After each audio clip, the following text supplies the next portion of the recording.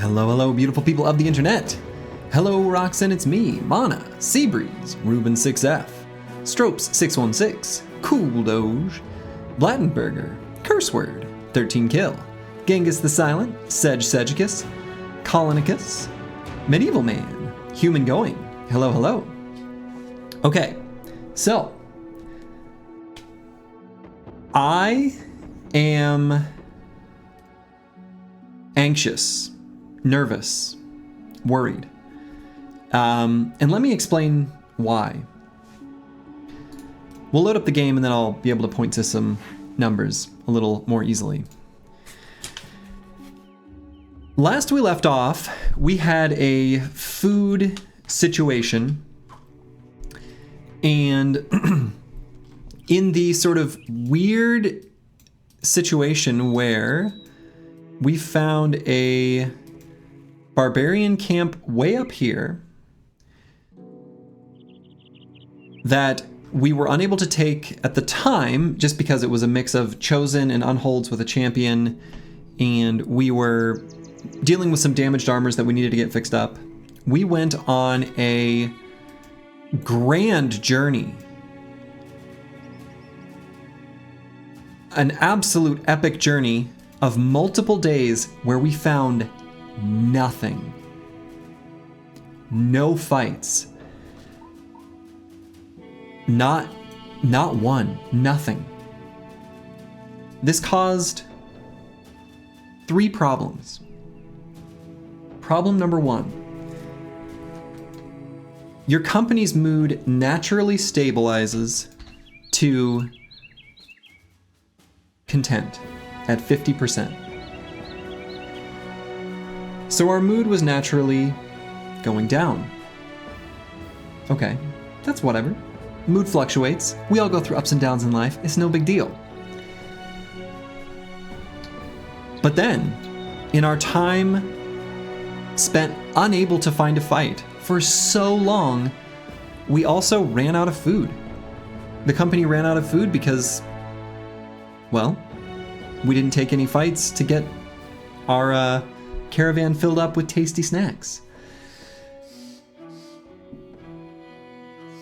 The team did miss a meal, and in missing a meal, Insane Killer 013, his mood went down to, I think, 30%. It went down more than a normal category because he's gluttonous, and that's just that's just literally what happens with a bro with this trait. And if he were to get knocked down to 25% or below, what's that mood called? Disgruntled? Yeah. They can leave.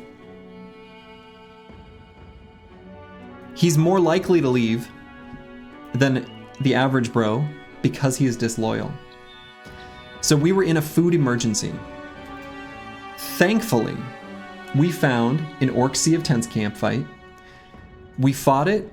It was a glorious and stunning victory, thankfully, because we needed it to be. We needed it to be a victory so bad, and it was. It was very tools positive. We got a ton of food. All right, so you would think the company is stabilized. Let me tell you another secondary story that was happening simultaneously that I kind of missed. On day 163, I had just shy of 10,000 extra crowns. At that time, I was like, you know what? I think I can swap the cartographer for the bounty hunter. And so I did. My thought was, I'm replacing one money-generating retinue for another, and we will find enough champions and good fights to take where we will still be fine. We have not found, I don't think we've fought a single champion since hiring the bounty hunter. Now, I knew that they would not spawn all right away. You know, it increases the chance of champions being on the map. But we didn't find any. We basically didn't find any fights, actually. And so Our total amount of crowns at that time on day 163 was 5167. We have now gone down to 2271. Now this amount of crowns is actually low enough with our current wages where we've got just 1 week, 7 days before we go bankrupt.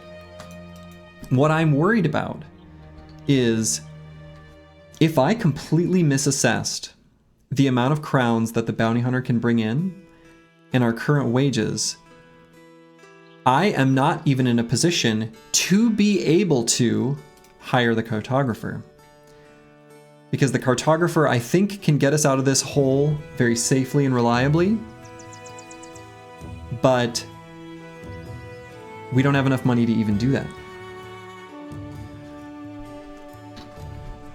So who would I replace to bring in the cartographer? I'm not sure. If I'm truly in a desperate situation, like if we get bumped just over 2,500, it will probably be one of these three. And I guess the cook is the easiest one to rehire because she costs 2,000.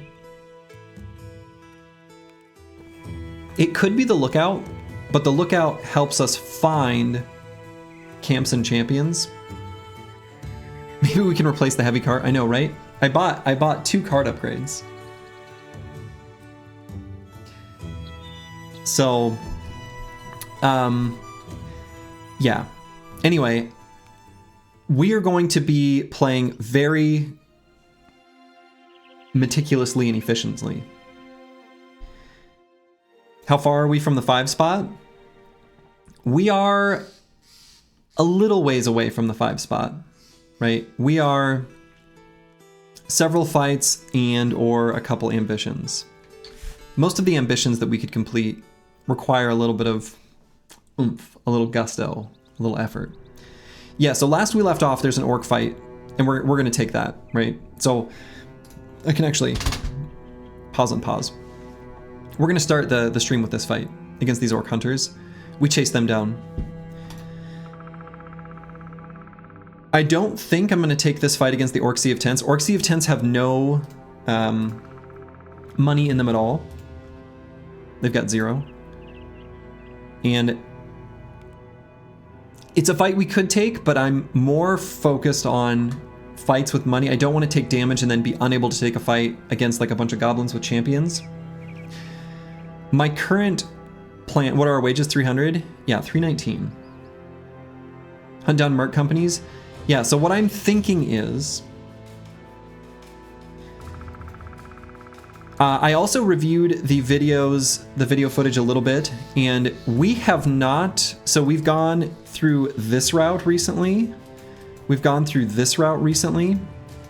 We just went to here. I think this area is going to be dead. This area is obviously completely dead.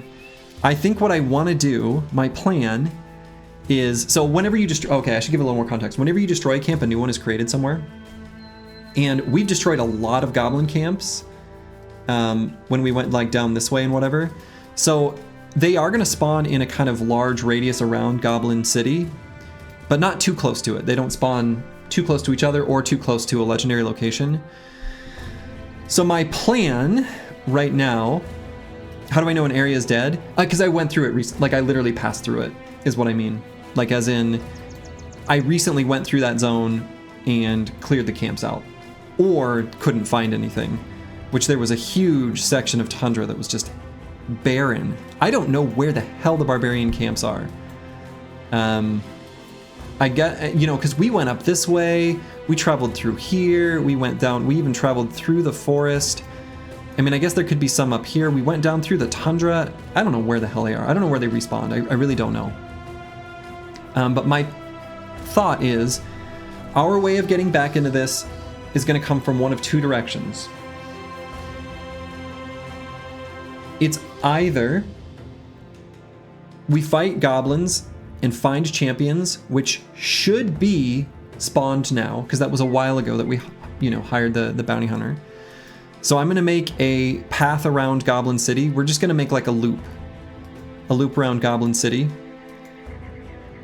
And I think the way I'm going to return to civilization, I don't want to do it down here.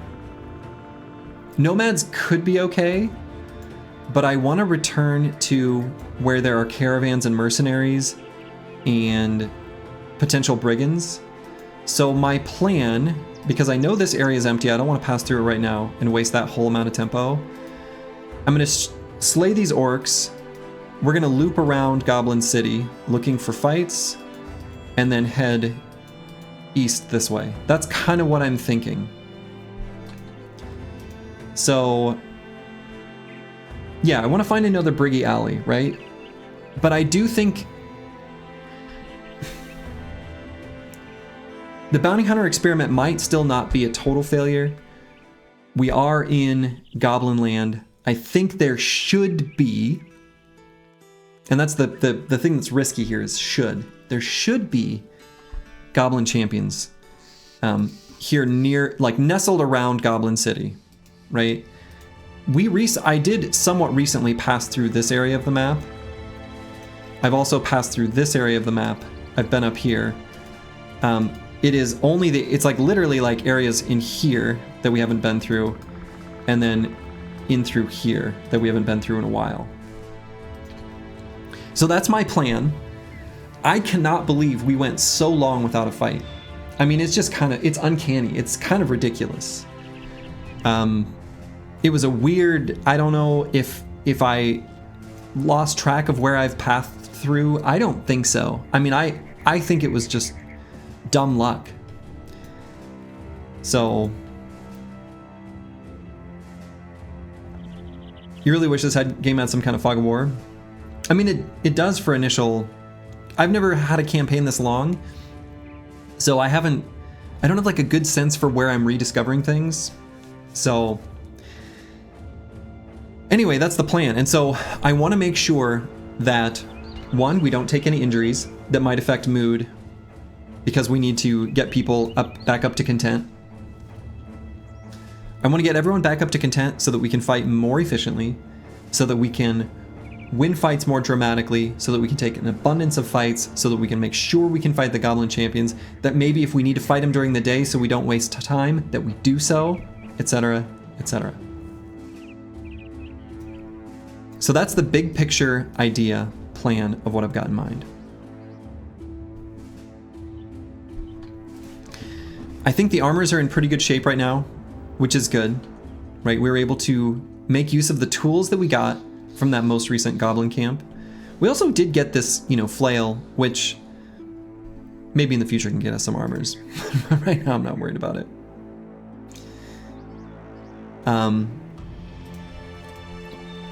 But what I'm really worried about is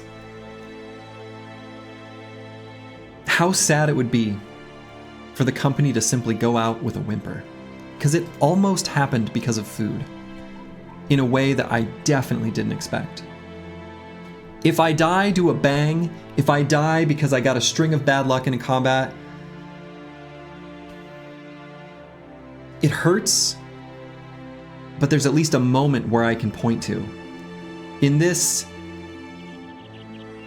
situation of like dying to a whimper, a simple candle that loses all its wax and simply puffs into a cloud of smoke. Not like this. Have you considered motivating the boys by playing You Gotta Fight for Your Right to Party? I should. But there's a noise ordinance.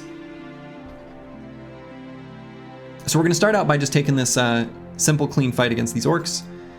And then yeah, we're gonna make a loop around Goblin City, travel around, hit up this mountain, either side of it, and then go around. Again, we're not gonna go too close to the Ancient Spire, because things don't spawn in a radius around any legendary location. So we'll probably loop around like this way or something like that. So anyway, I've been thinking about this like constantly. I'm really nervous about it, actually. Like actually. So you got to use the Dorito theory. I know.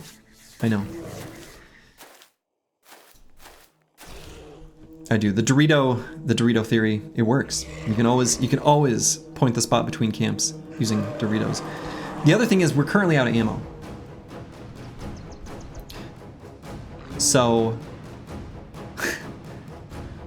it's a matter of how much do I want to preserve. We are in Goblin Land, so presumably we'll have fights that can get us more ammo.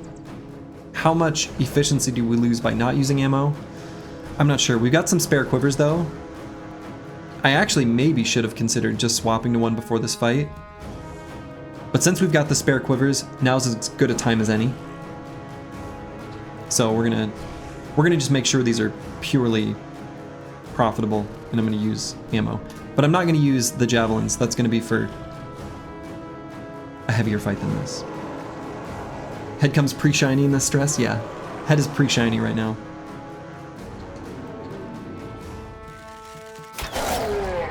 Take that, you nerd.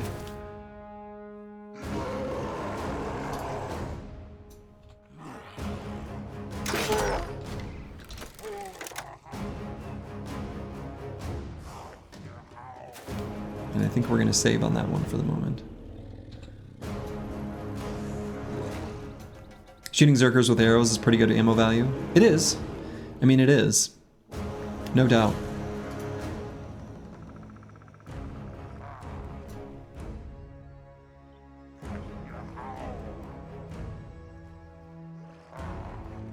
So I can put a spear bow here, here, and here.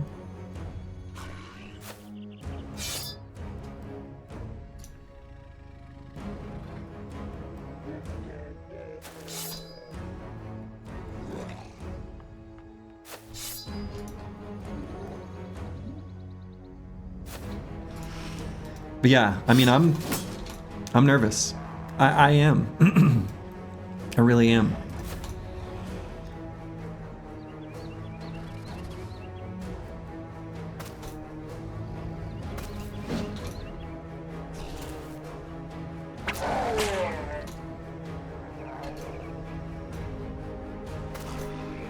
But we'll see. I mean, we've got time. Like, there's 7 days, so I'm nervous, but it's not like, we're not in like a desperate situation or anything like that.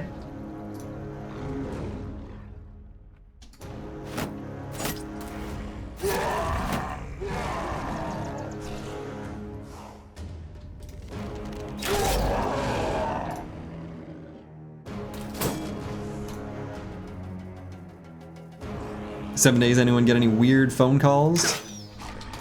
I don't know what that means, but that sounds like a scary reference.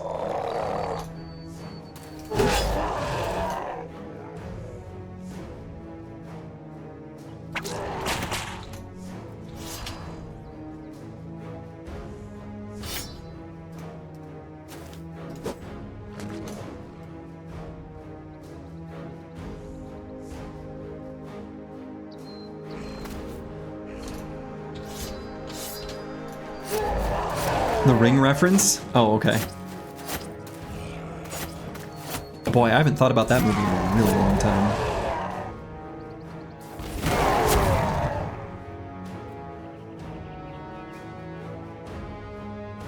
Boys are looking thick. How's the hunt for legendaries going? That is absolutely secondary to everything else going through my mind right now. So...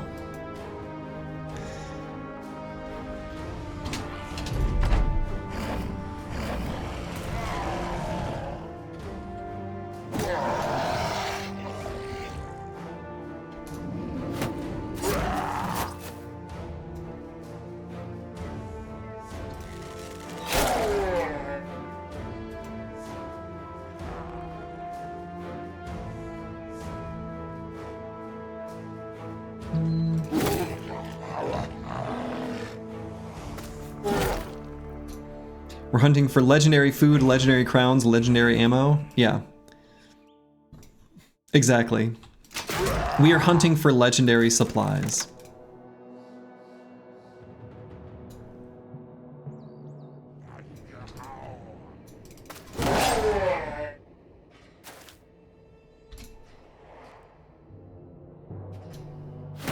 Are we still in Red Face Crisis?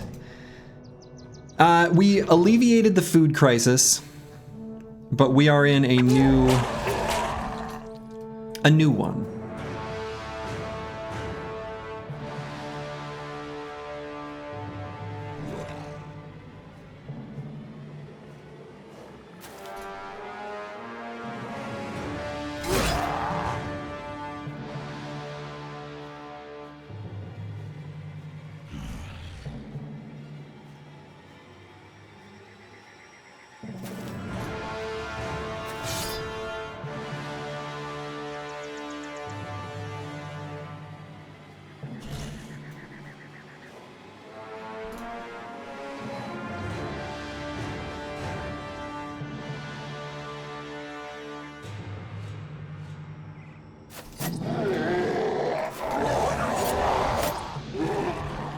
What new crisis are we dealing with?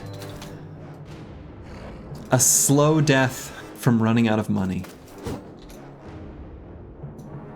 Due to a previous misplay that I just sort of didn't recognize at the time.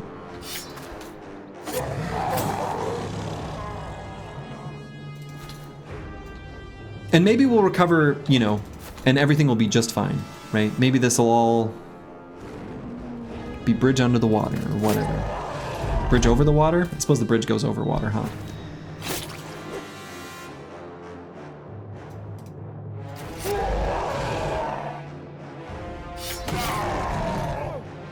Being poor is a slow and insidious killer.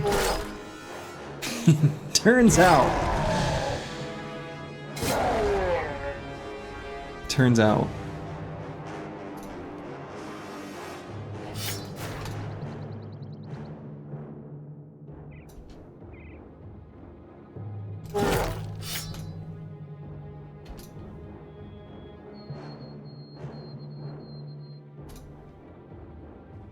Hello, BBA guy. Welcome, welcome.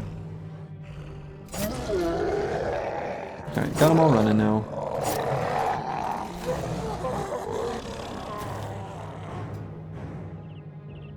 Let's see, is there any way to get that guy to catch that enemy? I think so, actually. So we are gonna run him down. Recruit fishing at this point? No.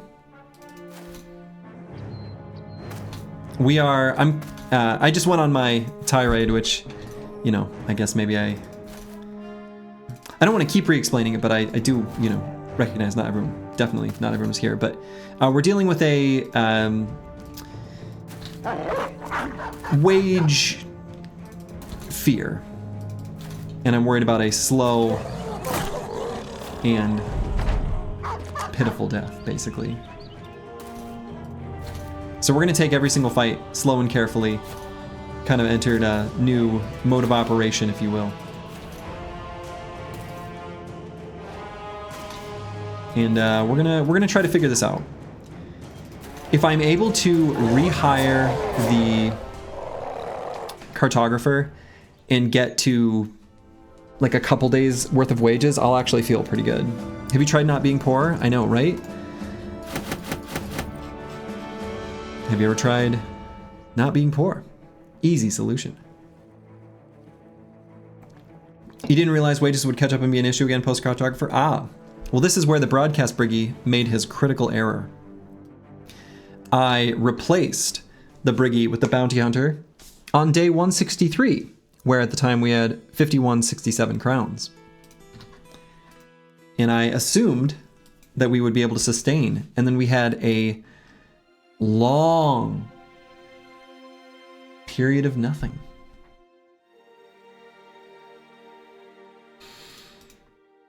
So that's what's going on. All right, so let's replace this helmet with one in better shape. We can fix up the rest of this, and I think that's fine. And yeah, I'm gonna make a loop around Goblin City again, because we know this area is empty because we explored this fairly recently, and we just went through here, right? I mean, maybe there could be something in here. I don't think I went down this way last I checked, but I still want to try to find some champions. So, do goblin camps have decent money? No, they don't have any. But they do have champions, or should have champions. And we're going to make this our kind of loop to return to civilization anyway. This road sucks. This road's kind of a nothing.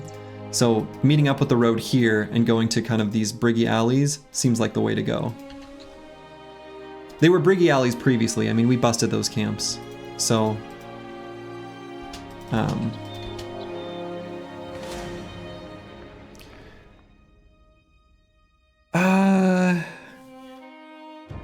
I mean, this is a pretty relatively free fight. We definitely want to be taking fights and winning them, again, to boost mood.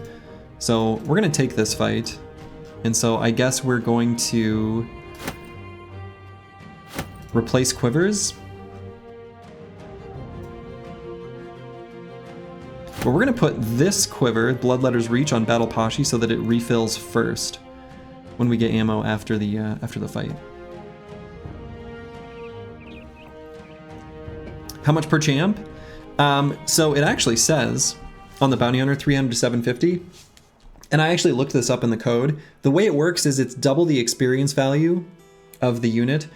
If I recall correctly, both Skirmishers and Ambushers, the two Goblin units, both only give 300, and 750 was limited to like, it was like Warlords and Hedge Knights, and then the other units kind of fit in the middle there somewhere. So, you saw 14 units and got decided, but it was just the doggy? Oh, right, yeah. Okay, so I mean, I think we take this fight. It's not goblins, there's no champion. But a champion orc warrior would be great. They give a ton of money, just a ton of money. But that's fine. Oh yeah, no, it's fine, Zeldist. I don't mind.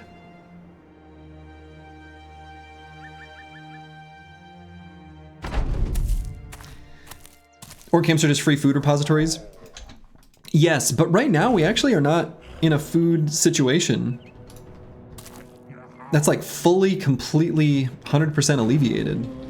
We've got like 5 days of food, which I know is actually less when you're traveling through different terrain. I think I checked it when I was on like grass. But we're good on food now for a little while. We only ran out of food because we went without a single fight for so long.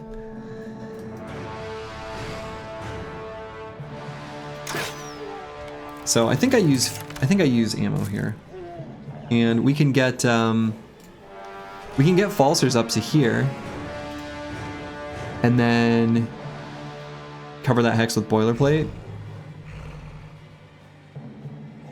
or alternatively put him here and cover it with Lost Guardian, and then on the bottom side with boilerplate. I think that kind of works too. That way we can aim up or down. Actually even get a shot in this round of combat. But only if we think we can get a kill.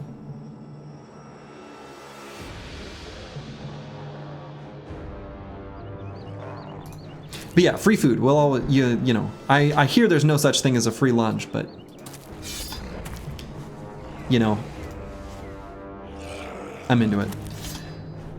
As someone who, not to be too on topic, but someone who grew up poor, the habits of like, oh, free food, I take that no matter what, those have stuck with me forever.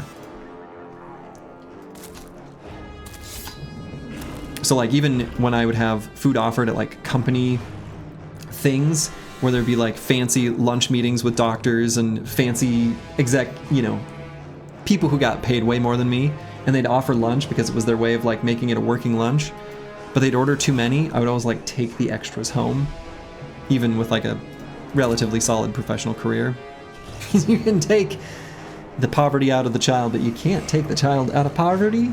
That's not how that goes. Anyway, it doesn't matter. Bring my Tupperware? Yeah. Free is the best price? Free is the best price. Free is definitely the best price. It's a very good price. Other way around, Slurgy? No. I had it right the first time. It's perfect.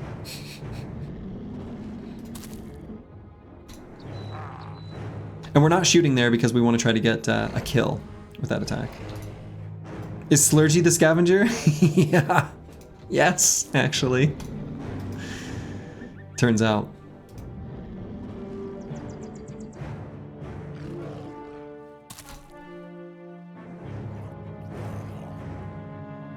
When you started your current job, you got free lunch 8 out of your 10 first days? Hell yeah. You love to see it. You can take the poverty into the child, but you can't take the child into poverty? Yeah. Happy you made it, Mr. Slurgy? Thank you. Now we just need to make it successfully through this run.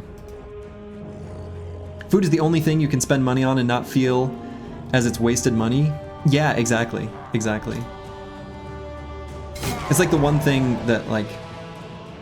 Anyway. It's the one thing that I never feel guilty spending money on. Even if I'm, like, spending it on something that, like, I know I kind of shouldn't. Or, like, not good value. It's like, because it's food, it makes it okay. I can't rationalize this. Not successfully.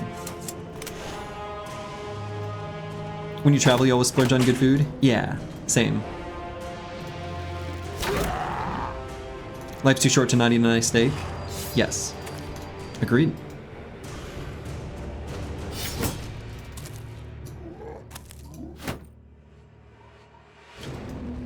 Good value in food is what you're in the mood for? Yes. What you're in the mood for, but also, like, things that are, like, healthy and nutritious and, like, fuel you properly, which tend to cost a little bit more money. Where do you plan on traveling in Europe? I'm going to be traveling to the southern coast of France, flying into Nice, and then traveling over to Italy, into Cinque Terre, and from there to Rome. That's the itinerary. Should be good. Looking forward to it. I've never been to Europe. So, unless you count Iceland. I've been to Iceland.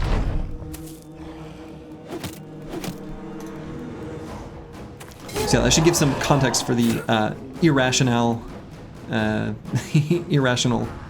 money concerns if I can, like, make a trip to Europe, right? But you're going to Oktoberfest this year for the first time and you're pumped? Hell yeah, hell yeah.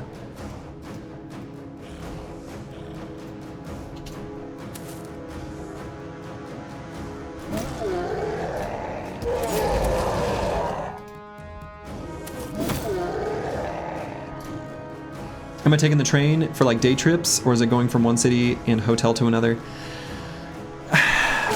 TBD. I think we're gonna do a little bit of day trip type stuff from Nice, and I also think in Cinque Terre there's, like,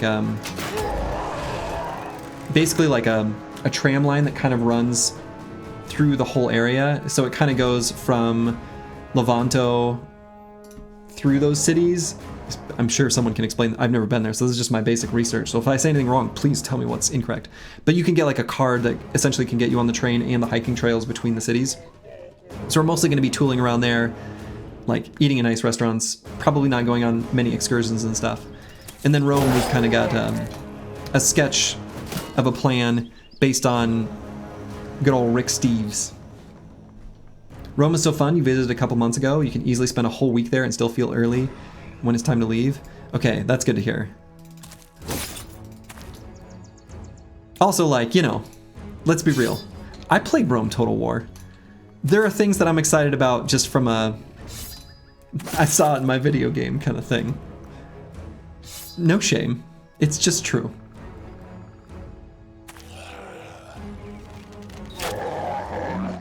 Umbria is amazing as well. Tuscany region is heaven on earth. Nice, yeah, and so we won't be there, unfortunately.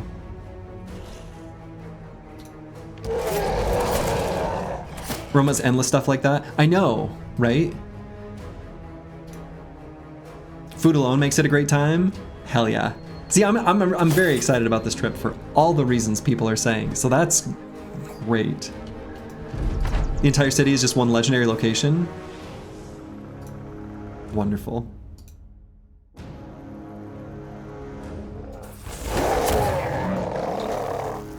God, that handgun is so good.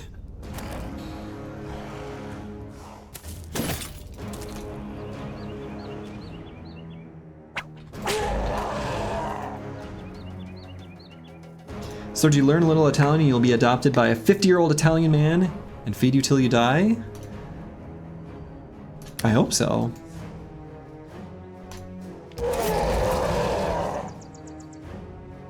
As a French, you can tell you that the south of France is probably best place to visit, travel, especially during summer. Tourists that only go for Paris are missing the best parts without knowing it. Right. I mean, yeah, that was kind of my thought. So, yeah. So, yeah, I won't be visiting Paris, just Nice and the kind of that whole area. Also, I like tried to learn just some very basic French phrases, and my brain cannot wrap my head around like the phonemes that I'm hearing. It sounds so strange. Like I'm sure like the pronunciation of some of the like very, very simple basic phrases are like, I don't know. It's definitely not. It's gonna sound like a mess. Like almost incomprehensible. Oh well.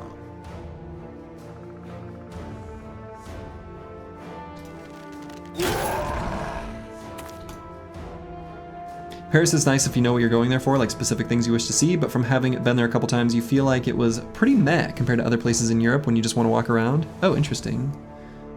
As long as you don't forget bonjour and merci, you won't get in troubles. Yeah, I did read that as long, you know, whenever you meet someone for the first time or like you're in a context of a store or anything, always say bonjour, no matter what. It's what you do. That makes sense to me. I can get behind that. That feels pretty standard, like Midwest US kind of cultural correctness that's already ingrained into me. So that one's easy. Like I would just always say bonjour. And merci. If they really do me a favor, do me a solid, merci beaucoup. Have I ever traveled to South America? I've been to Costa Rica. Costa Rica is absolutely gorgeous, by the way. Which is like Central America. But just imagine you're in Texas and replace howdy with bonjour. I mean, honestly, I don't need to imagine anything. I just have to imagine that I'm like in the Midwest and I'm, instead of saying hello or hey or hi, I'm saying bonjour.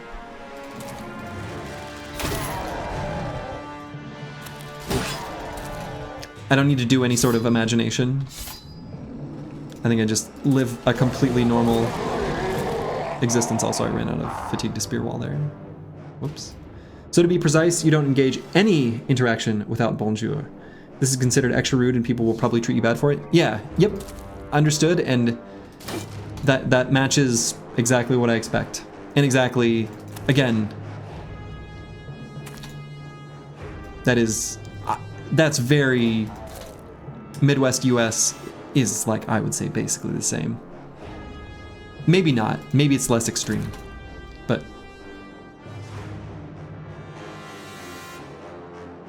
how's the tool situation? Tool situation is fully remedied and no problem at all.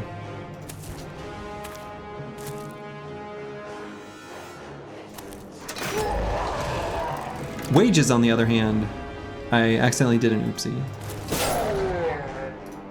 For example, people might tell you bonjour until you say bonjour back to them. Oh, like they'll say bonjour?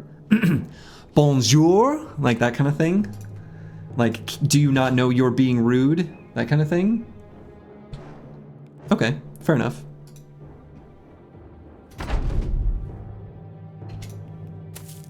I can accept this. Are they running away?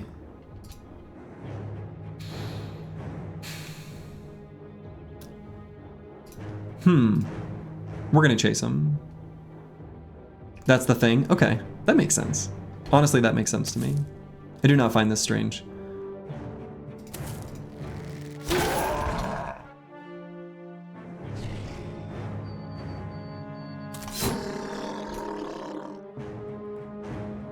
Not really, anyway. For example, in France, if you pop in somewhere and start talking or asking, some people may give you a silent death stare until you say bonjour and start all over again. Honestly, I can see where, to people who find that strange, that could contribute to the stereotype of French people are rude or something like that. But to me, this seems sensible. I can do this thing.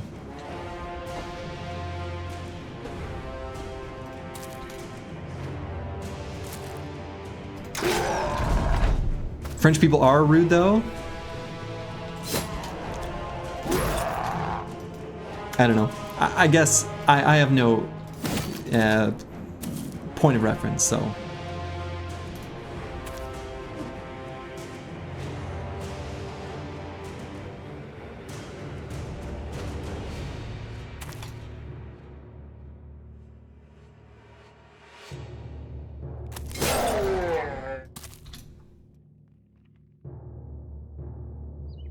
I'm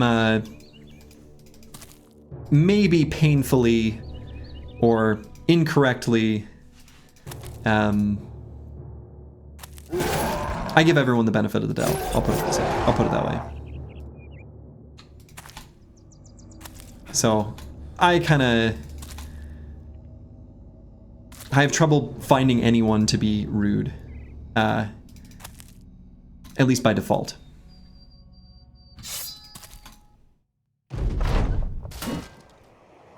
Parisians are like people who live at Myrtle Beach. How could they not be rude?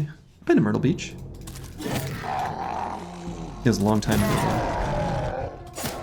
I don't remember the people being rude or not rude. I was like a kid though. It's pretty young. That's why I told you to go to Old Nice. It's way better and south of the France Provence vibes. Yeah, I think, well, that's where I'll be. So.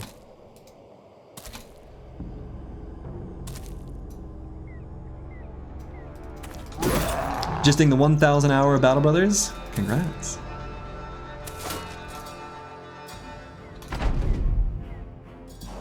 So you made it through the tutorial. You've done it.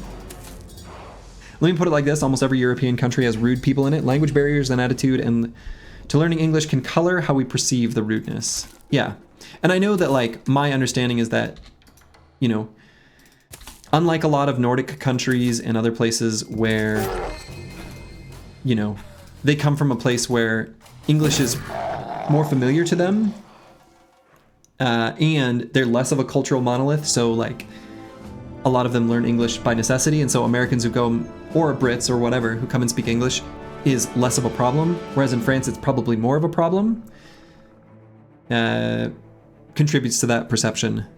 That's what I'm kind of going with in my head canon. So, okay, no shinies or anything from this fight, but that was a good fight. Here you have to learn English, otherwise you don't graduate from middle school, which is mandatory to graduate in here. Yeah, sure.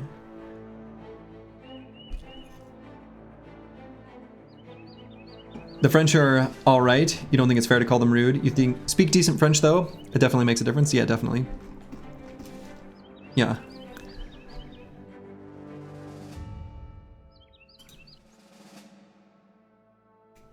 Time for a blue moonlight? Hell yeah.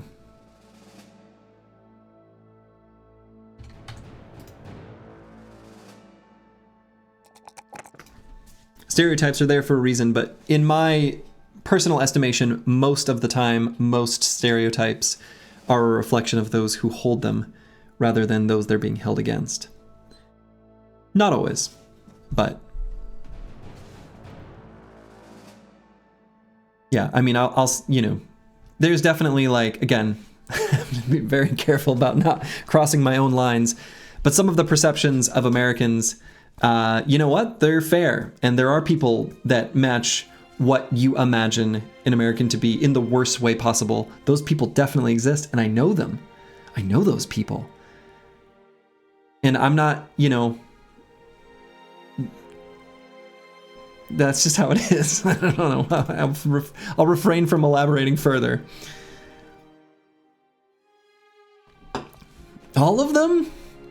There's too many to count. You took a river cruise on a French cruise line with your mom and a friend of hers, and her friend was definitely the rudest person on that ship. And where was she from?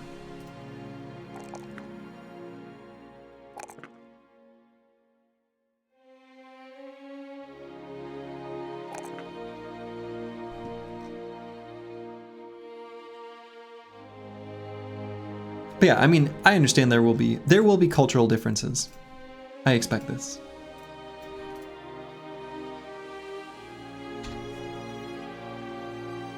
California girls, all of us. Washingtonians now, though. Yeah.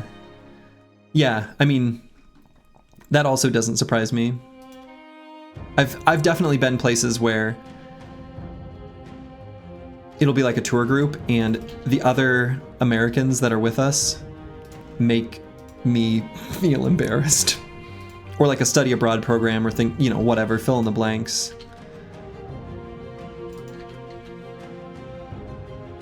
Are trying to tell me that Americans are not fat burger eaters who think Europe or Africa are countries? I mean,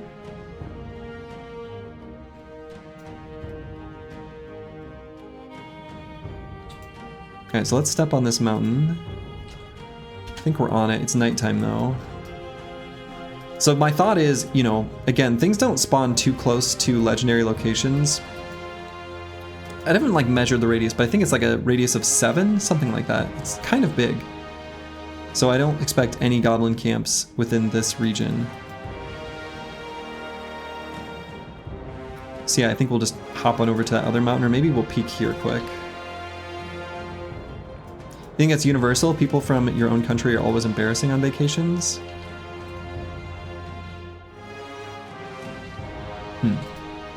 Could be. Okay, so then let's move over to this mountain. I'm trying to move like as efficiently in this kind of imagined route as I can. We'll see if we spot anything when we step on this mountain. Nothing. Got some footprints on holds. Yeah, okay. So let's head down this way. So one attitude you may encounter in France, though, is that tourist treatment from some locals. Some areas are hyper-touristics during summer mostly, and overpopulation makes it irritating for locals. Yeah, I feel like, honestly, that is not surprising to me in the slightest. Like...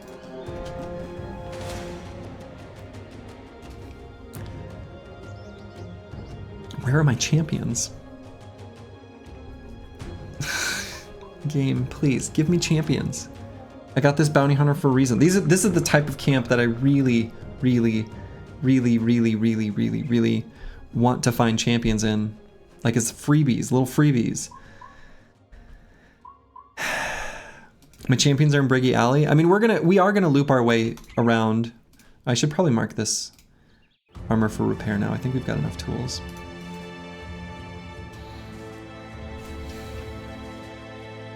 Anyway, I'm gonna take this fight. I mean, these are still good fights for us. We can even do it during the day. This is like a pretty little camp, but I don't like it. Don't like it. Also want to just bring the mood up by taking as many fights as possible. That'll make it so that when we do return to the roads, yeah, I mean, we'll have a better mood in place.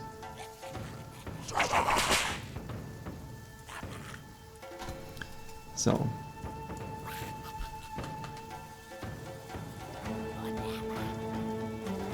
Yeah, we gotta bring some souls to Davcool. Exactly. Alright, so let's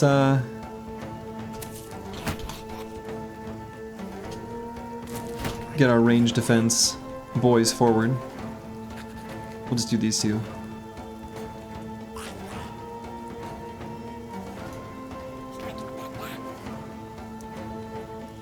By the way, when you destroy a camp and a new one spawns, does it spawn at a minimum distance away from where you are currently? I mean, it picks like the whole map as a possible zone. And I suspect your current location is considered in that. I've got to think. But I don't know that for certain.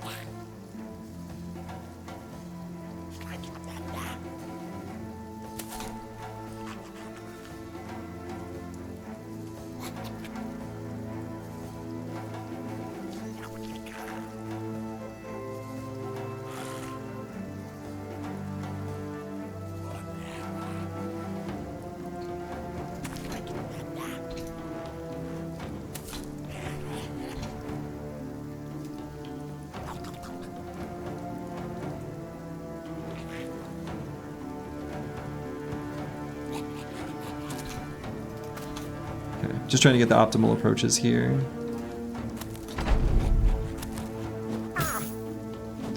Yeah, I mean, there's limitations on where it can spawn that are based on, for sure, just like the regular spawn rules of like, can't be this close to this location, you know, whatever the normal sort of just think of it as like it's spawning a fresh one, and I think that's probably more or less correct.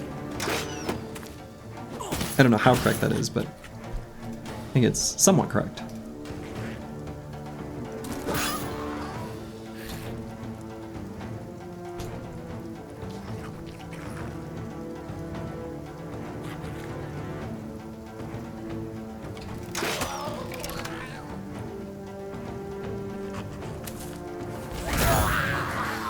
So good.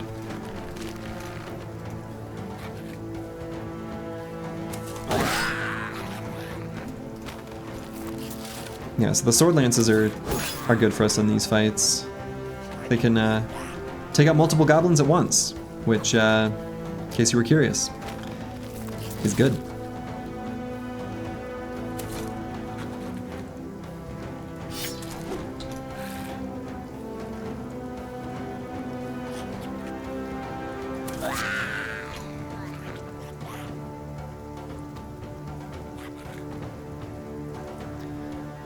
This is just speculation, but if you were to implement a camp respawn, you'd probably have generic rules about distance from certain things and such, and then just spawn the camp before despawning the current one that was destroyed. That way you naturally take your company's location into account without extra logic needed. Yeah, that would make sense to do it, which is why Raps may or may not have. I don't think you can count on, on something being sensible.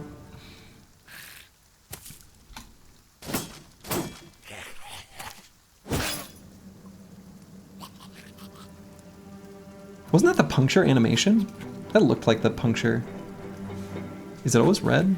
Maybe it just always looks like that.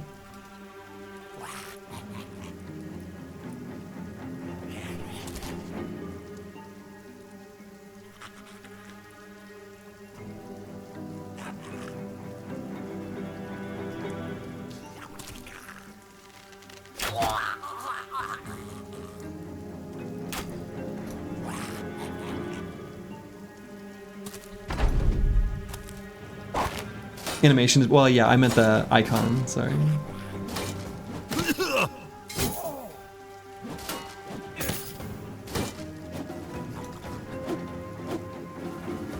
You imagine you've seen a camp spawn under you at least once if it was not limited by your own location?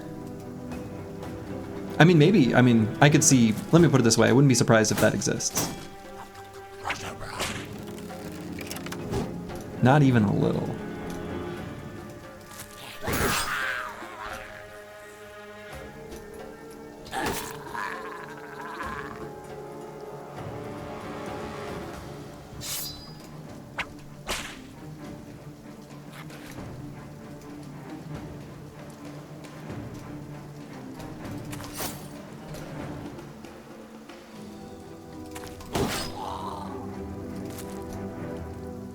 I still can't get over the "Are you playing with low settings?" comment. Oh, still one of my favorites of all time. Like, why are you playing in the low graphics settings? So funny. So funny.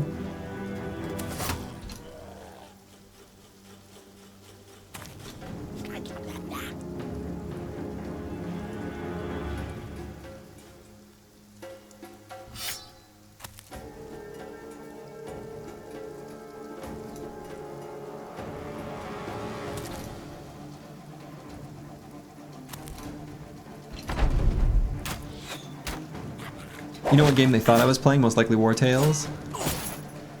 Yeah. That sounds like it's probably what they were thinking. Ah, okay, so we can still switch weapons and attack. I guess that makes sense.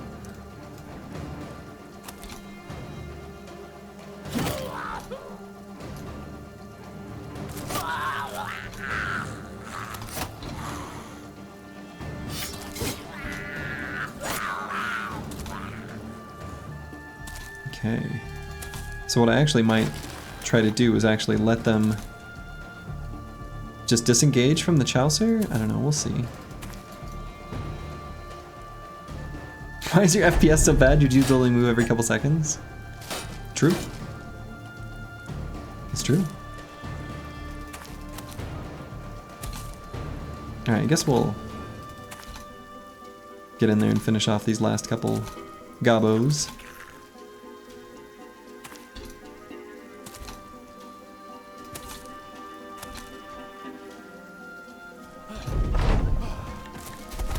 Oh, sneaky.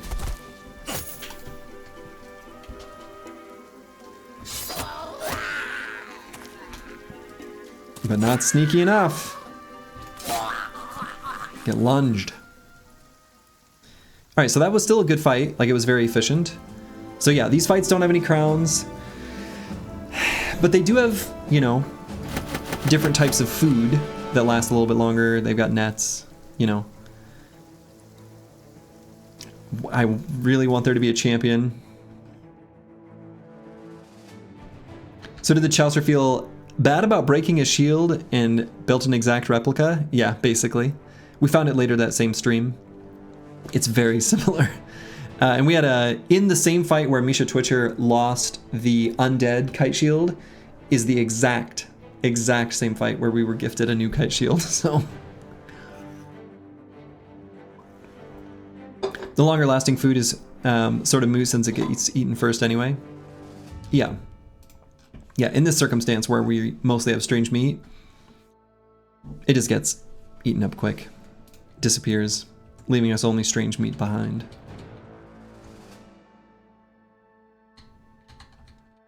So yeah, I don't think I swap any gear or anything. We just leave things as they are. So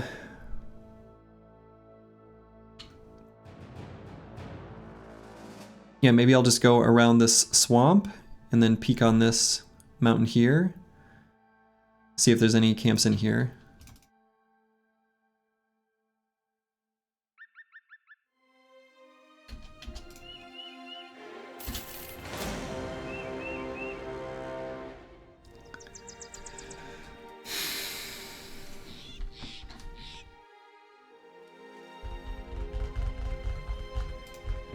These camps have gold. The mass graves, these have gold. Which I'm happy with, but I don't love that there are necro savants here. I mean, it's fine.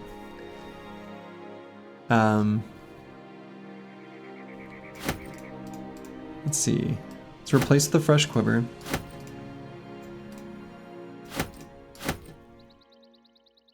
We're gonna enter this fight with some nets.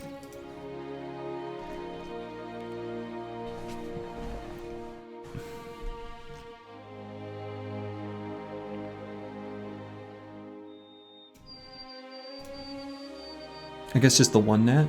Yeah, just the one.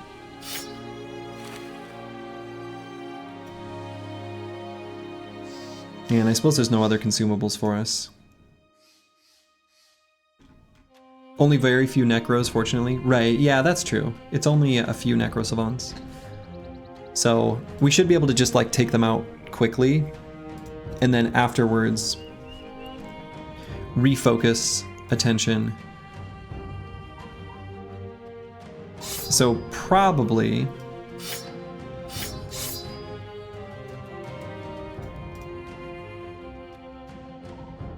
yeah, I think we just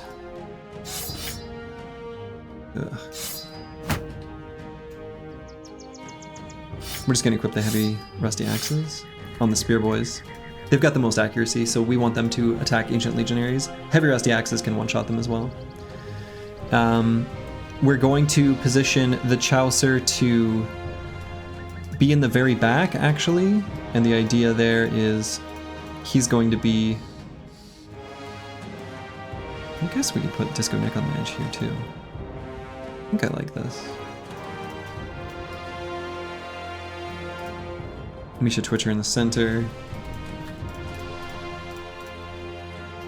And then the Chaucer, as we do our scoot and shoot initially, can kind of move in a position where he can create undesirable places for the Necro Savants to jump so that they jump the primary team. I think that will work out best. Equip this other bow. Do donkey and orc taste the same? Yeah, everything just tastes like chicken, pretty sure.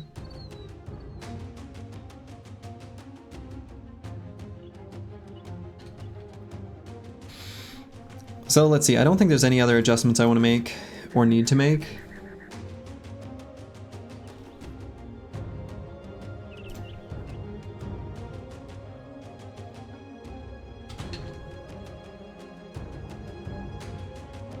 So we'll do this fight. We've had good fight density ever since starting the stream, so that's really good. Because we need to bring the mood back up. We haven't been into this area for a long time, so...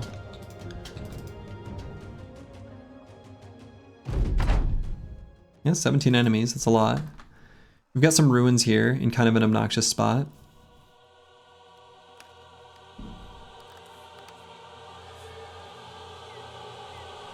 I think because backing up feels slightly unfavorable, I'm actually maybe tempted to run the Chaucer forward to get melee contact so that the Necro Savants jump us in the second half of the first round. I think that will be better overall, actually. So...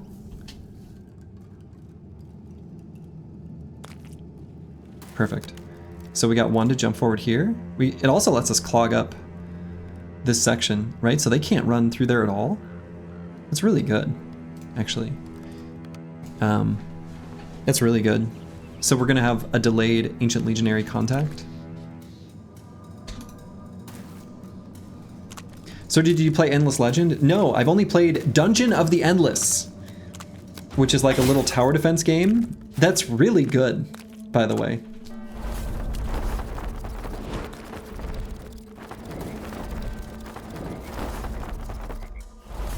Okay, so there are 3 Necro Savants. I think they jumped us in a pretty okay way.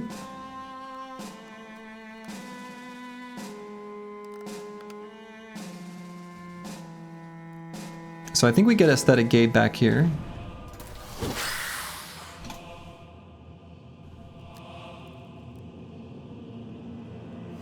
Probably just put this one in a net.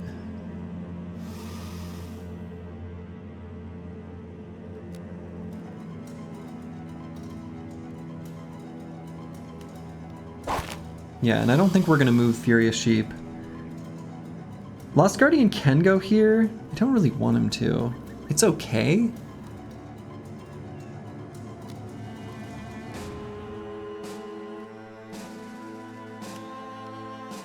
But then D and Dice can go here, get an attack with a pike on this Necro Savant.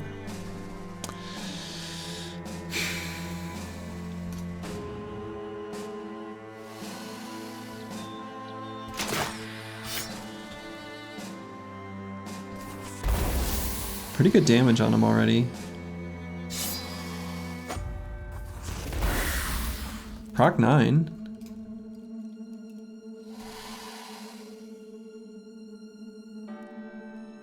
Slurdy, did you see another Slay the Spire record got broke today? Oh, really? I did not. What record was broke?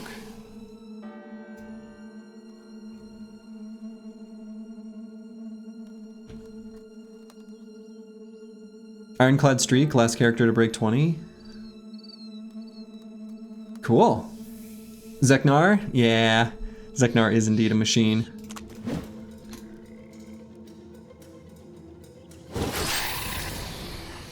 Yeah, that was good. And contribute to surround here? I think so.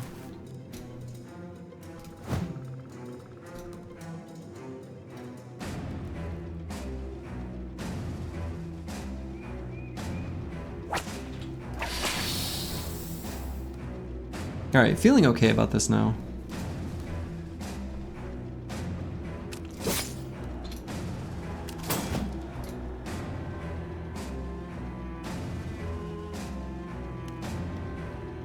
So we want heavier armors up here. I don't want Lost Guardian to get like terribly surrounded.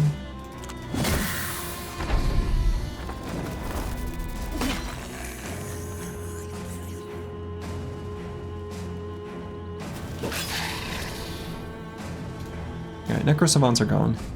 But the downside, of course, is that we gotta deal with all the rest of them.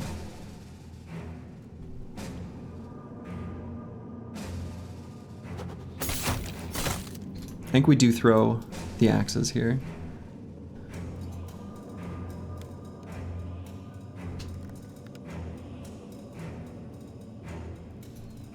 But yeah, Zeknar's a machine. He's pretty incredible, really.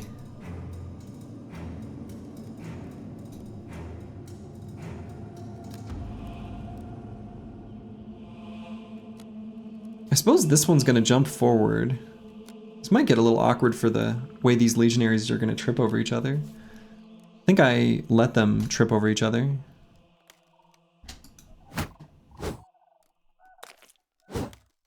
Oh, I guess that guy goes before this. Okay, well.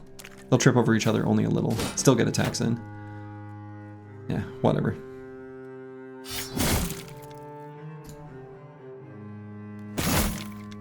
Ka-chonk.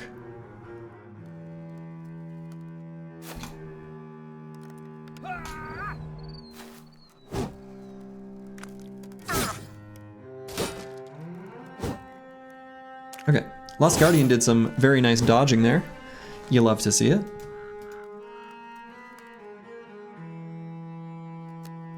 I can probably put Furious Sheep there. I think that's okay.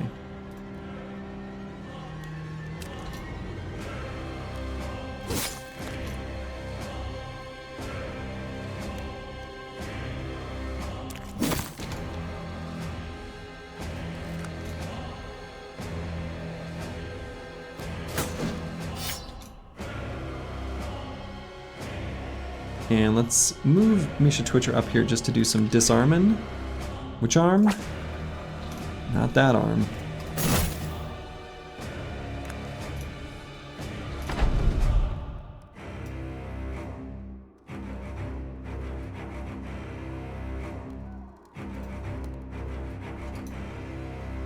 You have over 4K hours on your main Steam account, so you're coming up with custom rules to nerf yourself?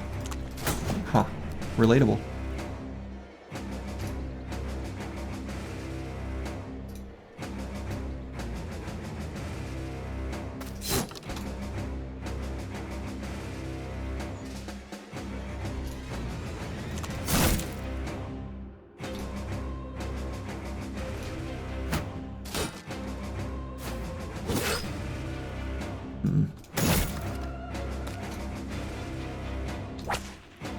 Take that, nerd.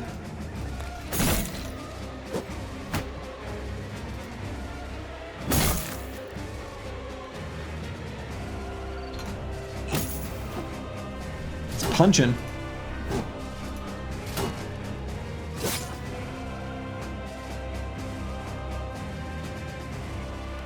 Alright, I might shield push here. Just to set up damage for next turn.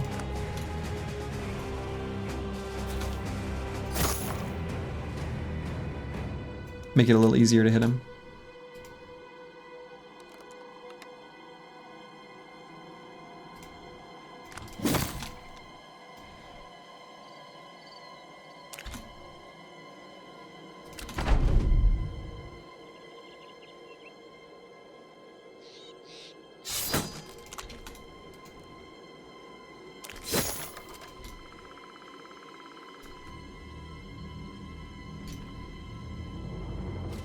You wish you could erase all knowledge of a game / book / movie just to experience it again for the first time. Yeah, I feel that. I feel that.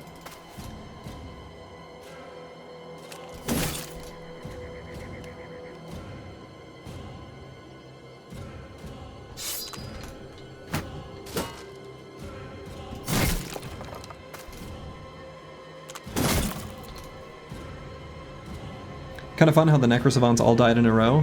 Yeah, it did. They did. And we've got another extra Shimmering Ash that we now no longer need.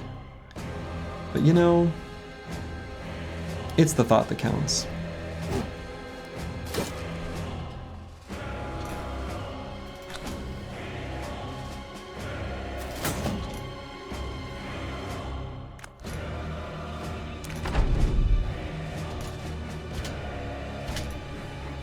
I hate when the terrain gets all mucked up like this though, because I can't like move in and attack them easily. And in these situations where you can't get the full surround, it's hard to be as efficient.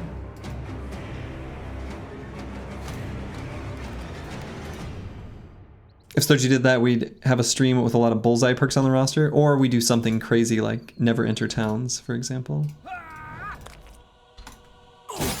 And make it no loss. Hypothetical, you know.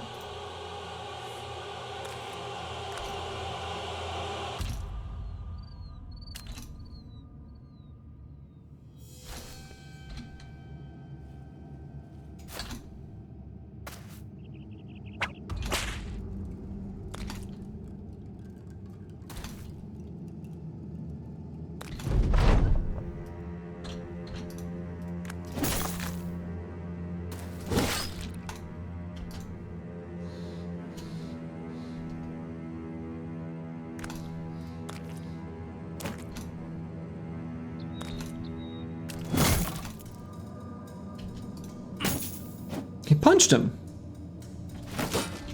Current music track, Bone March. Oh, this is a good one. This is one of my personal faves. It's so desolate and lonely. It communicates exactly what it needs to communicate. Okay, clean fight. Ooh, okay. There's a piece of my heart that makes it. I still love seeing the good shinies. We still love seeing the good shinies. We need helmets. We need forged helmets. So you love to see it. And we also got a bunch of money, which I'm secretly like. Short term, I'm more excited about. This is more than a day's of wages, right? So looks like the Run 28 helmet and style. Yeah. These are cool helms. These are cool helms. So that was a good fight. That was a very good fight. Wages to keep us going or something? Yeah. We started this stream with 2271. Positive. Positive momentum. We just need to find some of them goblin champs.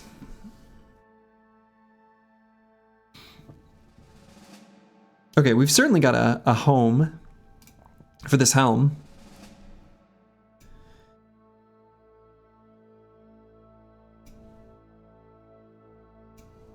I guess we put it on D and Dice.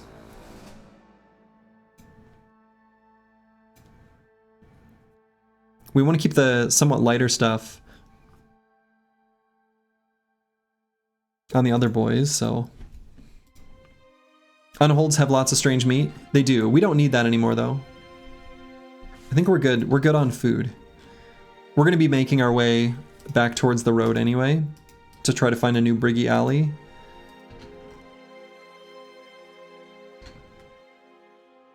So I don't think we take this fight. I don't think this is a good one.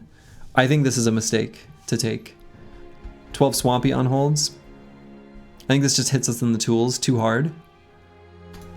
I don't think we do that.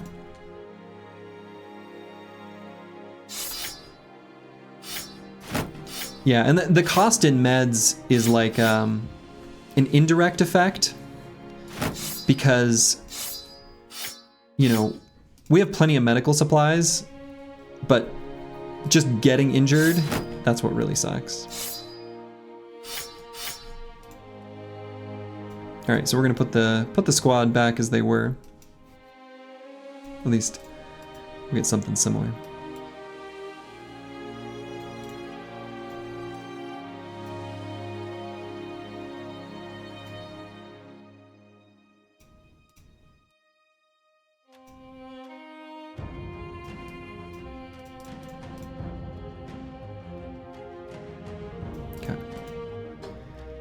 Can just hit a caravan when we get to the road. Oh yeah, I mean, we're gonna fight as many caravans as we can. We're gonna take every single fight we can that has gold. If the fight has gold that can drop from it, we're taking that fight. Period. Full stop. End of story. That's just how it is.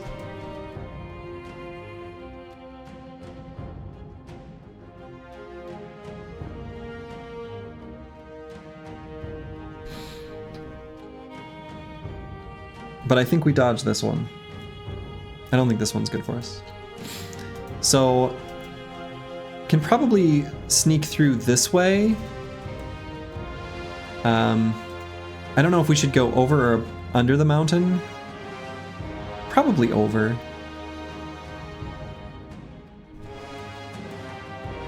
Seeing a feigned weapon say at 14% feels wrong somehow. Yeah, it's just not worth fixing. Probably just gonna, honestly, leave it behind. It's just not going to be very good for us. Over the mountain and through the woods, as opposed to through the woods and over the mountain. All right, let's go over the mountain and through the woods.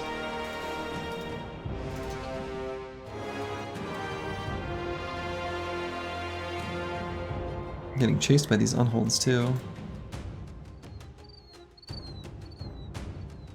That's right, to grandmother's house we go. I know the tune. I know the tune. And it's about to become nighttime. Take a quick peek. Yeah, okay. Harder for us to see.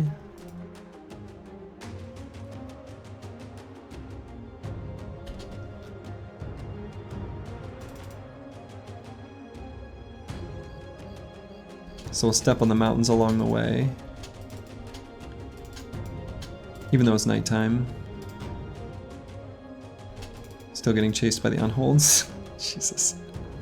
Okay, good. They turned around. They turned around. Alright, we'll step on the edge here. Okay. What do we have here? Please be champions. Please, champions. Fucking game.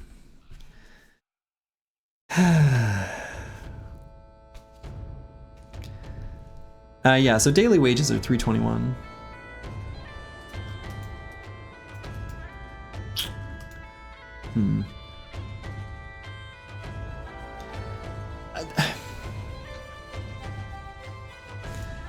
Yeah, I guess it is what it is. And so we're gonna take this fight during the day. I still think we take these fights.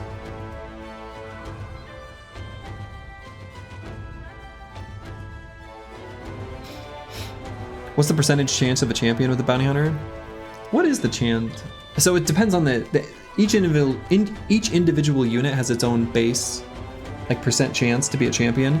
Some of them start with a number that is high enough that the negative overall debuff on the map still makes it so you can occasionally see champions. For example, you can see a champion Hedge Knight from day one. Goblin ambushers and skirmishers are obviously not like that. There's a... Oh, what day number is it? 75? Something like that. The champion chance globally increases. I think ambushers and skirmishers probably just start out with 0. That would be my guess. And so I don't know what they're... on day 183 with the bounty hunter, what is their chance of being a champion? I guess I don't know. I feel like past experience has taught me that there are often times where camps like this have like 2 to 3 champions fairly like it's normal, right? We definitely acquired the bounty hunter long enough ago because we got the bounty hunter on day 163. These have definitely been updated by then.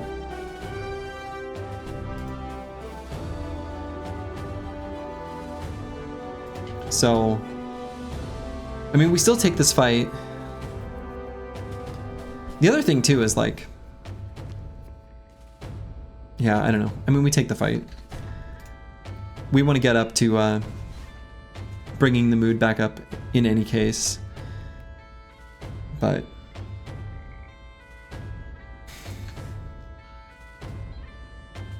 yeah, each individual unit has its own like champion chance. Oh, I should replace this armor maybe. Maybe not. Let's put this on and fix up this. Maybe also this. We've got the tools. Let's have a little bit of backup armor going on.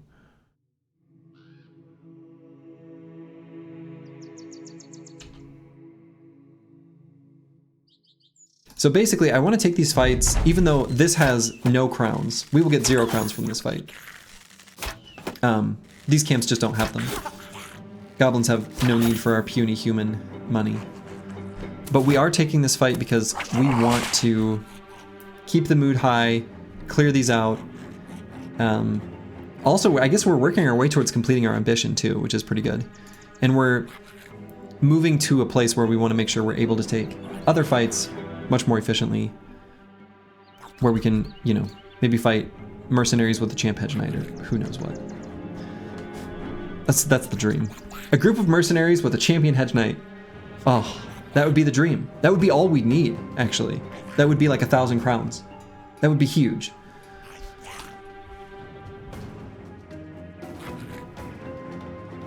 Yeah, this camp is sending us through a gauntlet. You hate to see it. It can sometimes be difficult to judge where they can shoot because of these trees.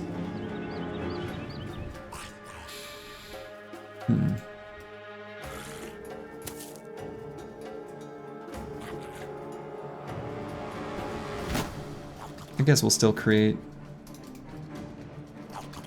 Ugh.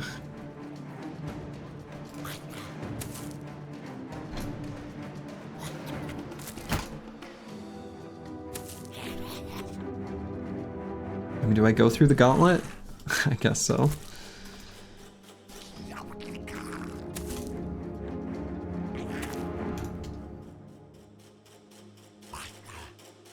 What kind of shiny are we looking for? Whatever. We'll take anything. I mean, I don't know. There's some things that are better than others, but like, certainly our desires are not limited to any like one specific thing.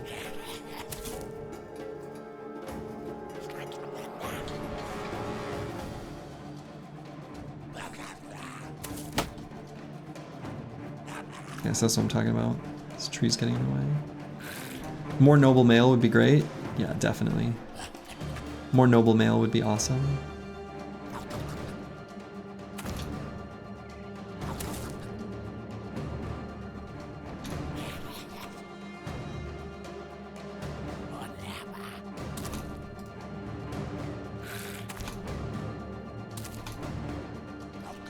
This has to become some kind of HOA violation. Well, I think they're just, it's straight up fire code, right? We don't even have to go so far as the HOA bylaws. This is already clearly against building code. Easy. Easy violation.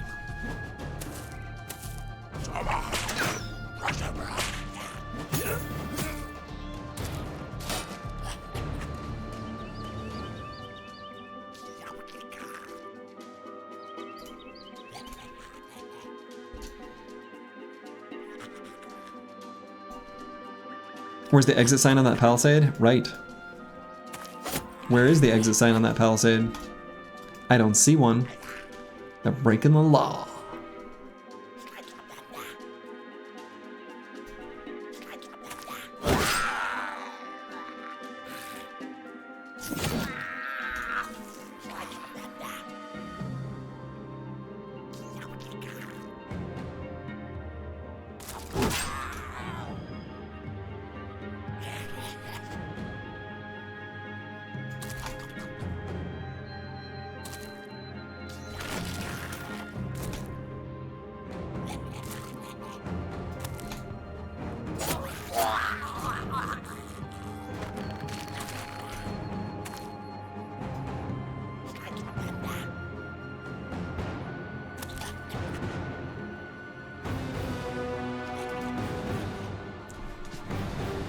You wonder what a game like Battle Brothers, but with a base of operations would feel like. You'd have structure to it. I mean, I think there is a Stronghold mod created by Taro Eld, the same person who made the combat simulator.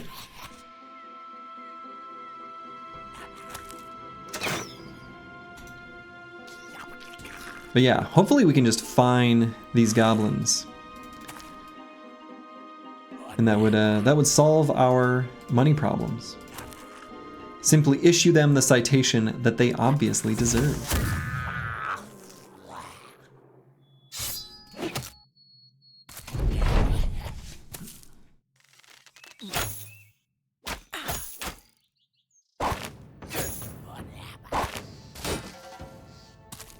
Did you miss any scandals?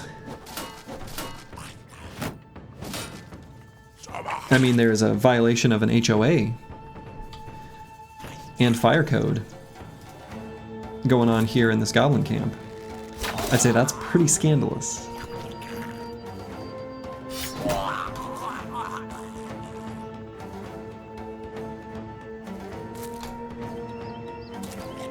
Oh wait, tree trunk.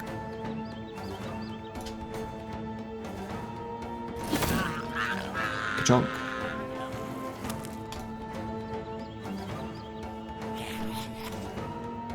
Find them by day? Yes. Yes. We should indeed find them by day.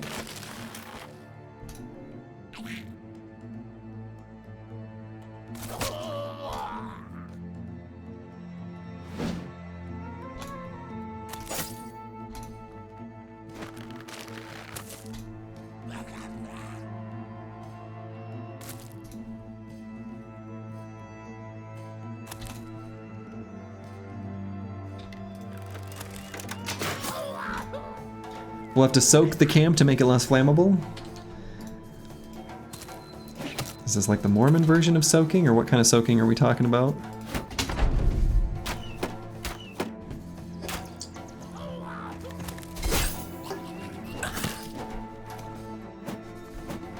Hello, Falsers. Welcome, welcome.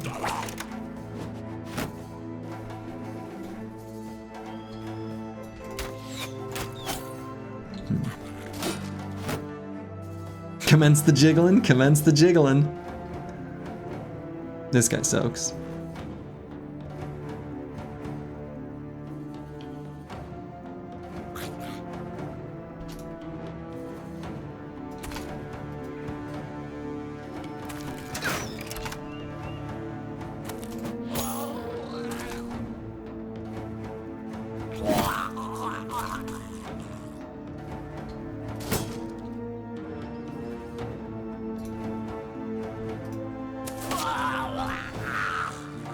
Palisades have spikes. Just makes it better.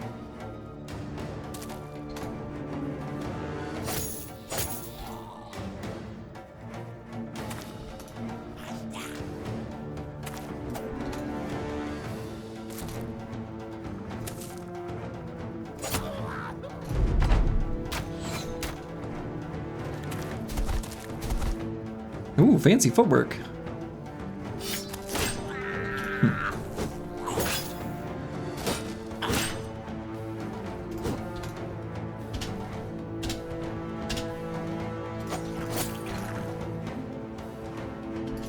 Wait there a moment.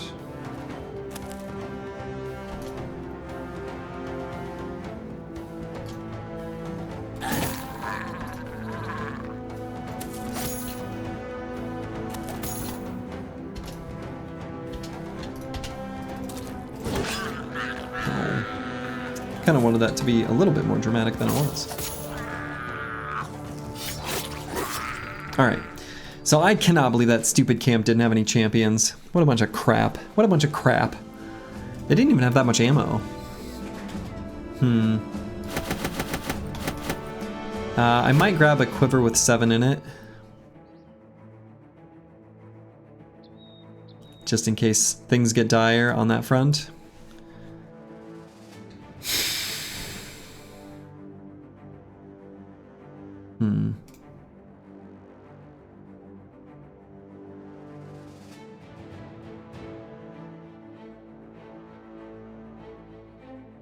Can you get a famed from contracts?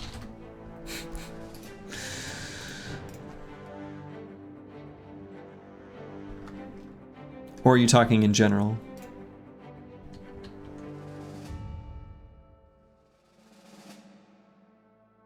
They had a bowl we could put our frosted flakes in. It's true.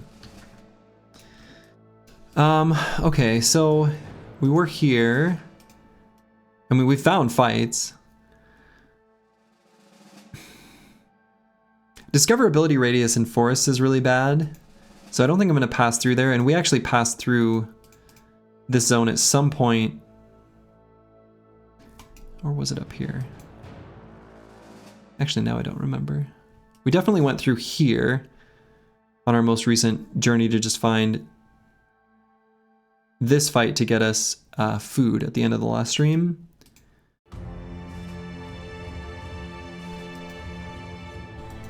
I think I'll just head towards the road. I think the road's gonna be our safe bet. We're gonna be looking for some sort of briggy alley, a bunch of brigands slash, I don't know. Yeah, I don't know.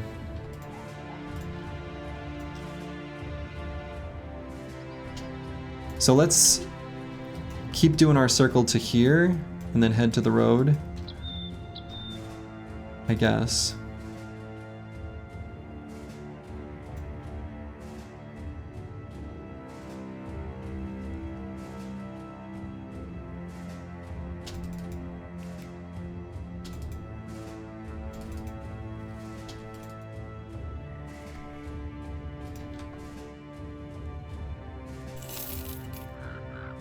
Hate that sound.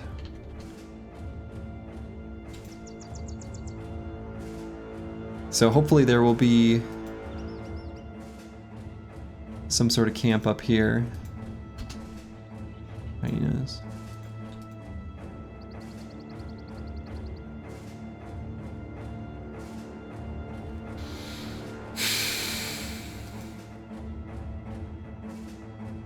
Hate paying my workers, yeah. Sargento Banana, hello, hello. How's the run going? I'm worried I may have accidentally created a death spiral.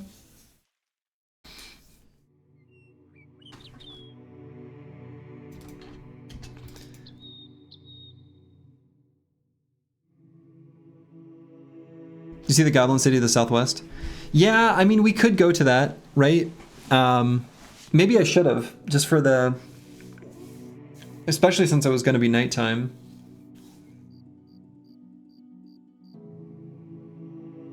Why are we in a death spiral? Because on day 163, I replaced the bounty hunter, or excuse me, it replaced the cartographer with the bounty hunter, and then we had a huge period of inactivity, and now we are below the amount where we can even fix that. And I think the cartographer was generating way more money, and we've gotten literally nothing out of the bounty hunter. And now wages have grown quite a bit. I guess, I don't know. So I think I made a huge misplay, and we are paying for it. I mean, part of it was driven by some desperation at the end of last stream, where we needed food really badly. And I sort of lost track of what was happening to crowns. Yeah, literally paying for it. So I guess we're going to be just like moving this way, looking for briggy footprints. The 2 times that we've gotten the bounty hunter, we have not gotten any benefit out of him. Yeah. Okay, so the first champions needed their commander. So here's the downside to this. I think this event just reset relations. Here's what sucks about this. I was really anticipating keeping certain friendly cities with the whole goal of, like, you know, being able to farm them for Event Brothers. That is absolutely last on our hierarchy of needs. We need money. We will take any fight If there is a caravan, if there's a mercenary company, we don't care who hired them. If they have gold, we take it. So I might end up just ruining that situation, taking away our ability to get further, advanced in more brothers. Scumbag P2, hello. Thank you for the Prime sub. Very much appreciated. Hell yeah, fuck the world. I mean, yeah.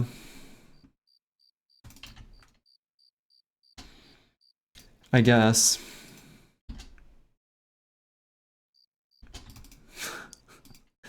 Well. If it isn't like the olden days. Getting rich, 0 to 50 crowns at a time. Would you look at that?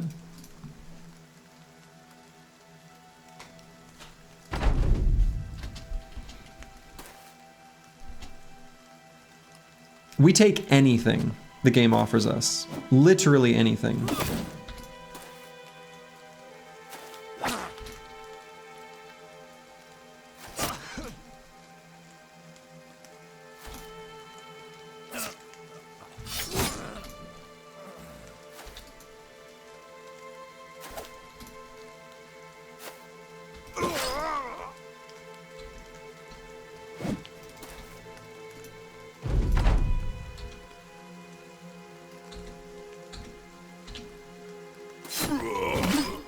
Okay. 2 crowns. 2. We can leave behind some of these like 0% armors, actually.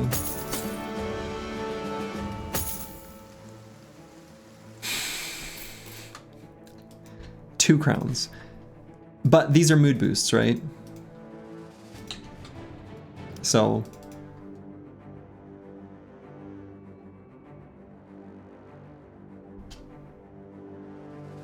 Briggy footprints. Yeah, we definitely... Roaming groups of Briggies have money. And we can maybe find where they spawned from. Okay, these are good.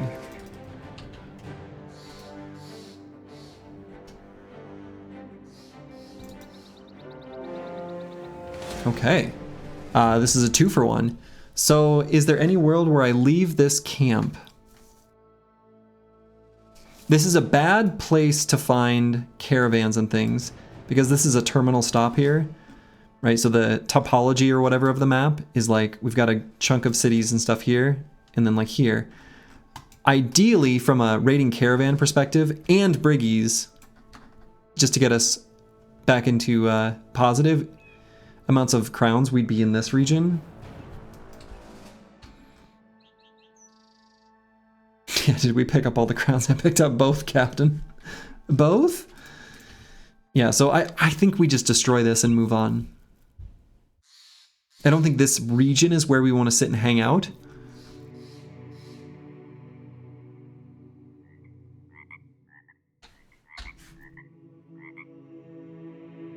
And, yeah, killing a camp may spawn a new Briggy camp near the hot zone. Right, that's also true. That's also true.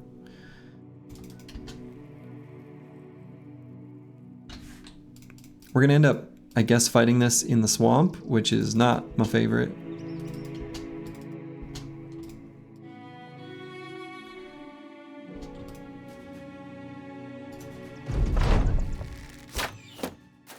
All right, I think we're at least not in terrible terrain.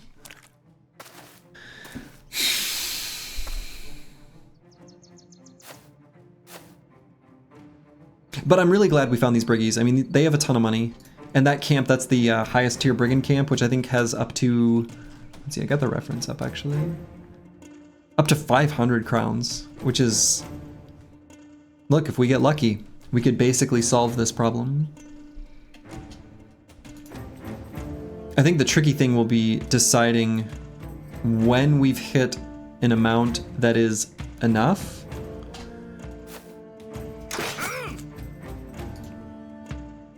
Where we can comfortably replace something with the cartographer. Is it 1 day of wages? I mean, because we could miss like 1 paycheck, assuming we have good, mood. So that's why we're also taking all these fights. If we can elevate the team's mood, we can miss a paycheck and it's fine. And especially if we have the cartographer, I think we can find camps and stabilize. I believe that's true. 2 days' wages? Yeah, I don't know.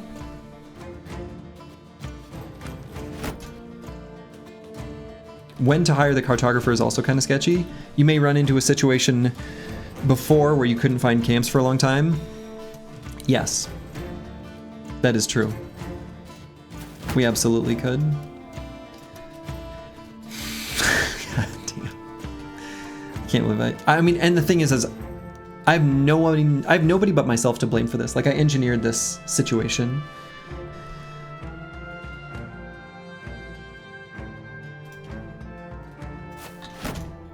You'd hate to bet the run on finding a camp within 2 days. I mean, there could be other sources of gold though, right?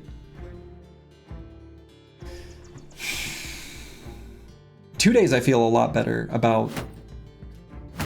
Because again, we can miss 1 paycheck. We can even miss 2, potentially, if we get the mood up to euphoric.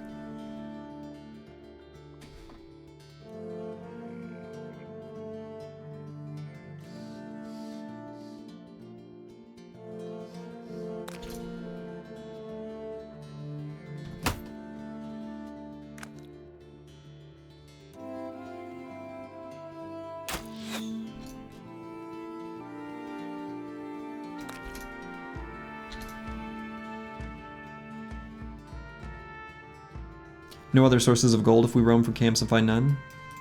I mean, right. Yeah.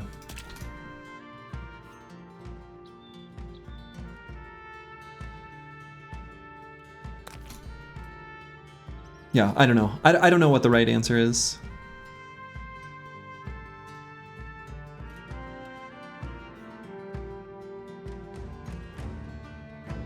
The bros with the crown and the tool surplus around these neutral towns. Yeah. The bros won the neutral, yeah, near neutral, yeah, low on resources, right. Yes, an accurate description, falsers.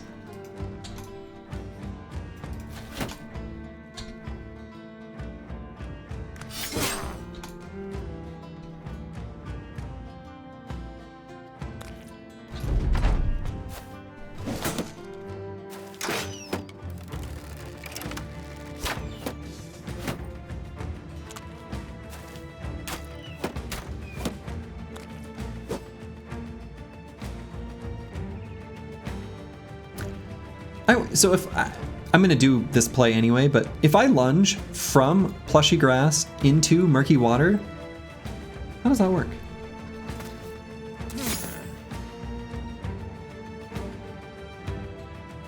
I think I answered that question. So the tooltip said 63% chance to hit, but the chance went down to 44 because we lost our melee skill by entering it before it triggered the attack. I was curious. Is the mood hit from not getting paid stacking or exponential? I think it simply just applies, and so it is a mood hit of -1. I don't think it increases per time. And you get 0.35 for each victory. You never fight in the swamp because you're a casual? Dude, avoiding fighting in the swamp, that's true wisdom, is what that is. We don't want to fight in the mucky muck. We want to be back in our castle made of clouds.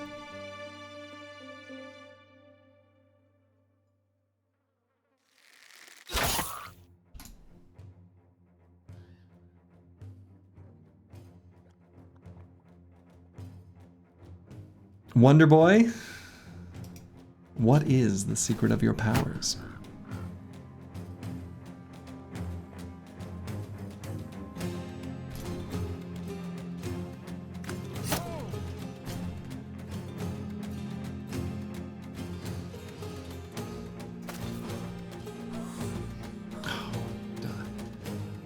I'm done.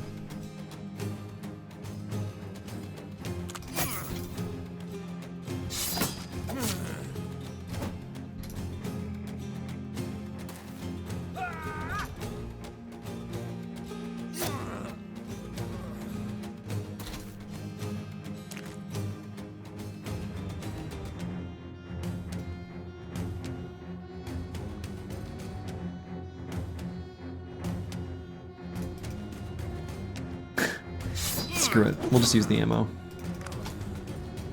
I was trying to be, you know, precious with my ammo there, but eventually decided, you know what? It's not worth it.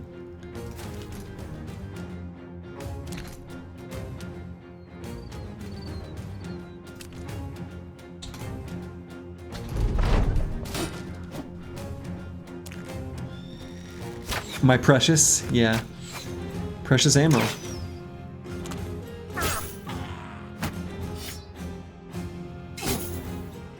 Boys, we're posting.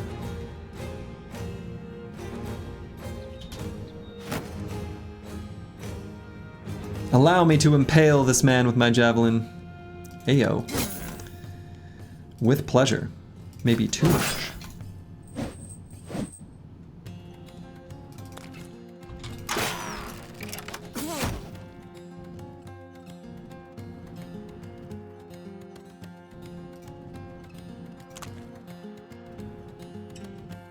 The Chaucer is doing an indom.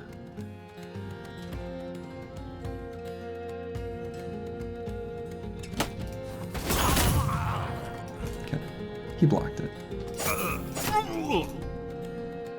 Is there ever a thing as too much pleasure?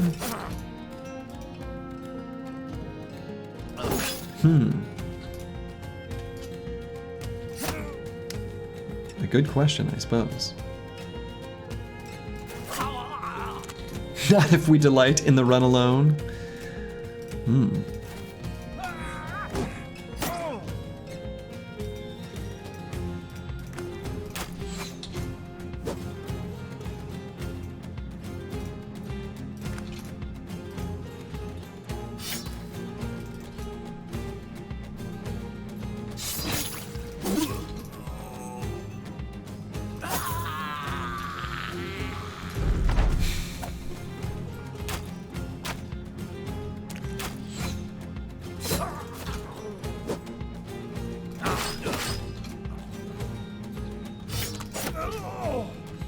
I hope this camp is just full of crowns.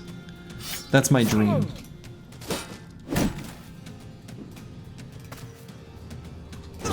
My dream is an endless sea of money. You know? That's all I want. That's all I want. I just want, you know, a cool...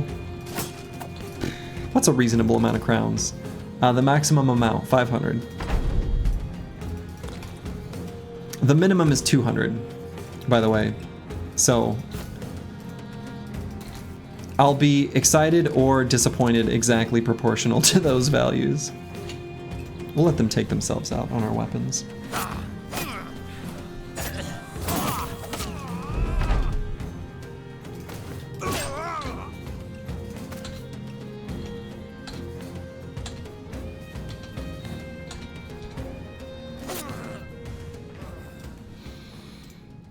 Oh, this one's not the camp. This one's just the roaming party. I was like, no, this is impossible. This is the roaming party. I forgot this wasn't the camp. This is just the roaming group.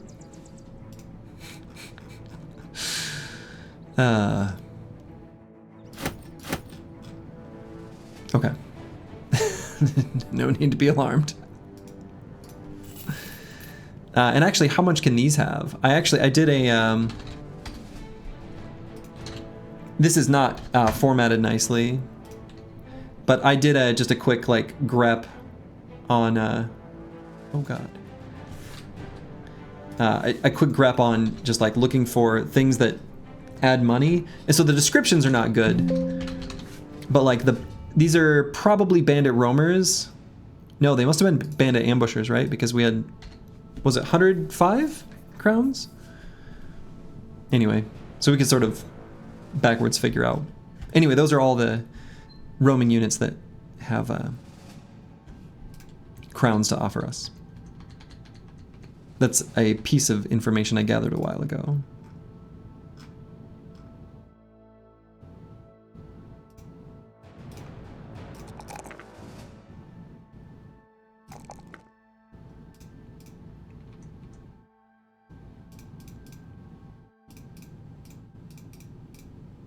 And let's replace this helm with a fresh, shiny new one.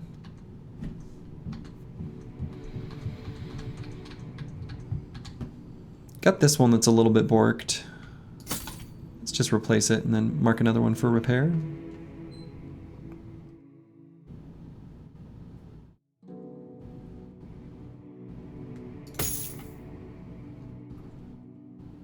And I think we bust this. Come on, 500 crowns. 500 crowns. It's on a hill, so this could be a little Lego staircasey. 19 of them. Luckily, we've at least got a little bit of a high ground there. But there are thugs in here, so we're gonna blast them.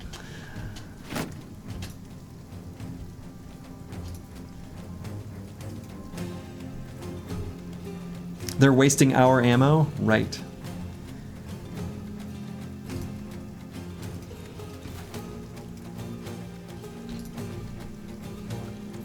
There's the leader. Black Eyes Einhardt did not spawn as a champion, but could have, which would have given us more gold.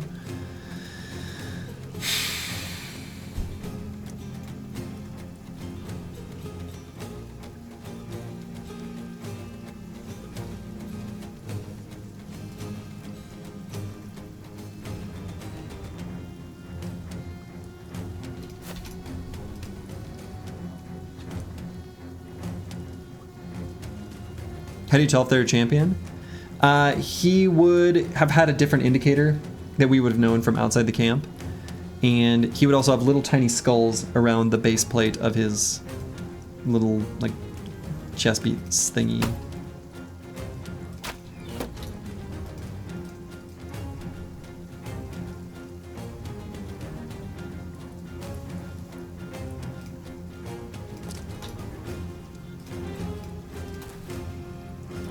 Oh wow, there's a guy way over there.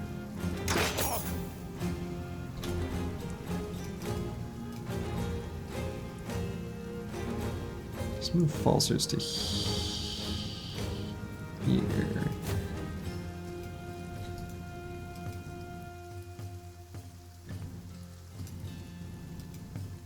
The vertical bar is annoying on Nordic ISO keyboards. Sounds like they shouldn't have designed it that way.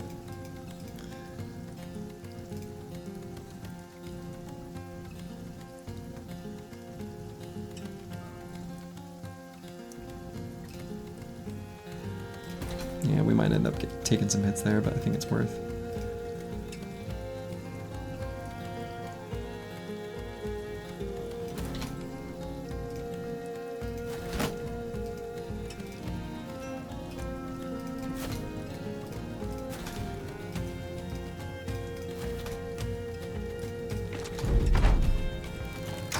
We have more letters than you, it ain't that easy.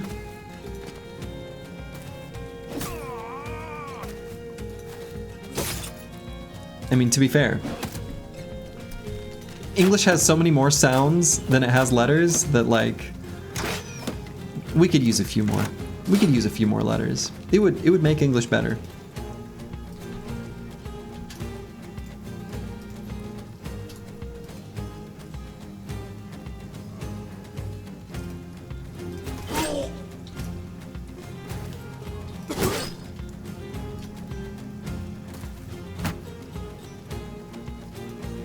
Yeah, that's too many things that to me just look like the letter A.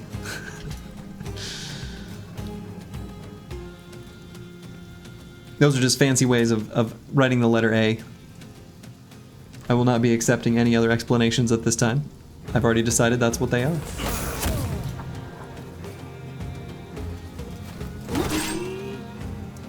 It's A, and A, right. That's all I see.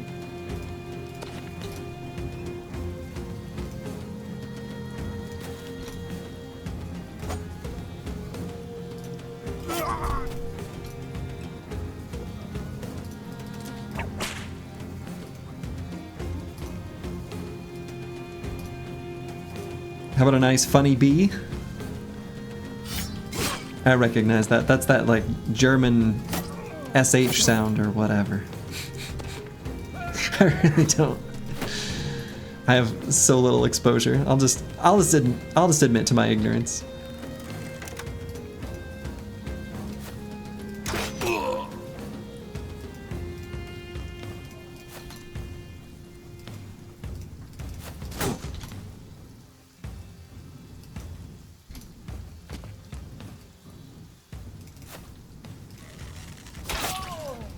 It's the double S, but they cannot write it down as a double S anymore since the thing. Okay, I think I know the thing. I know the thing.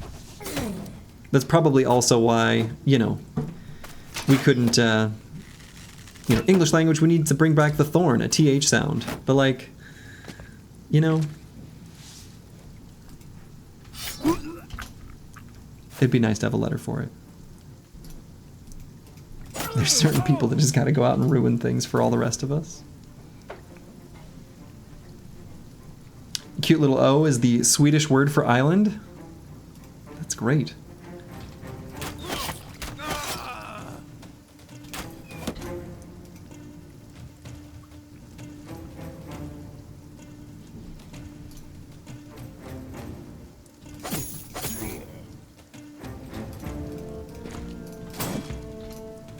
Hello. Head to YouTube's the last few streams, 40 plus people watching that, by the way. Boring grown-up stuff got in the way. Glad to see we're still kicking ass. You love to see it. I hope that the YouTubes have been good.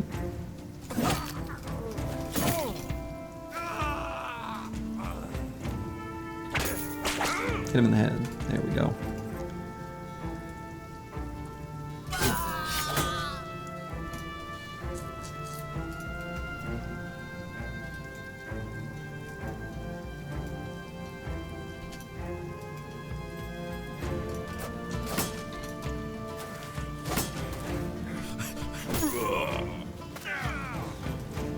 Yeah, you got any other single letter words?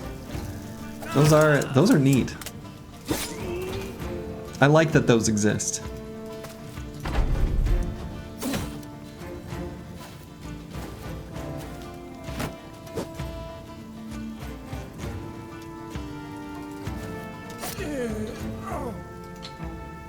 Wait till you see what kind of stuff they have in Thailand. What kind of stuff they have in Thailand.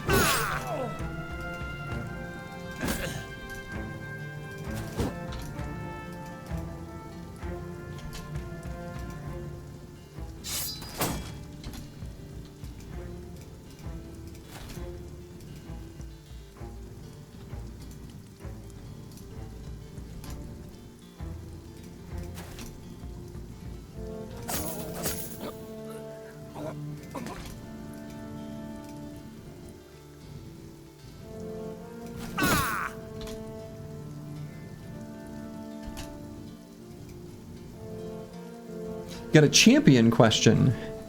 Leader on the verge of escaping? Yeah, he can go, that's fine. If they roll high and have a dope weapon, would there be any enemy types that would be strong enough to one hit and 9 lives a bro? I don't think that could exist for our company in the current state of things. I don't think my weakest of bros could... Well, nope. I've already changed my mind. We don't even need a champion. We need an orc berserker with a berserk chain to get a headshot. No, that's still not going to be enough. I don't know. I don't think so.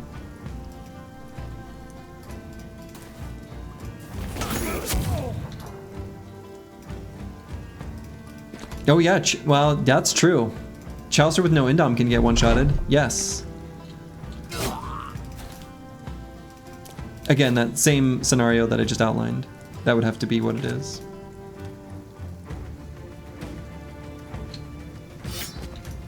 Champion fallen hero possessed with a high roll famed two-handed mace. Sure.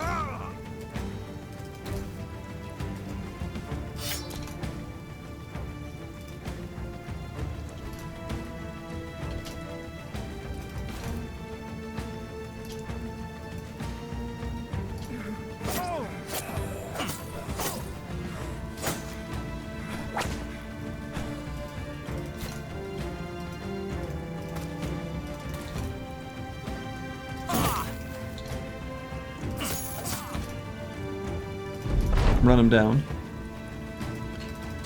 We want to make sure we transform these fools into tools. The Briggies to Tools pipeline will not be interrupted.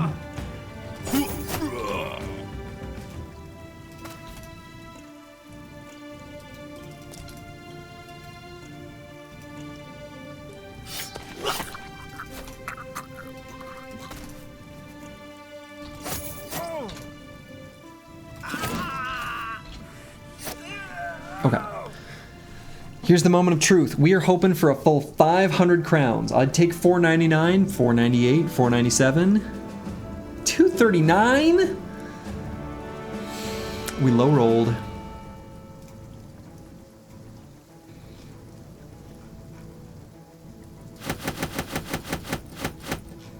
We are weirdly very highly reliant on these numbers being high. 38 tools. Yeah, we're in fix our money situation mode right now though. And it's desperate. I mean, the tools are nice. I'm absolutely singular of focus right now.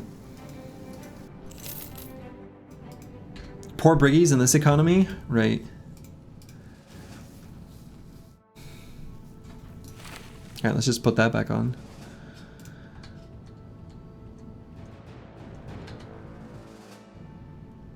We can put this Masterwork Scale Tunic back on as well, on someone.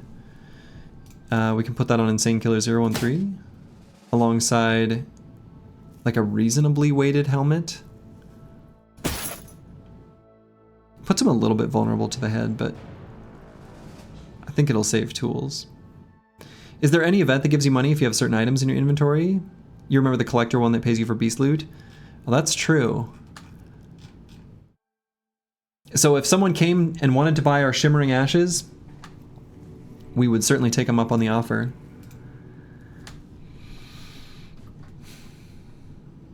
Yeah, I suppose there's that one. There's one where if you have incense on a northern road, you can sell it. I don't know that any of them are going to be a high enough score or situation that we can rely on it or anything like that.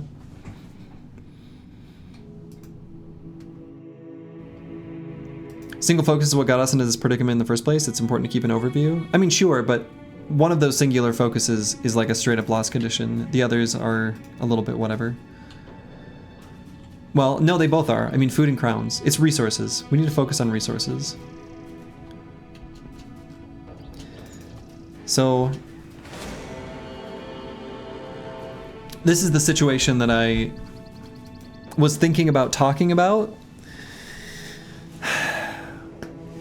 So northern armies, these can carry between 50 and 200. I think it's 50 to 200. So it's a decent but not huge amount of crowns.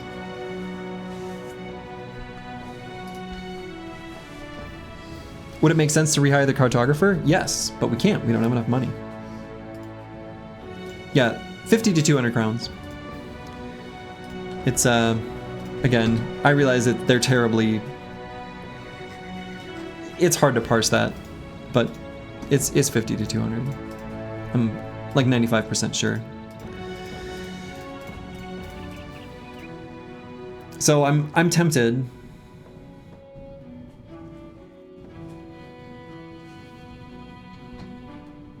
We're not great at fighting these, actually.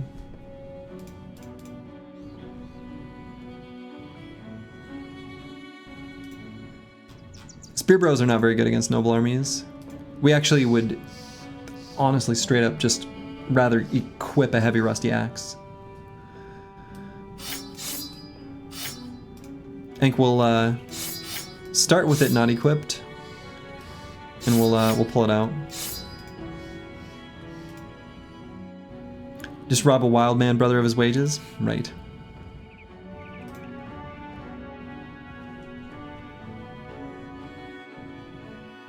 Northern armies are probably reasonably tools positive due to the scavenger.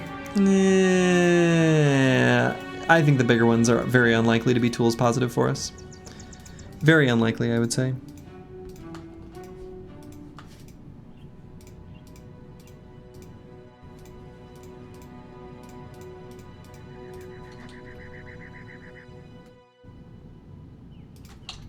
Yeah, mercenaries are definitely the best money.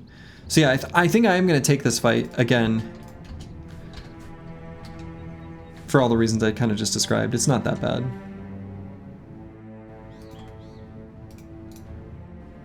Is forest good for us? Almost never.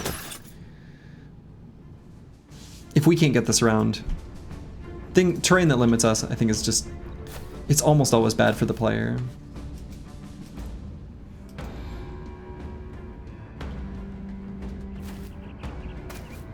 So we're gonna scoot and shoot. We're gonna back up 2 hexes and swap weapons and stuff like that.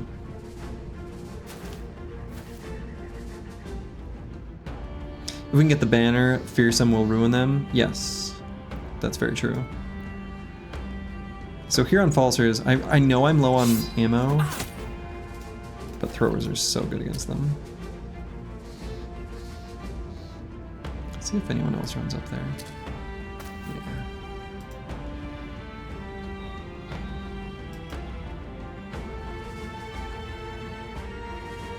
Let's see where the rest of their arbalesters are too, actually. I kind of like the way they're approaching us. They got this like footman in the center, soft chewy billman on the outsides, and I think I'm going to swap to the heavy rusty axes there.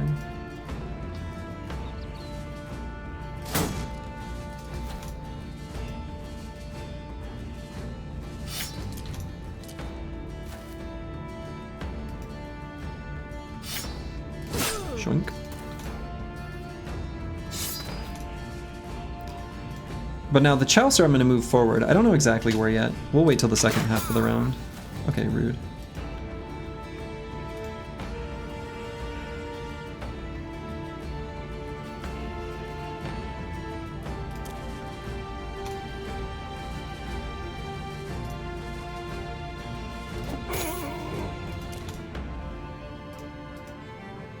So they're going to get some throws. All right, so that's where the banner is.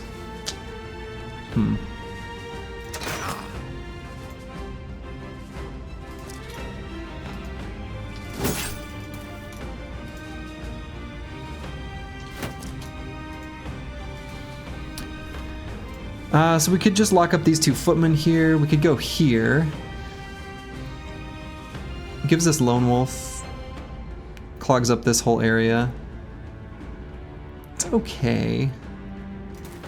I think it's okay.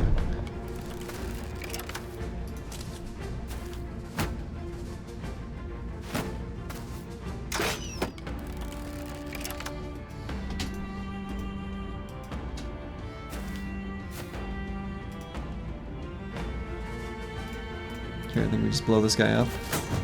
No, come on. Can't be missing. Missing's against the rules.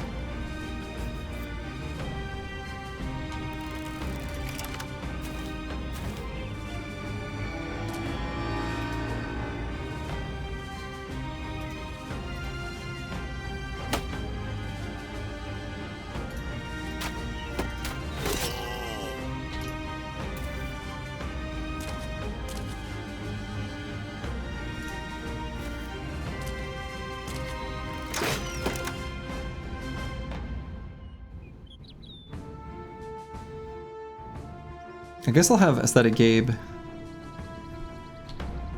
hit this guy with the pole hammer. Don't forget, worry is a poison that slowly festers and distract. Let it not cloud your eyes during battle. Yeah, that's actually very true. Okay, so the Arbalesters are done for this round. I'm just gonna wait there, see what we need to do.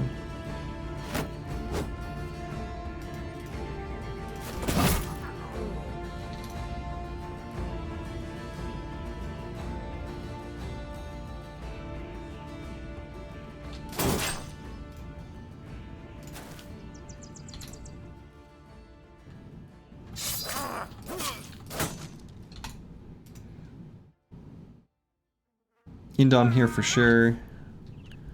They don't have much surround, so I don't think we benefit as much from shield wall. He's gotten hit though, which I don't love.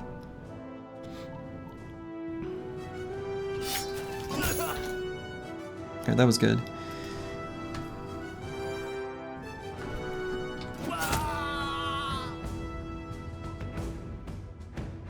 So I do have the option to move forward, get one throw of the jab and a single handgun blast that can hit 3. That's pretty good. It's a lot of damage.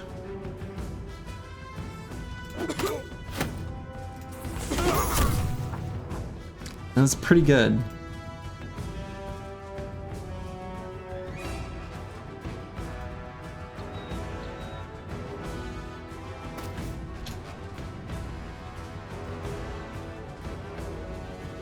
Let's hit this guy with the big crossbow. Missed him.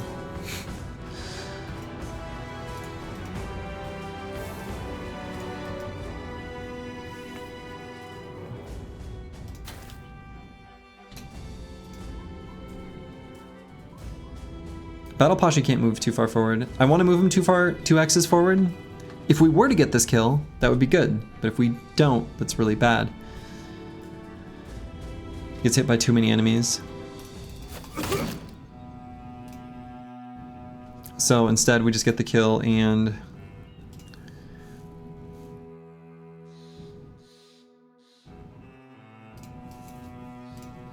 I mean, here isn't too bad.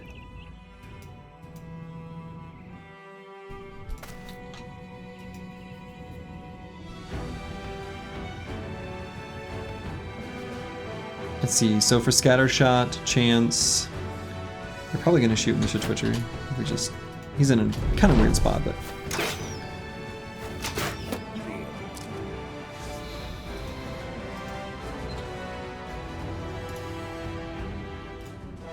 Maybe I try to take out Star Blaster before he can go.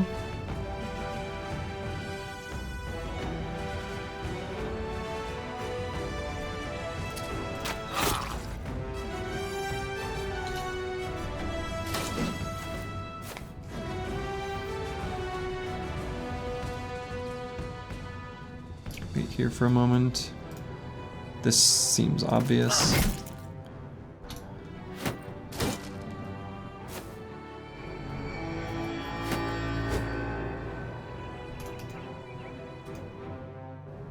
I'm gonna wait on Aesthetic Gabe, I think.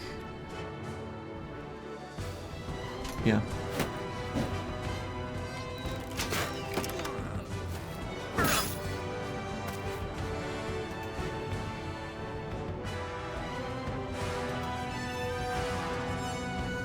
Probably should shoot this Billman here.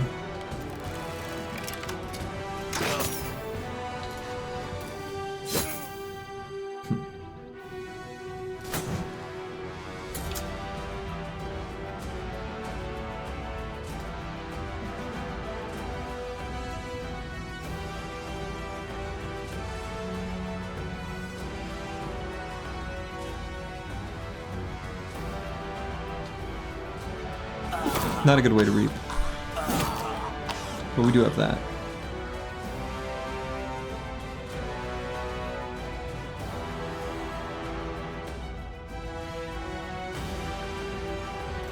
And we'll back up, make sure that Billman King hit him.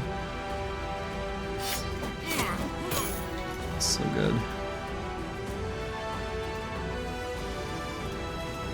Misha Twitcher, I think we want to get in a more aggressive spot.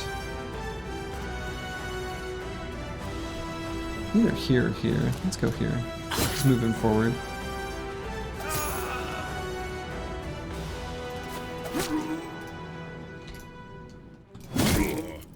Here we go. We didn't really get... I'd like to get Disco Nick just more involved generally. He's so good. I kind of need him to be in star player positions, and I have not done a good job of that. I don't know how much that kind of opportunity has really presented itself. Aesthetic Gabe could do a lunge here, only move into range of 1 footman. Get a kill on their banner.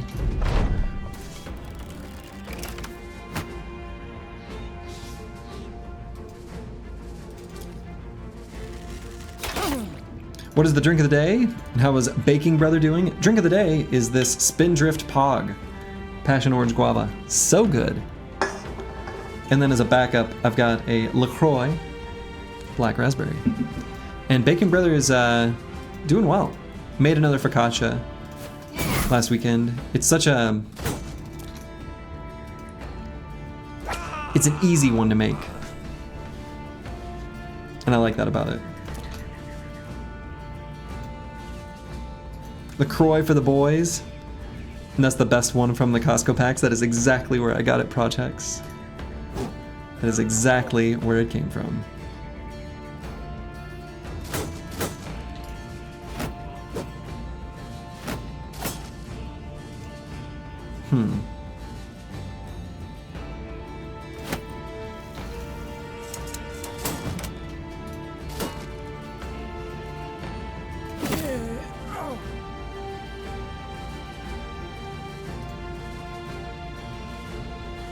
Sourdough focaccia? Yeah, sourdough focaccia. I've seen you drinking the limoncello ones and you can't stand them. Almost want to pour them down the drain. Oh, really? I love them. They taste so much like limoncello. It's weird. I mean, I understand that the flavor from limoncello is his hit chance. You know, the flavor from limoncello is basically just like the essential oil, right? The oil that's on the zest. But damn, it's so accurate. You'd approve of Costco being my corporate overlord? Me too. This stream brought to you by Costco. Costco, official sponsor of The Run.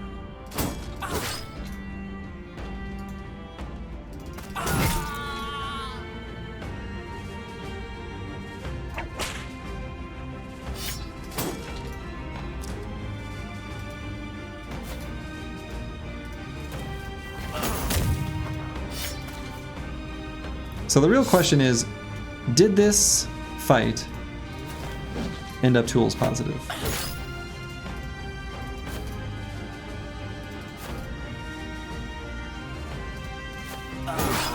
Maybe.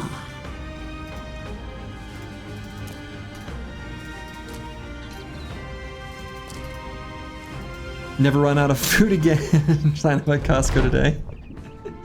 If Costco sponsors the run, what corporation sponsors the runs? That's a good question.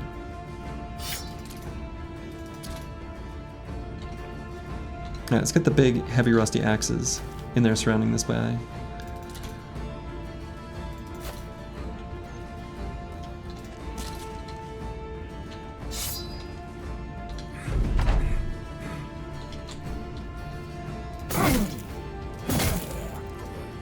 Okay. 168 crowns, okay. On the upper end of the range. Right? And actually that is quite a lot of tools. We didn't take that much damage. I suppose this probably was tools positive. It was tools positive. Alright. Yeah, and some ammo too, right? 25 ammo. We like that. Hey, thanks, Warcake. We'll do our best. Have a good one.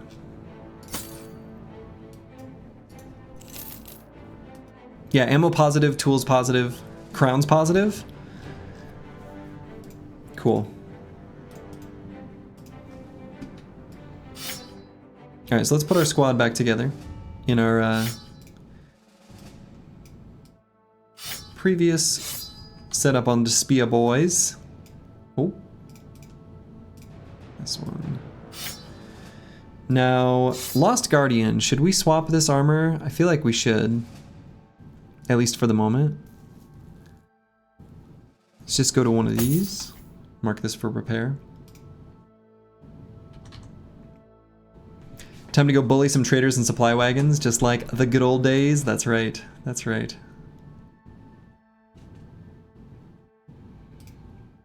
Yeah, we don't need the heavy crossbows. Those don't really mean anything to us at this point.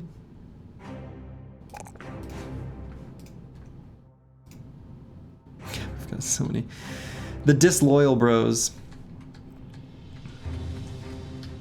Didn't think that would be something I'd be worried about, but here we are.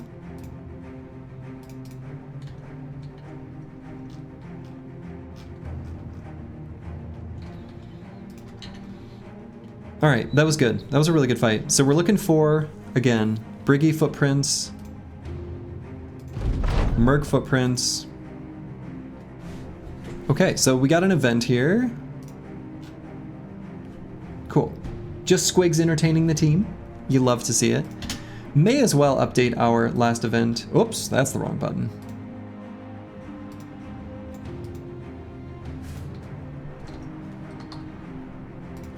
$185. Yeah, jump scare. Too much Slurgy. Surprise Slurgy, big Slurgy. Right.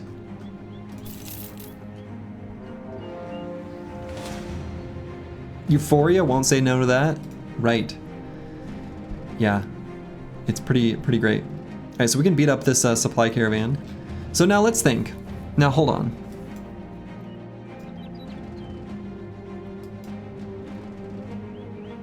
Yeah, I don't know. I'm not even gonna complete my thought. We're just gonna take out the supply caravan. No think, only blood.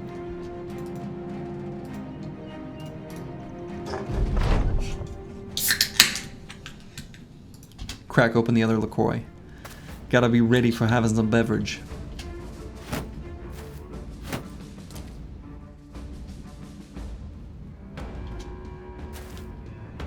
Supply caravans are within a faction? Yeah. Yeah.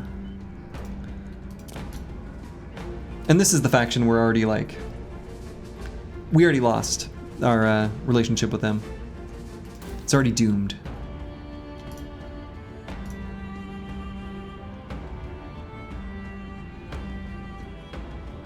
All my homies hate the green? Right. Oops, I didn't mean to pass the turn. Well, now I made this awkward. Like I was gonna scoot and shoot and then didn't. This just a stupid sloppiness. What am I doing? I mean, they can't attack. Except for, yeah, I mean, it's actually fine, but... Is it hatred or jealousy trying to steal their drip? Pretty sure it's Maybelline.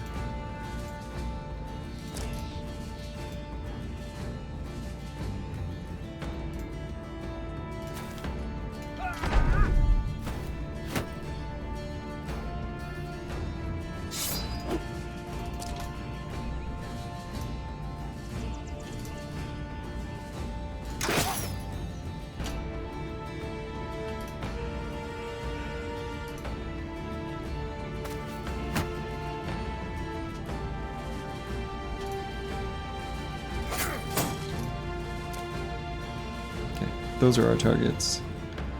Those are the ones that gotta die. You, who are about to die. But you, I guess stay where you are.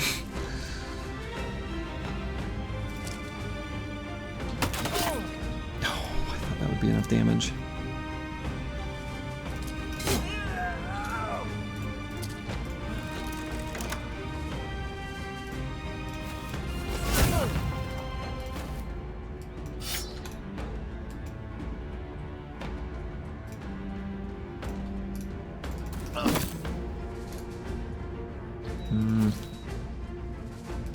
Did this fight, honestly, kind of terribly. It's like not much of an army, so it like kind of doesn't matter. But it was not well executed.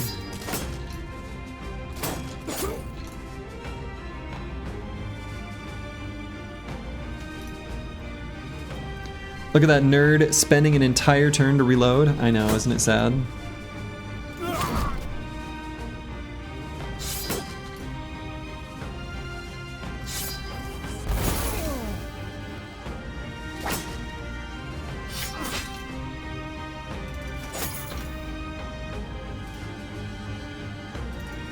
Military pick hitting us in the tools. Yeah, that's why I tried to disarm him there.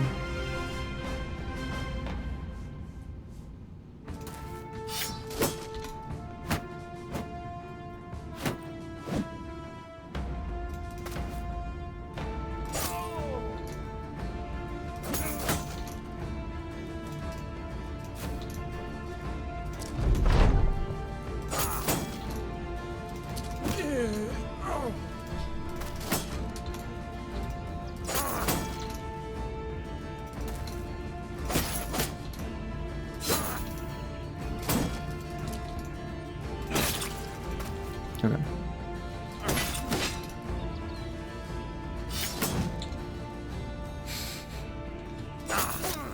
Okay.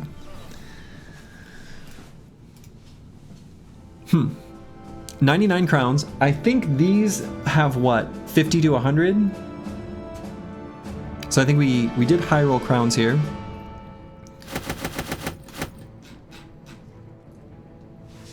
And then medical supplies. Unfortunately, was their cargo. That's too bad. Good thing footmen die with their shields up and their bodies clean. It's a good thing. Alright, so let's replace this helmet.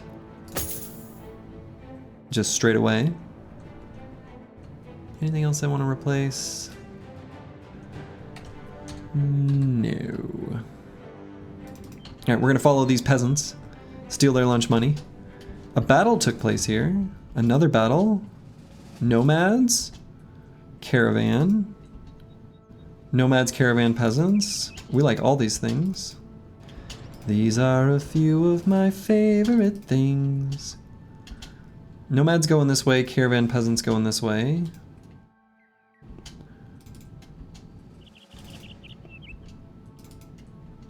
You'd love to see it, another potential nomad alley. Yeah, I mean, maybe I should have gone and explored there.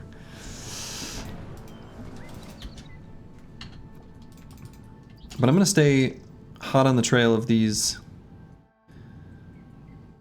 Okay. We'll start out with this. And we'll probably just attack that southern caravan.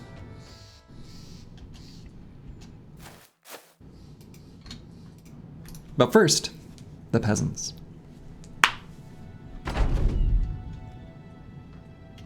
Relations have been reset. I still think, I mean, I don't know.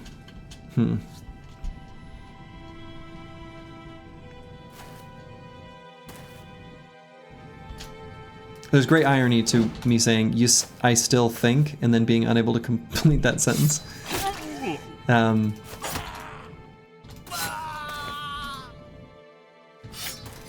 But what I'm wondering about is how actually desperate our situation is. We do have some time. So maybe it's not as bad as I'm initially thinking. Like, maybe recovery is inevitable if we can find the right spot. So maybe I do be a little selective about some of the enemies we're forcing. Now, as far as like the southern city, we don't really care. We're gonna make 2 of them enemies and keep 1 of them friendly, and that's fine. I don't know that it really matters which one. So we'd be pretty happy to attack this trading caravan. Team's mood is getting nice and high. Reminding themselves of the good old days.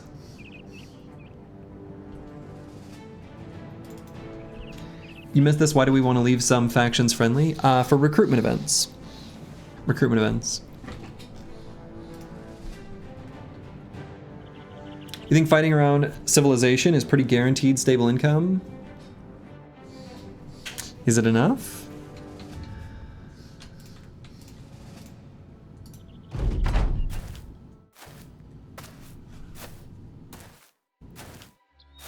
Maybe it is. Same way we farmed for the cartographer initially? I mean, sure, but situation was pretty different then, right?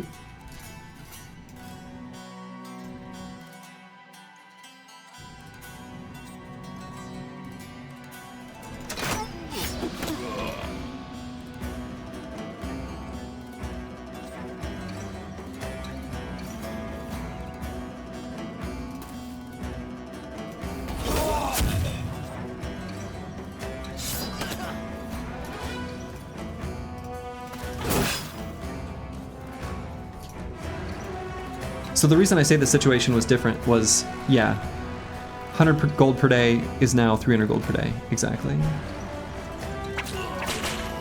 Medieval man beat me to it. Said it exactly how I was gonna say it. Something, great minds think alike, something. And yeah, hearing desert music on grass is kind of weird. Agreed.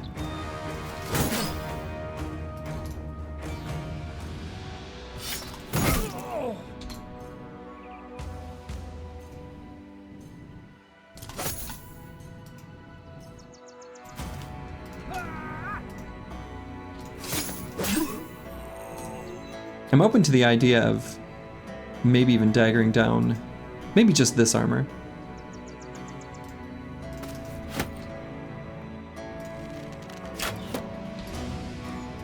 Compared to the early days, we have a wider range of enemies we can fight. I mean, I don't know. I pretty much fought damn near everything I could find.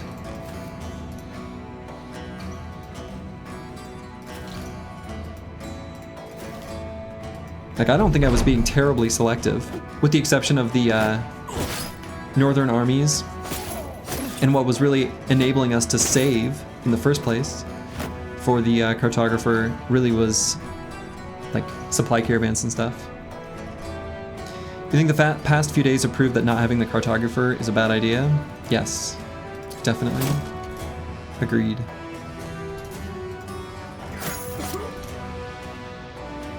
But the run was merely showing us a lesson. And we have to thank the run for being so graceful to provide us with this information. I just hope that it alleviates our fears as well. Did we fight supply caravans and southern caravans pre-cartographer? Yes? I think so.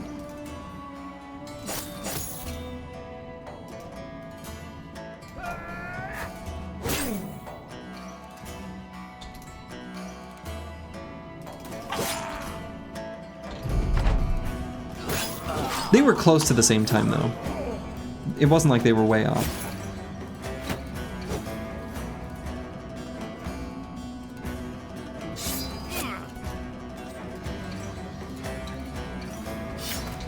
Wasn't Map Nerd the third hire?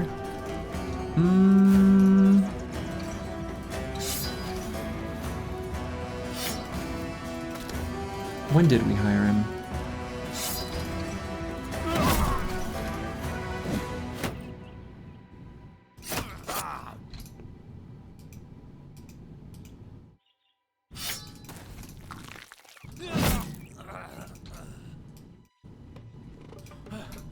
Oh, I could have done a shield wall. Alright, we'll let this guy get 1 attack. We'll let him get 0 attacks. We'll let him punch. And then his dagger's out.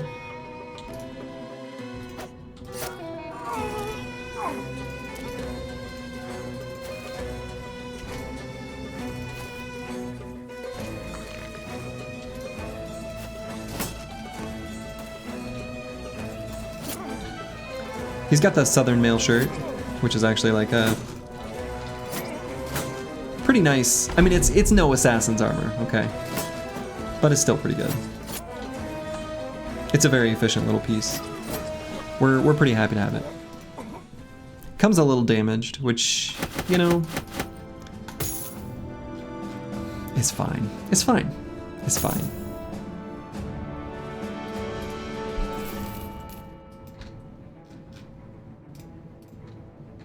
So I think we can mark that for repair, actually. I'm pretty okay to keep one of these around. It's just a straight upgrade over plated nomad mail. So short-term goal could change to cash money. That's the medium-term goal. Xerxes. Short-term goal, of course, remains don't die. So we're definitely going to chase after these nomads. They've got crowns. Oh yeah, what a bunch of wimps. What a bunch of wimps. Get in here, you little snack.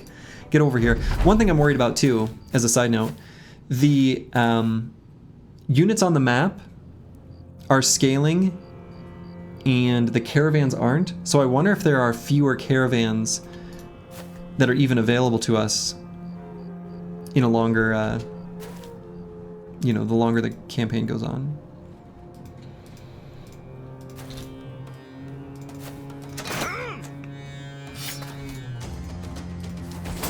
I don't know that that would be true, but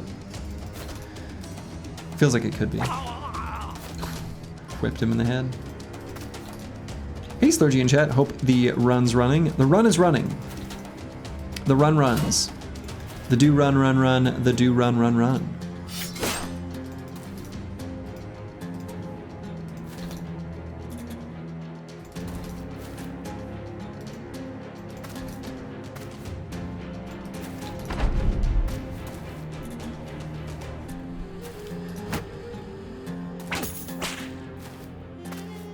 Brothers, the spirit is willing, but the body is weak. You can feel the sweet embrace of sleep enveloping you, so you wish the run good luck and hope to wake up to a YLTSI heavy VOD. Thanks for another lovely evening and good night all. Well, good night, Mana. May sleep treat you well. The temporary sleep, of course.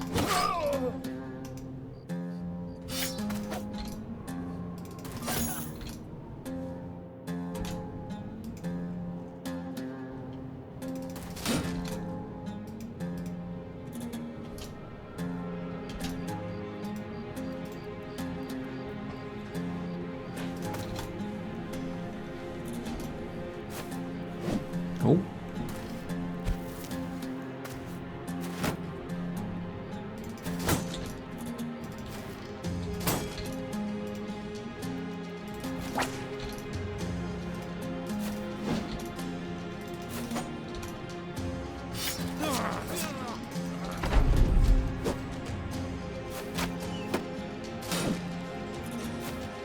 Caravans won't be a problem. You've played today 4:36 and caravans are still running around. Okay.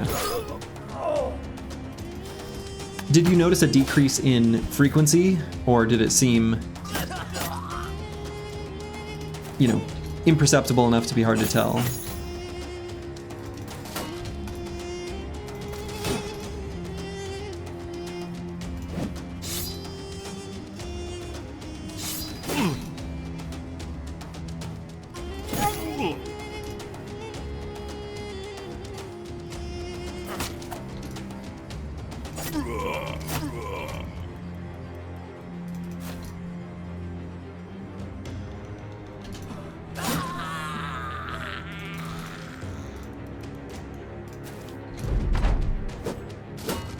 Hope this outlaw doesn't hit us with the pole mace.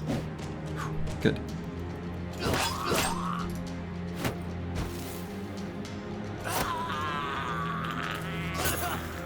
You would imagine it doesn't matter much. Briggy patrols already beat most caravans from day 20 to 30. Oh, that's true.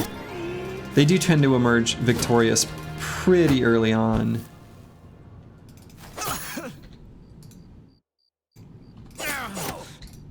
Yeah, maybe just fewer supply caravans. Yeah, okay. Okay. Okay. I'm starting to feel better. Because there was a moment, there was a time when I was thinking about this during the day where I was like filled with, it wasn't a good feeling. I don't even know what word to describe it. Sometimes there's a lull if briggies and such get out of hand. Okay, which I suppose is true normally too. 143 crowns, by the way. YLTSI. Which I am still going to work on that emote, by the way.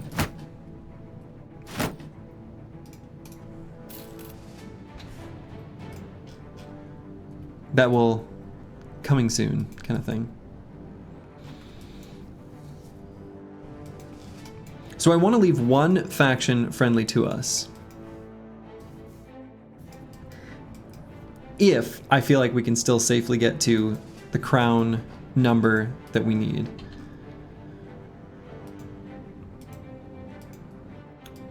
It's about to be dawn. We could quick step out on one of these mountains just to see if... Okay. Say we see like a nomad or briggy camp.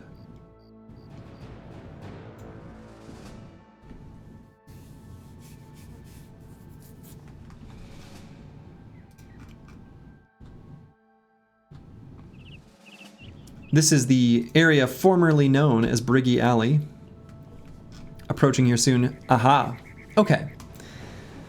So, the mongrels here. I don't know about you guys, but all I see are dollar signs. Is now a good time to pick a faction? Yeah, and I think it probably doesn't matter all that much which faction it is. It may as well be this faction up here. And so, this is great.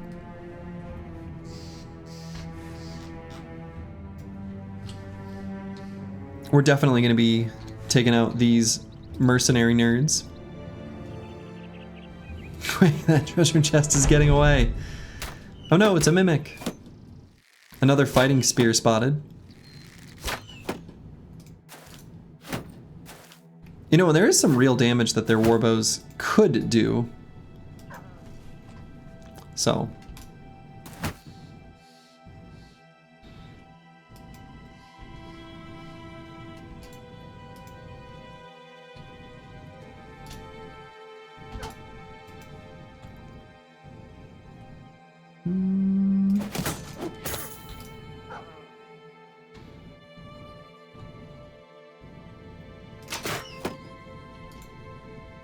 Hunting bows? Yeah, 2 hunting bows, 1 warbow. So let's get up here, make melee contact, get the dogs to run forward. Then the rest of their team should follow suit.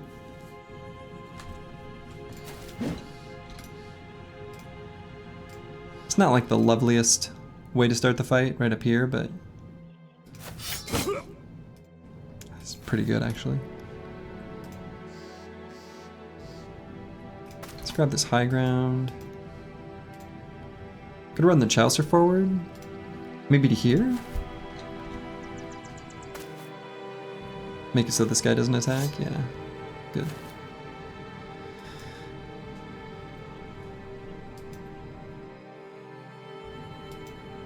And so I think as long as we get those guys to run forward, this'll work.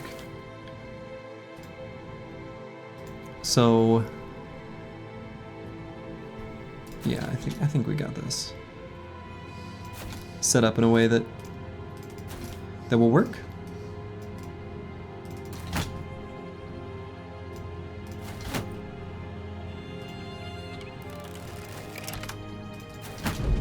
Maybe I'll shoot here,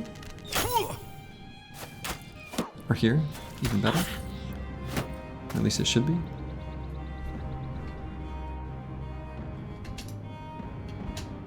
Pole hammer. Pretty good at hitting us in the tools if we're not careful. It'll really get you.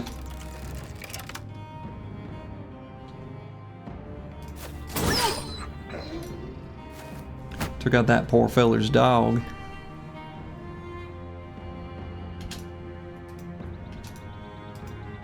So ideally we make it so that they come to us. And then we just jump on them when they do.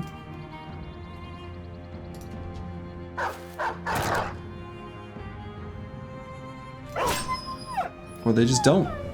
They just don't. They just kind of keep hanging back.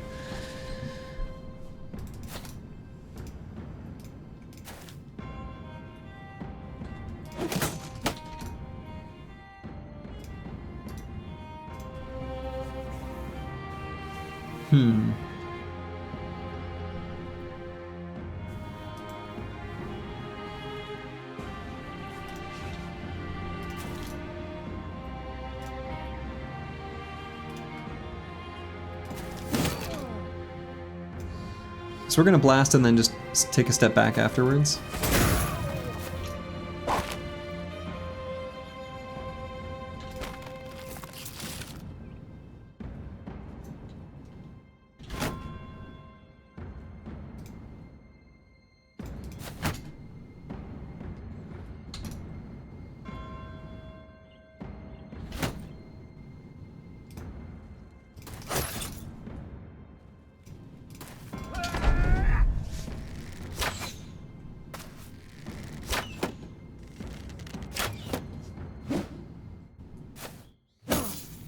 Stunned?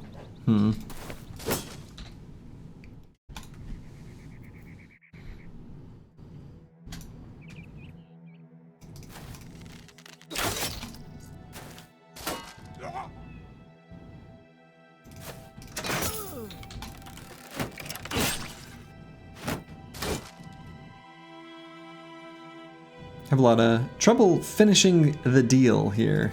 Sealing the deal. Getting enough proper damage to stop them from being alive, you know? Might want to talk to your doctor about that. I already did.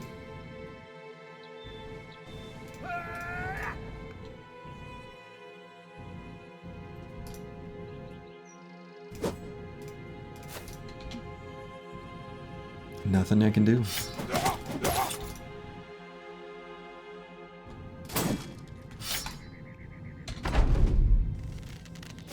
We take the library shield or the perk pods? Gunbro could use the help. Yeah, that's absolutely true. Gunbro could definitely use the help. Like, you know. Honestly, the thing is that gun is so good that using the perk points from the library reward really does make a lot of sense with our current situation. So.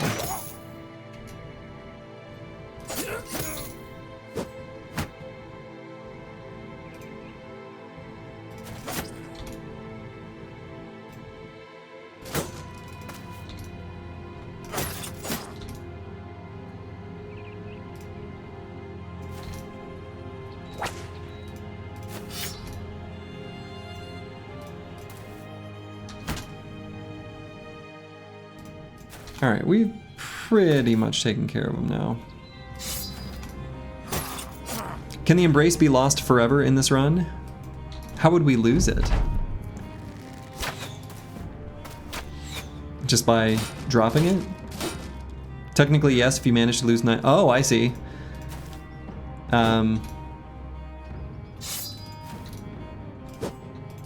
Boy, that feels almost impossible, right?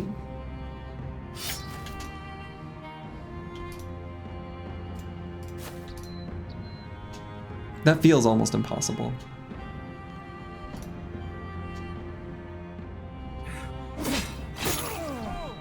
Hence technically. 30 turn barb fight.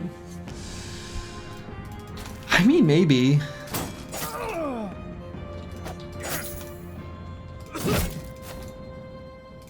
I actually kind of thought it was coded as legitimately indestructible. I didn't realize that it could be destroyed.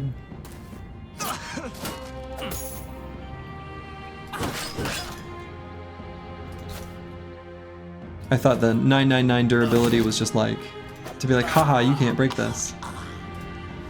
And these last two ranged mercs, honestly, let them go. 300 crowns, that's nothing. Man, what's the amount they can drop? 300 to 600? They had almost the lowest amount possible?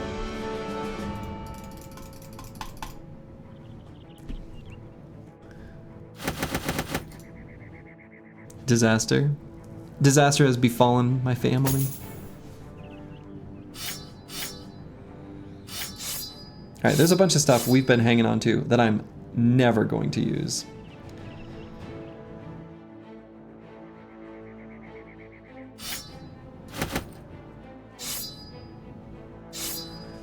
So that I can hoard slightly more.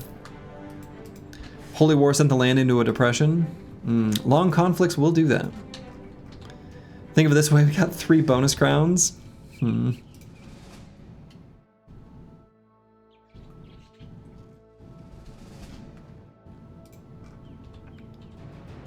Maybe it's a hidden crisis, recession, everyone is poor.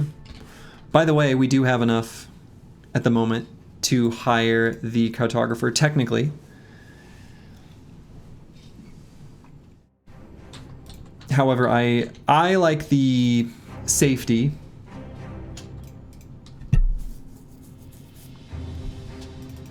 of getting a little bit above. How much above? Maybe we'll see. We'll have to see. A plethora of thugs? Oh man. Sword lances at the ready. Seems money's going up slowly. Yeah. I mean, we had, ever since the stream started, we've actually had a really good, like really good fight density. Like crazy good. Oh, some more footprints up there. How much to go until the last retinue? Oh, it was like what, 200 renown? It would be nice to not replace someone. It really would. I mean, I might do a little bit of calculation on how much it'll take. But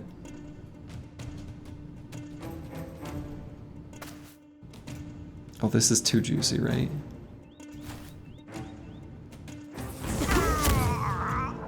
It's pretty good.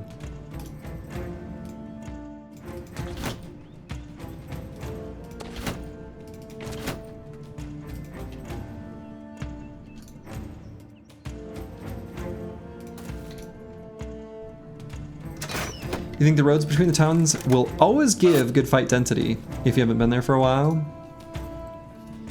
It's probably true. Also, the Chaucer just got an injured shoulder by this little tiny brigand thug who did almost, he did a lot of damage, actually. It's a crazy amount of damage.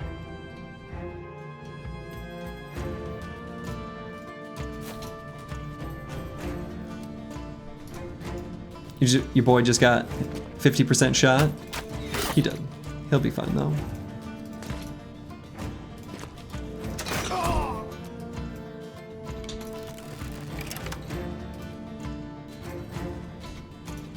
Who's been the MVP bro of this run? Isn't Dice the stacked one? Who has been the MVP of this run? Disco Nick, I would say.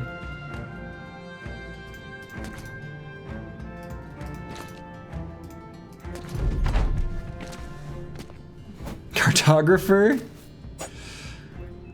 Cartographer.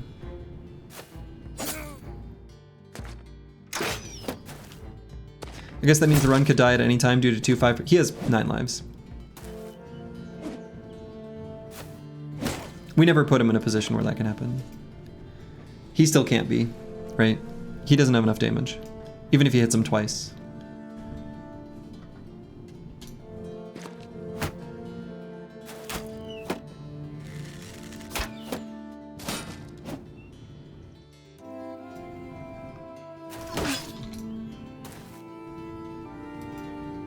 You settle who's the MVP by the amount of kills? Oh, that's not a very good metric though. There are some weapons and brothers who are just much better at getting kills, and getting kills that don't matter as much. So.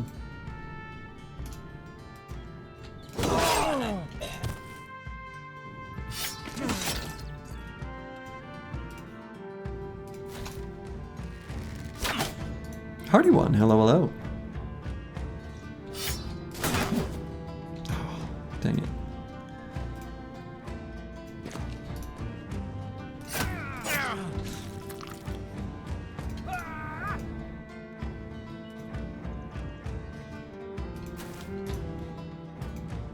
You agree it's not as clear in some cases, but usually your best bros get way a lot more kills?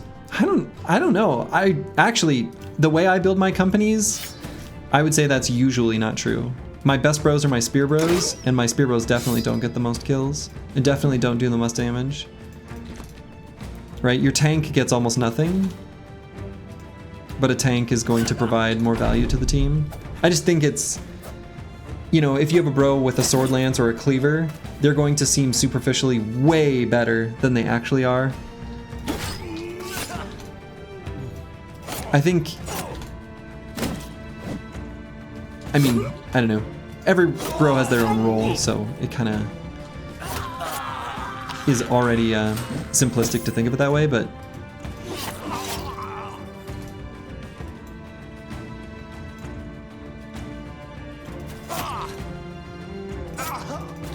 But yeah, if we were to define best as like, in my mind, the most sensible way of defining it is like, what contributes most to the overall success of the run? You know, what piece, if removed, would have the most dire of circumstances? Also, hello, Squigs. Welcome, welcome. If you build all your bros as deal as much damage as possible, bros, then damage is a reasonable metric, but then this is a very suboptimal way to build your team. Right. There's kind of a notion that seems reasonably popular that I hate this word because it is so incorrect. But people who describe Battle Brothers as a DPS race or a damage race, that is absolutely inaccurate to the way Battle Brothers plays out in practice. So,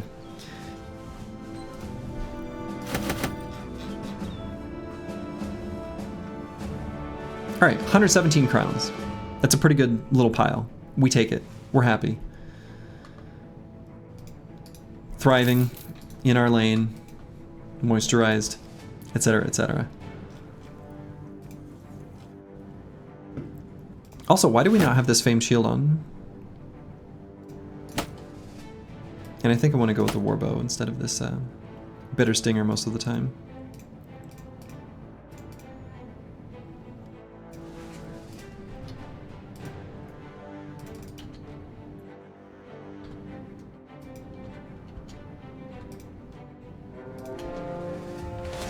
Well, well, well. Another mercenary company. That is delicious. Yeah, having a bro that only gets hit 5% of the time but hits 50% is usually preferable to one that hits 80% and takes 50% of incoming hits. Yeah, definitely. You love to see it. You love to see it. So now I'm a little tempted. I'm a little tempted right now in this moment to simply replace one of our retinue with a cartographer. Here's why. We just passed payday. This is guaranteed to give us enough crowns to pay for the next payday, which happens midday tomorrow. We already see footprints here for nomads going this way. There were brigand footprints going this way. We are all but guaranteed to find a camp in here. And our team is euphoric such that even if we missed one payday, if somehow that doesn't work out, that we're fine.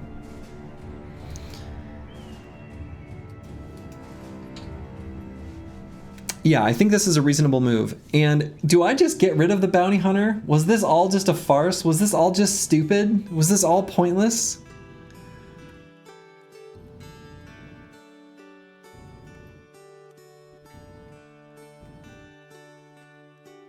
Yeah, I agree with roof on before roof in.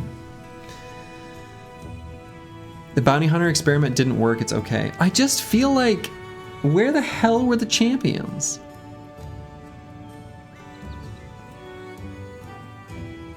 It just seems like so much gold per champion as well. And it's a way of getting shinies. It seems so good on the surface. It seems so good. It's him or the scout, right? Yeah, like the lookout.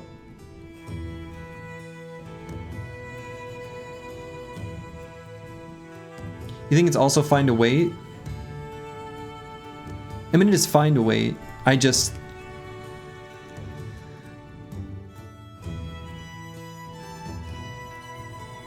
Bounty Hunter is only good if you take every champ fight you see. I mean, we took every single champ we saw. Oh, that's not true. We left one behind. But like, he did nothing. We never found anything. Jack shit. Literally nothing. We cleared all those goblins at the start of the stream. 0 champions. 0. And we've had him for long enough. There's just no excuse. I don't know.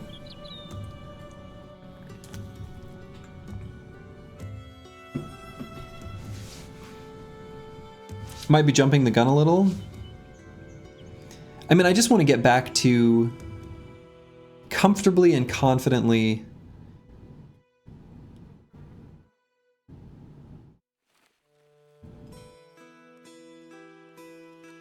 Crown's, you know, positive. Gobbles are good for finding champs, so that's unlucky. I mean, I think in the context of this run though, right? The bounty hunter should be bringing us the thing that we really need to be gaining power. It seems so strange that that hasn't worked out. I think we've gotten a little unlucky, and I should not let the current run cloud my judgment too much.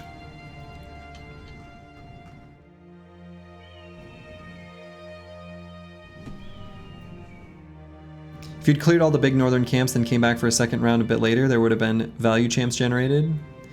Yeah, and I'm pretty sure when we got the bounty hunter, we actually did that. Came back, literally just didn't find anything. Found no barbarian camps except for this one. And when we traveled through all of the tundra here, didn't find any. None. Nothing. Oh.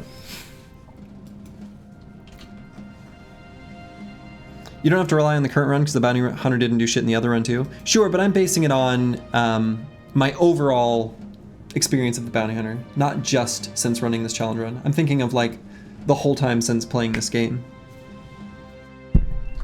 Yeah, how close to the last slot? Whatever choice you make is the choice I was advocating for all along. Falsers, brilliant, playing all sides. So an option, here's the thought. Here's a thought. The cook is the easiest to replace from a money perspective. No, I don't know. Replacing the cook's a pain in the butt.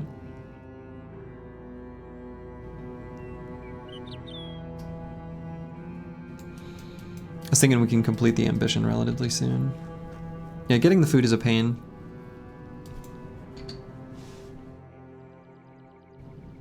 The cook limits our ability to go in the wild, where the cartographer also generates the most money. Right, I kind of just want this last damn slot.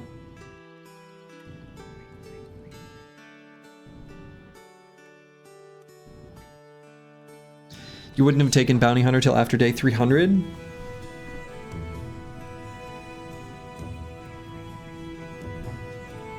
I mean, this is the way our team gains strength. It's like the only way, right? We only gain strength by gaining shinies.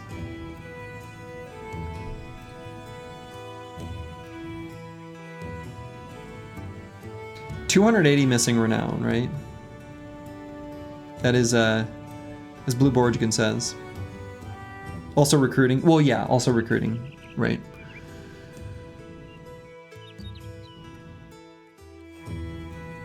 You gain strength by not going bankrupt? Yeah. Even with this bad run of luck, we recovered still? That's true.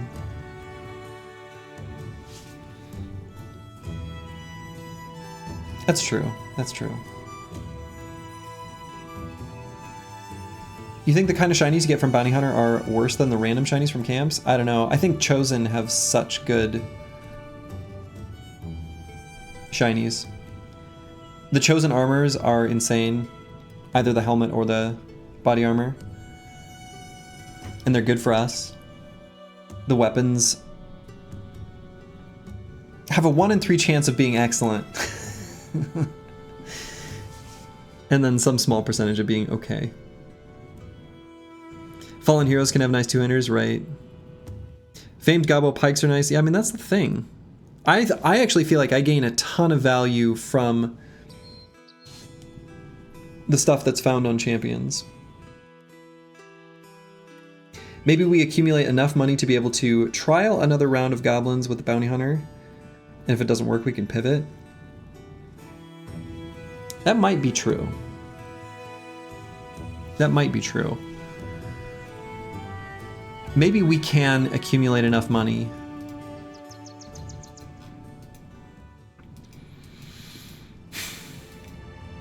Yeah, we can get to the point where we can just clear the last 2 goblins, get enough renown where we can just hire the bounty hunter as the last retinue, and we roll with just those 5.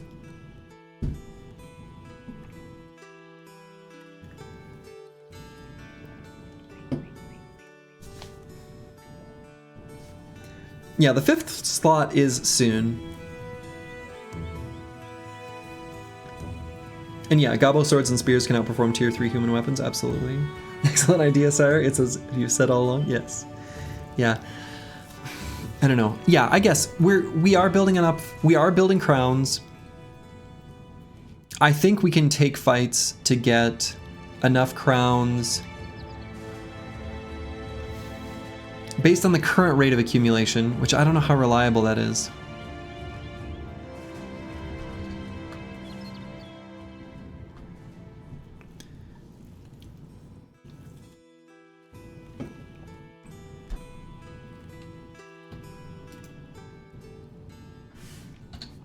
Yeah, they can have a named hedge knight, and I think they can have a sword masters with them as well.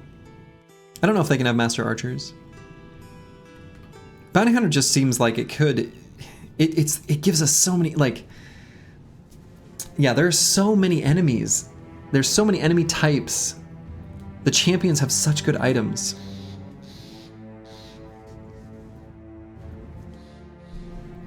I don't want to get rid of it. I think we've just gotten, I genuinely think we've just gotten kind of unlucky recently with the bounty hunter. Should hit a 5th retinue in about 14 days. Yeah.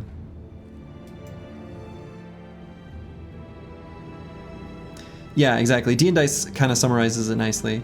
If famed items are where the power increase is going to come from, it seems like you want to be giving the bounty hunter as many days as possible to proc. Switching over now is going to lose us some big chunk of days with it. Yeah. And yeah, I think it turns out we do need both. The bounty hunter, well, I think we need the cartographer. The cartographer was bringing in so much money, especially when we were sweeping these areas of the map. Famed armor income from champion seems pretty critical when your bros have incredibly low HP like this. Yeah, exactly.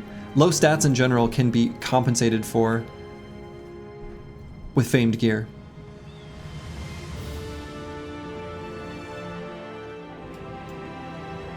Yeah, I think we've proven we can sustain, right? Because we started the stream with 2271.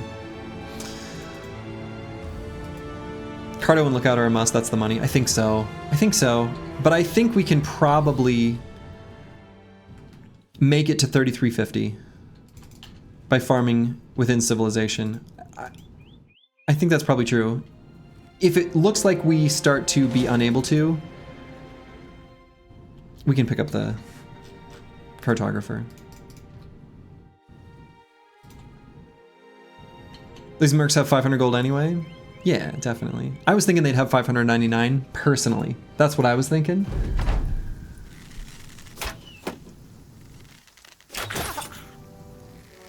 They look rich, don't they? Yeah, they're ugh, disgusting. Give me your cash. Give me your cash, nerds.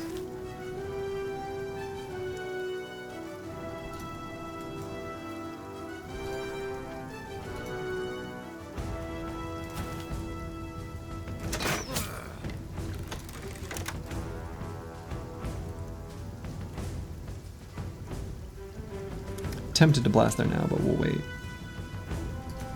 Spent it all on a Bardiche? Nah. That Bardiche is a family heirloom, an inheritance. They're swimming in cash, I can feel it. They do look rich. I wasn't making this up.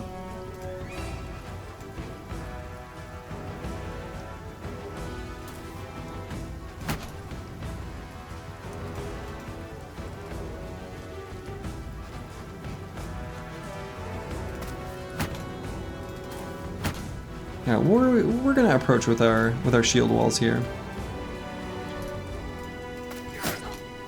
On a good chunk of the squad anyway. Yin and Yang dogs, that's costly? Right. Yeah.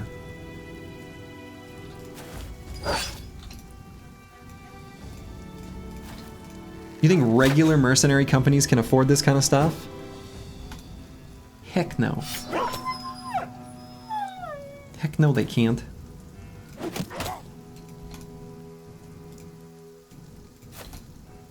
They're running on filthy money. Ill-gotten gains.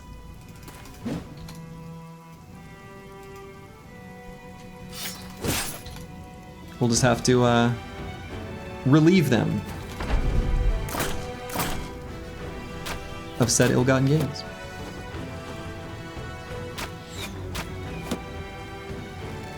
Bought and paid for by big sword lands? Right. Whereas our gains are, oh, legitimate. We're trying to save this whole realm. We're the good guys. It is known.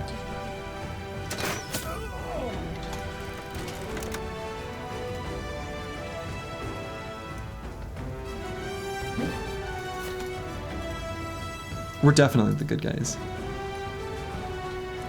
No doubt. No doubt in my mind.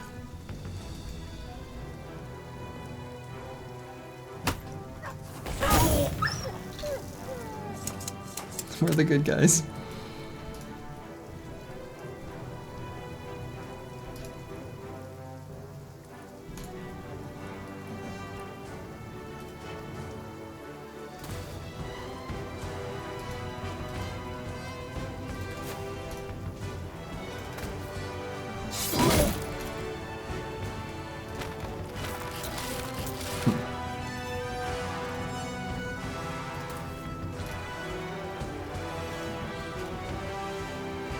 Oh, I shouldn't have moved there. That was stupid.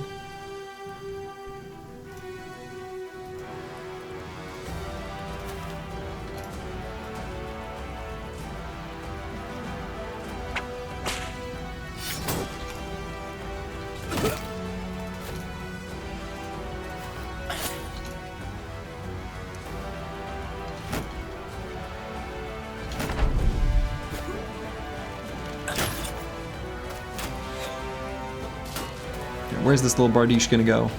He's going on tour. As you do. Give an enemy a big weapon, and they're pretty much guaranteed to be completely useless with it. They can't help it. It's all they know. We've only hit him in the, oh, he's gonna bleed to death. Oh, you love to see it. Poor guy. Poor guy.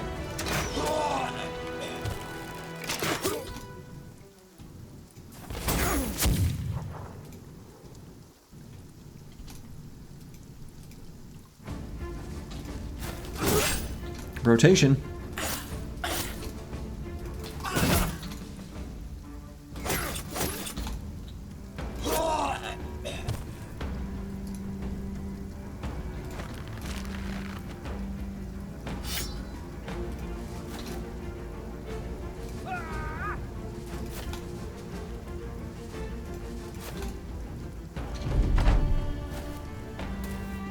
Archer's just gonna, you know, move around a little. Tell my family they can have their bodies back. The dying words of a merc.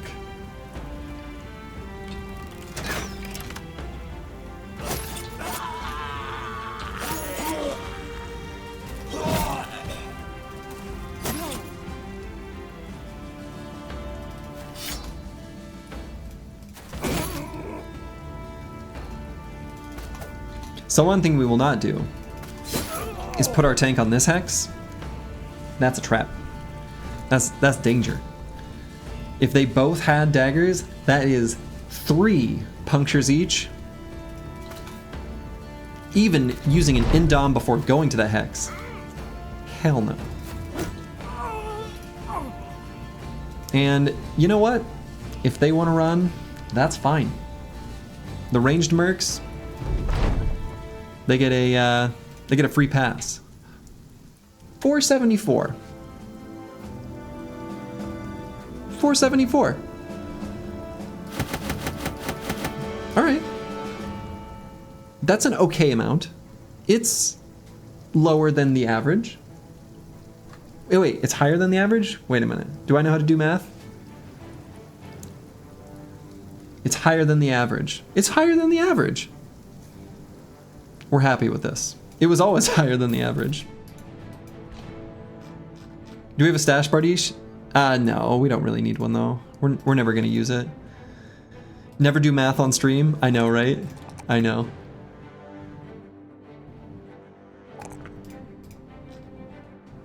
It's either lower or higher than the average.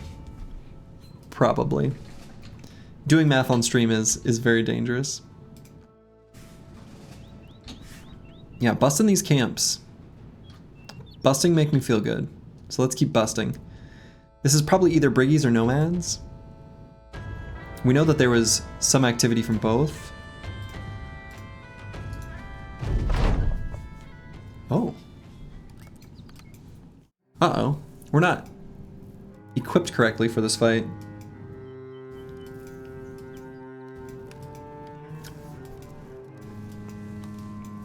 We just do over. Equip a heavy rusty axe. That's a whoops. Put heavy rusty axes on the spear boys.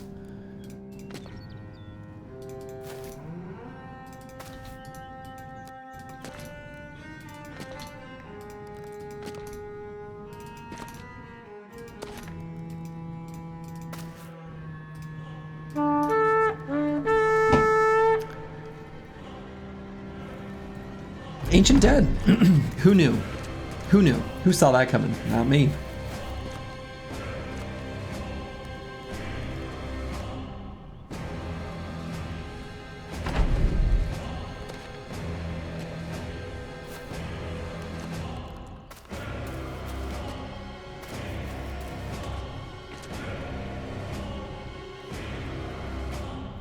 So we'll equip the heavy rusty axes on the spear boys. And we'll check out our ammo situation for the ranged bros. 37? Yeah, I don't know. I kind of feel like I'm just gonna put long axes on them. Akivio, hello, hello.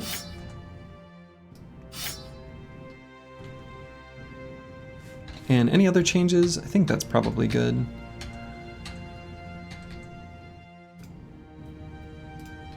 Yeah, that's good.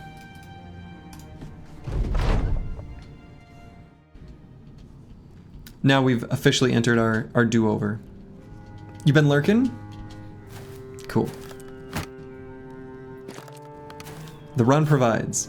You believe? Good. Glad to hear it.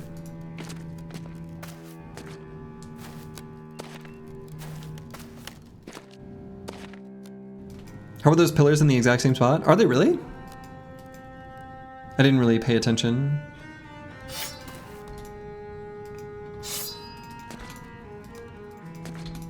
Are they literally the exact same spot? I thought that when you ran from a camp and came back, that it would change the layout, right? Literally, I mean, is that not the case? Is my life a lie? The ones between the lines look the same? I don't know.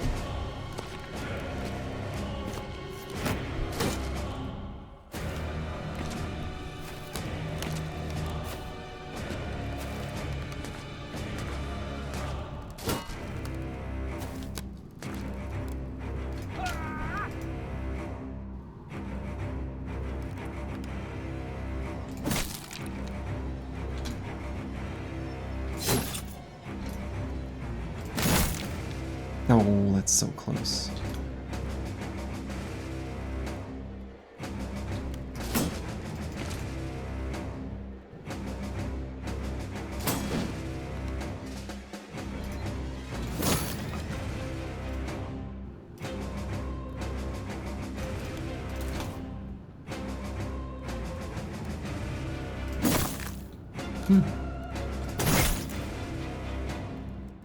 I always get nervous about pushing bros like Lost Guardian forward like to here. I mean, we get a full turn of attacks. We've got like at least one disarm.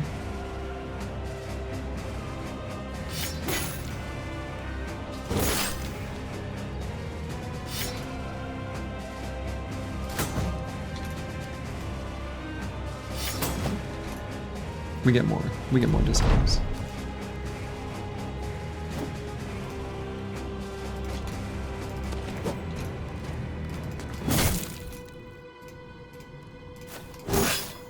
Here we go.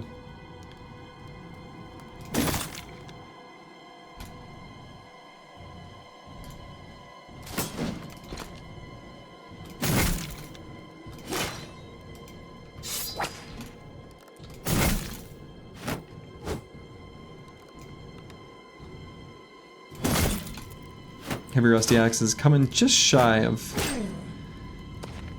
the finishing blows.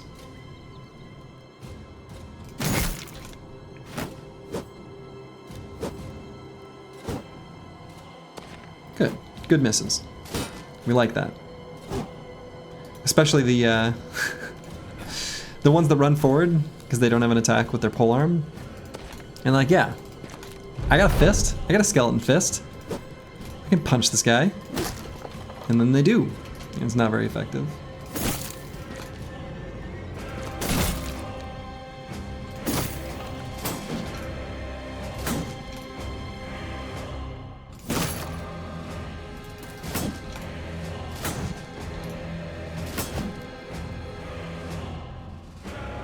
Let's rotate heavier armors. At least in range of that guy. It's a pretty low value rotation, but...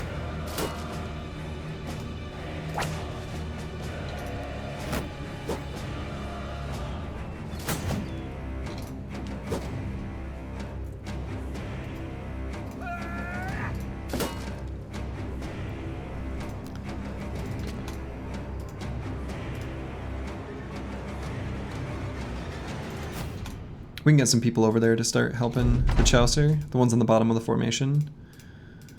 What are they gonna do, you know?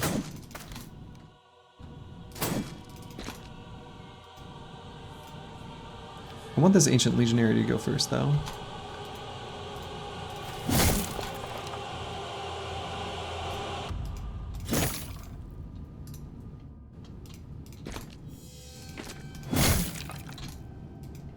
I love on the axe hits, there's like a real high-pitched note, or like a high-pitched frequency component to the sound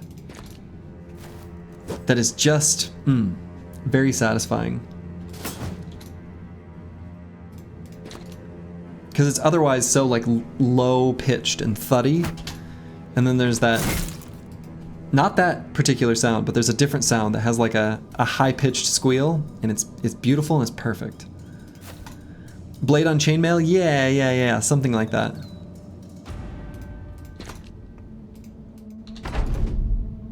The clang of metal on metal. Yeah. It's very good.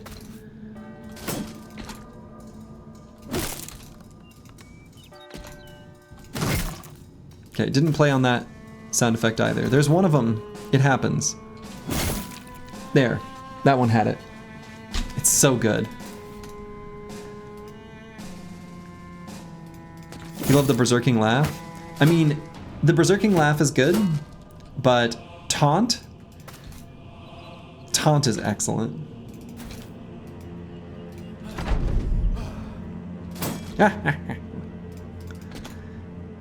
As is attacking with mushrooms.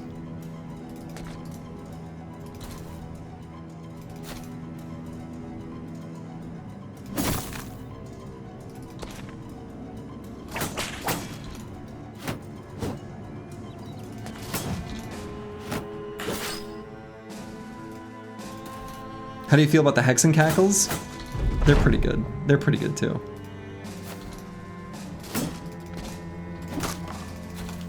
I also like the other little sound effect they make. That they almost like make it's like a very animal type sound. Oh shit! Booyah! Bing! Bang! Boom! Black Crow Balthazar's harness. And that's not the only basically famed piece of loot in this pool. We got ourselves a leather neck guard. This shit's valuable. It's very valuable. Hell yeah. We found our shiny. The team is growing in strength with each passing moment. Soon we shall be unstoppable. Leather neckbeard. YL2SI. Low rolled, but it's something. I mean, sure. It low rolled, but it is like the single best piece of forged armor. We're okay. We're okay with a low roll here.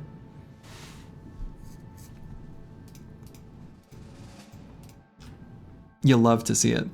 So now this leather neck guard,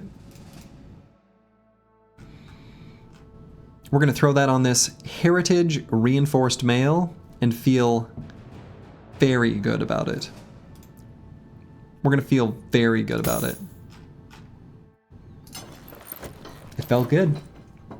I felt good.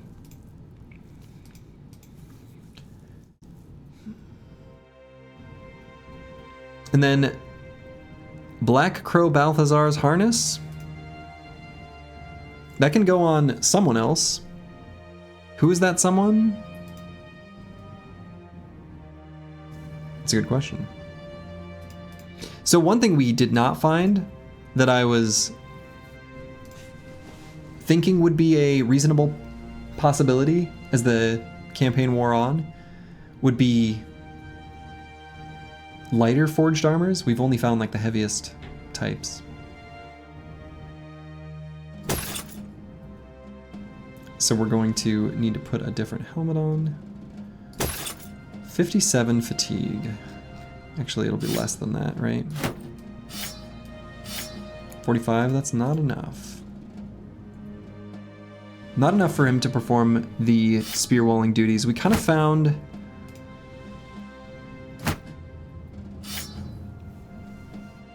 a range that, doesn't quite work for us by having only like the heaviest armors.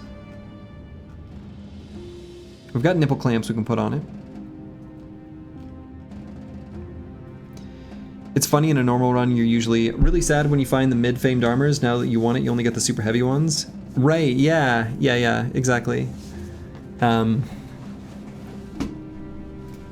Look at all these assassin's garbs, though.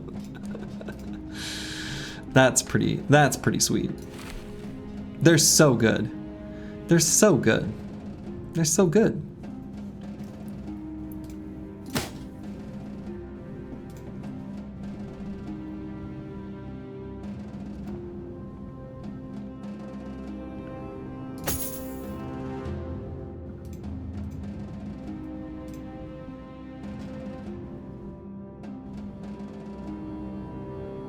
Just get the Kraken done with so we can 16 man it and put the heaviest Battleforged armors on the last 3. Yeah, I mean, that's more or less how it's going to go down, right?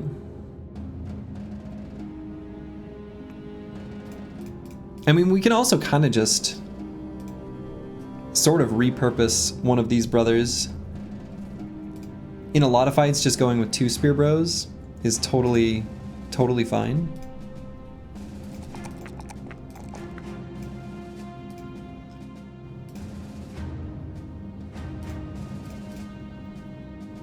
We can just have him normally be kitted out like this. I think that's okay. He's gonna become a newt. Yeah, basically. I think that's... This armor's so good. Spear neutral. I mean, I think this kind of works, actually. I'm down. I'm keen. I'm into it. I support this. Because we've got, what? Only a few brothers without forged. 5?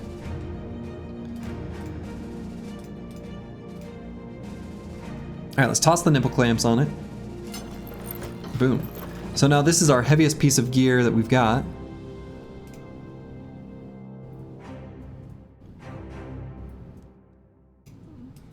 Give it to the Chaucer. Why not? Alright, we know there's a Briggy and a Nomad camp still in this area. Let's try to find them.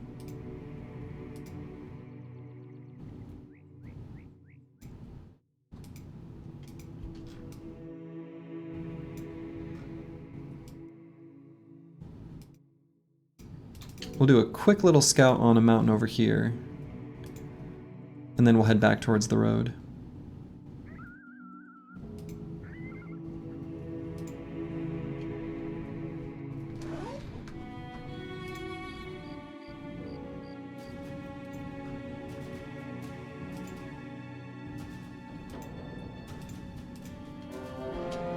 There we go.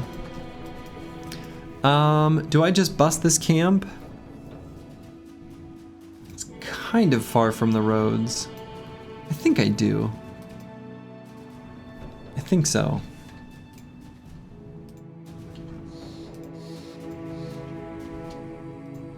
How come that Briggy leader isn't a champion? You know? That's my real question. How come the Briggy leader's not a champ? Kinda should be.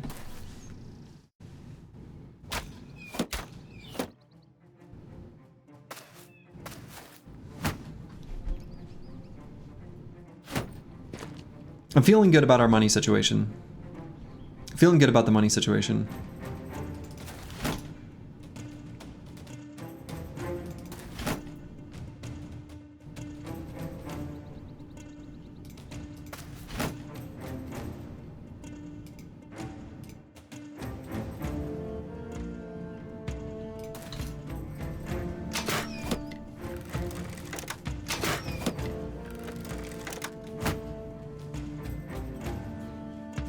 I was telling my my wife during our walk when we walk the dogs before starting the stream. She doesn't really have any context for how this game works at all. Like, but I was explaining to her how and why I was so nervous, and I think I'm like getting her too worked up over it. She's like, we can't have another incident like this. We can't. You can't just, you know, I don't know. She was getting. She was getting pretty like, we can't keep living like this, you know, sort of spirit. And she's right.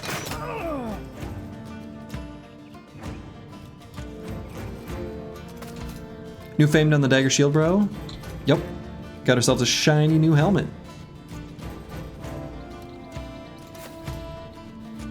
Yeah, no more pouty slurgy after a failed run. Exactly.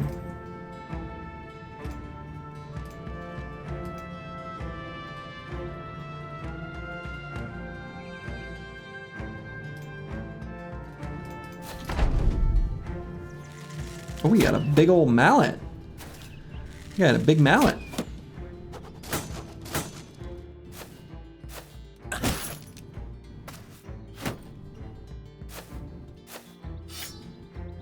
The thing is from a tools perspective, those big forged armors take so little damage.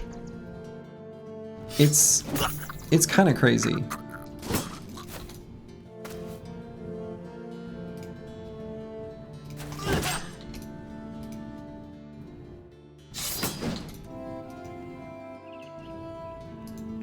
Do you think you're a different person when streaming versus not streaming?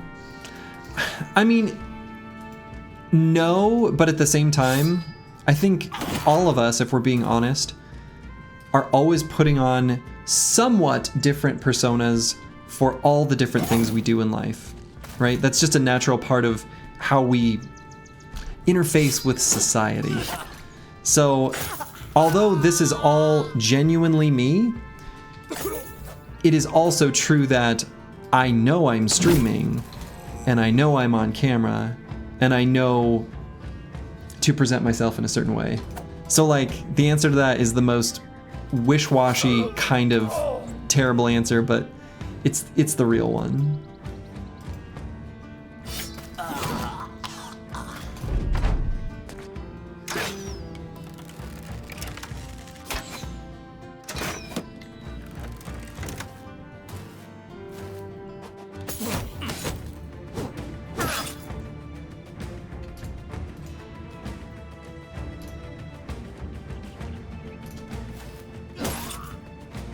Ah, he hit me in the tools.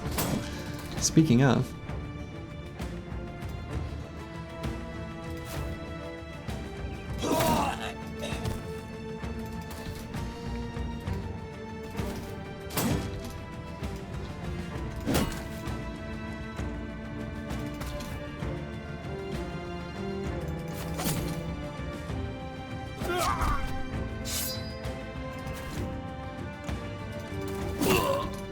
Can you distinguish shinies worn by enemies on the terrain? Yeah. I mean, I can usually tell what the item is.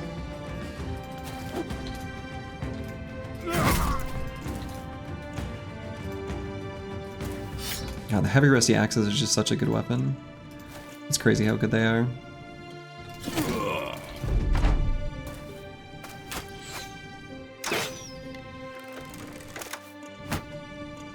Oh yeah, if you mean on the world map, then no, you don't know. You only know the pool that they're choosing from. Didn't even have the decency to flee before the hammer hit. Right.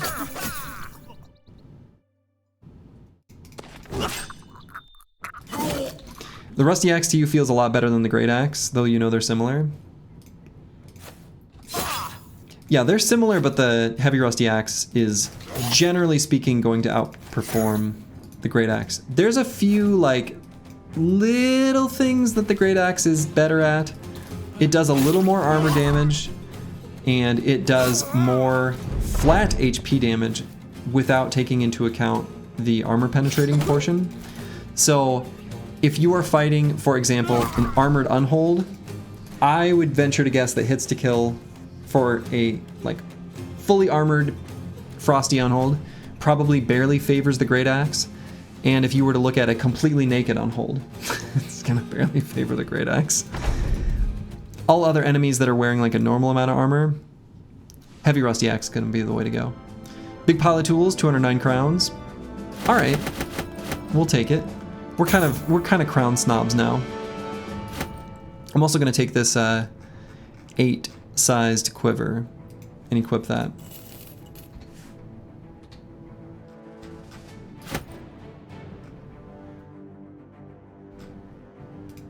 All right, I'm gonna put these fire lances back on the ranged boys, if I can find them.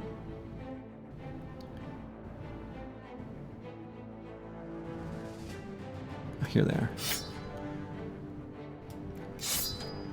Hoarding too much stuff to find what I'm looking for. Money issue fixed yet? Yes, I think so. I think so.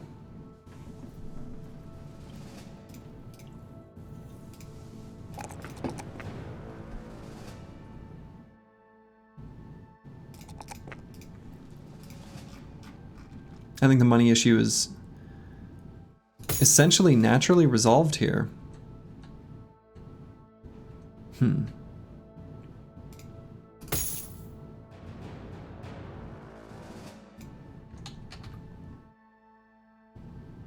We've got 1,000 more than we would need to hire the cartographer. How long do I think it'll take?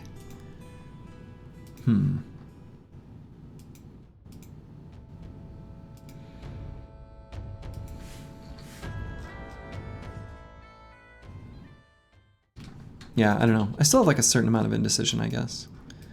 So I want to get back over to the road, but what I might do is head over this way and loop around the top side of the mountain range, since we already explored this area.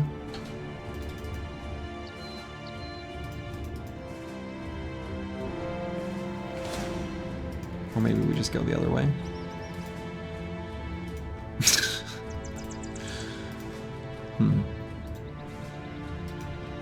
And we could either go up here.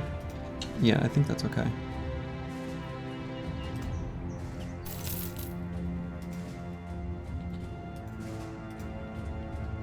Are those the same 12 looking for me earlier?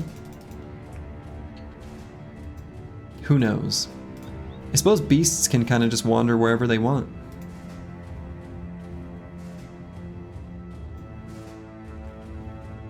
I don't know, have we really resolved our money issues though? How confident in this are we? Where's my champions at? Where's my champion Hedge Knight?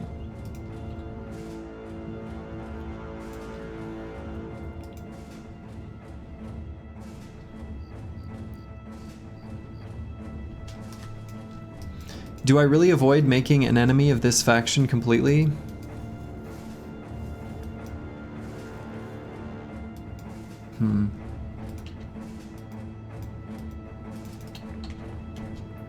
You don't have to worry about working out tonight after putting that IKEA cabinet together? You're waiting for the champion hedge with the damage and pen great axe. Yes. Exactly. So there's nomads nearby, right? They're spawning in a location that is ambushing the road. So they're nearby somewhere. I wonder where.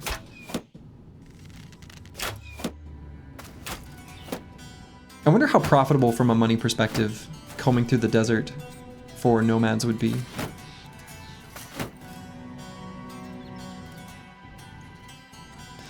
You can fight caravans from a faction and only the military settlements will not like you. Civilian towns don't care unless you kill caravans or peasants from that town specifically. Although that's true, I've found that because individual towns can spawn noble armies, I feel much safer seeing what happened to us in Run 18 with the prospect of just leaving one faction alone completely.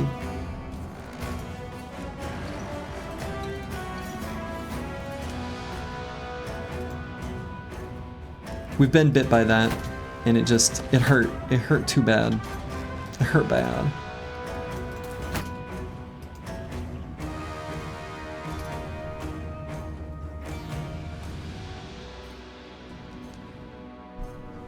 It's an older meme, sir, but it checks out. Spaceballs reference in the wild.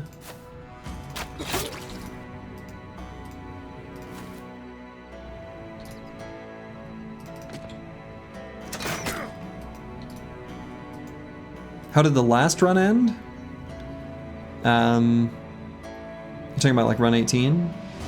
Poorly.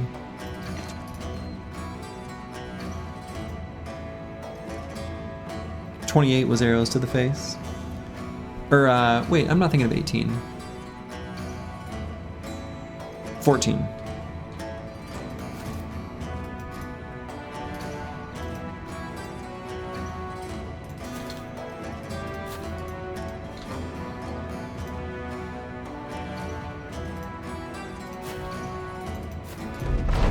Desert Stalker 2025, yeah. Yeah, the practice round was lost in a random early game combat. The practice run.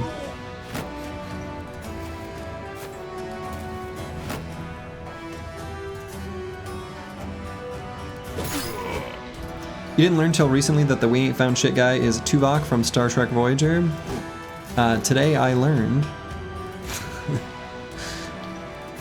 this very fact.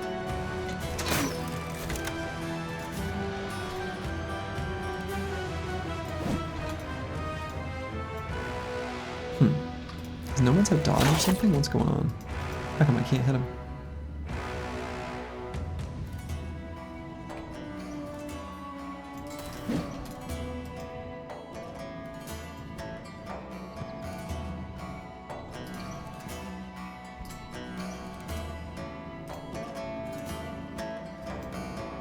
You're kind of glad there was only one practice run since 28? Same. Big same.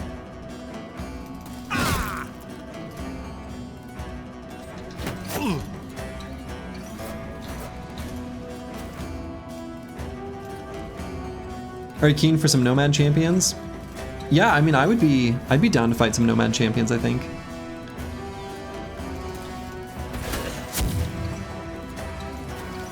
I don't see why not. Champion executioners or blade dancers or desert stalkers, I think, as long as it's not otherwise too big of a camp, I think we would be in pretty good shape to fight them.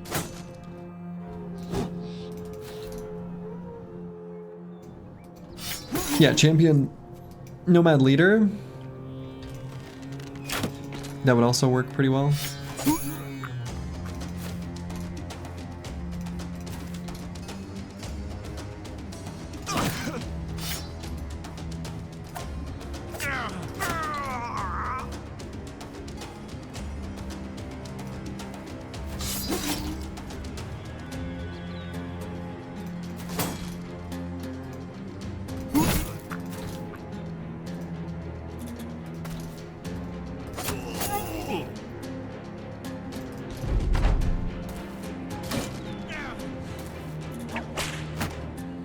Ironically, you saw more champions than I since the start of the stream. Well, if you found any...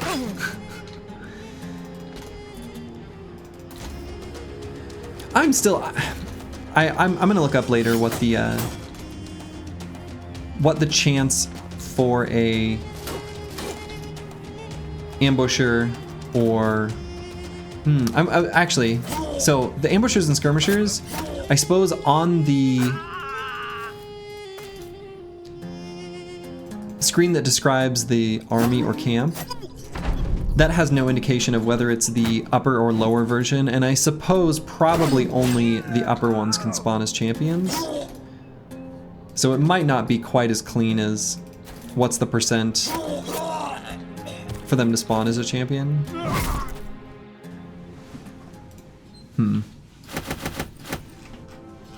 Crowns.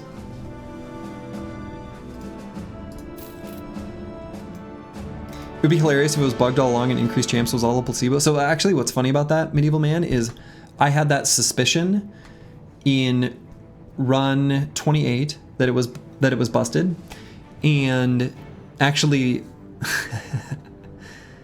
looked at the code, and I'm pretty sure it does work. But I was thinking there could be a bug that is a natural result of just not going to a town, right? It's a bug that no normal player is going to see, but we will. Cool and normal.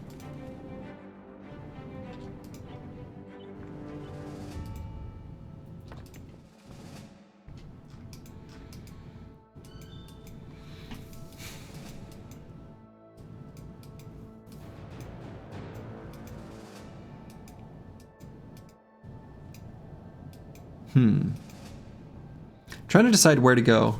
I want to keep being efficient.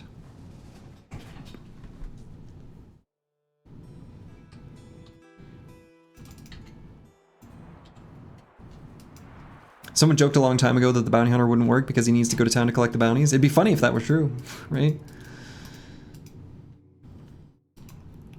Would it result in too many lost crowns to go, like, comb through here and return up, like make a loop here? I think that's probably okay from a pathing perspective. We are also traveling into a region that I've never been to by going here. So it's very likely that there's a camp.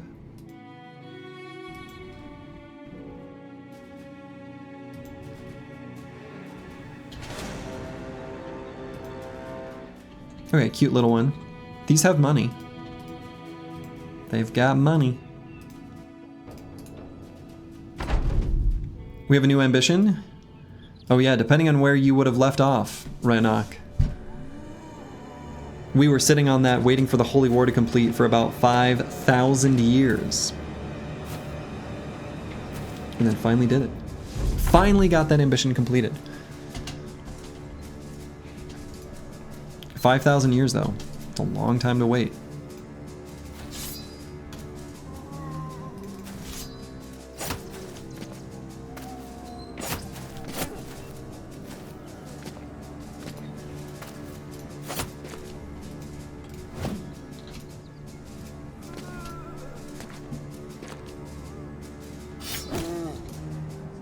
Ain't nobody got time for that?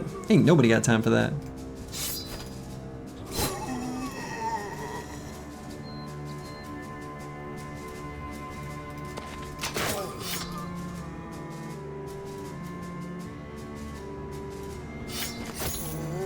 We're gonna save ammo here. I don't think we need to use any.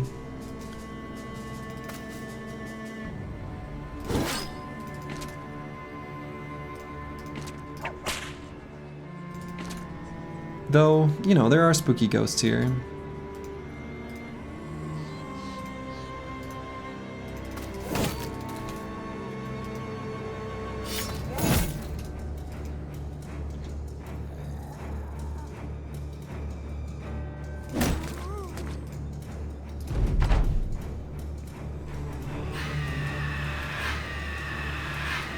But the team is so brave now. Spend the entire Holy War holed up in the desert, fishing for the Crusader event. Yeah, that sucks. I'd be salty too. Salty as the sea.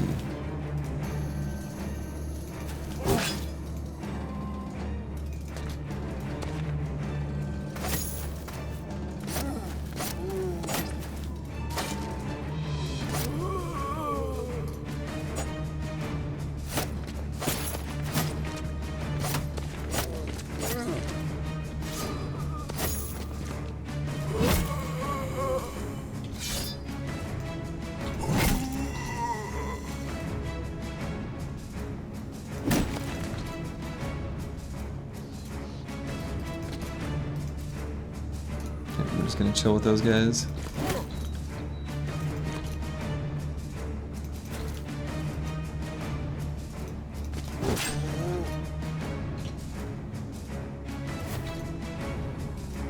Brutalizing barb camps will give you... have to get you a barb bro sooner or later. Unfortunately, there's no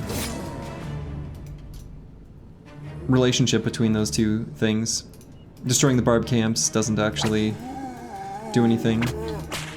If you're thinking of that happening to you in game, that is a contract specific event.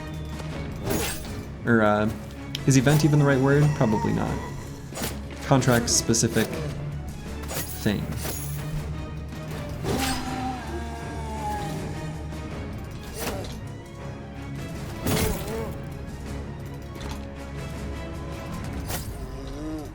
Yeah, I guess twist. Twist feels a little like it has negative connotations.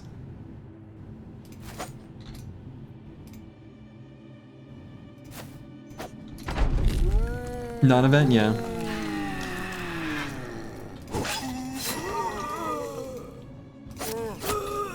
Yeah, the things that actually get you, like bros, are all... Every single one of them that is relevant to this challenge run is outlined in the Discord.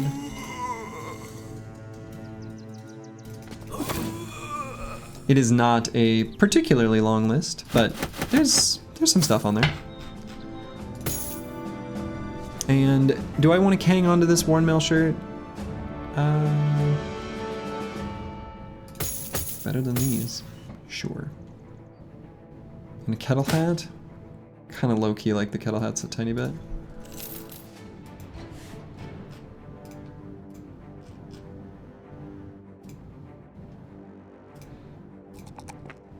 Any second now, a drunk/giant max roll barbarian will spawn, you're certain? Yeah, any second now. It's right around the corner. These veteran levels are feeling pretty good though. You're kind of tipsy and 6'4". An accurate description of the broadcast Briggy a lot of the time as well.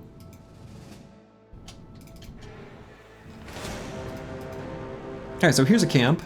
Oh my goodness.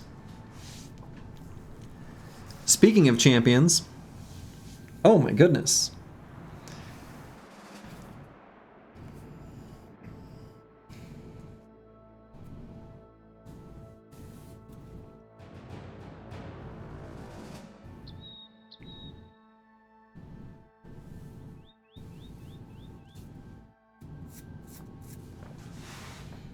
Please take that at night? Yeah. You don't think the team can do that? Oh, I do.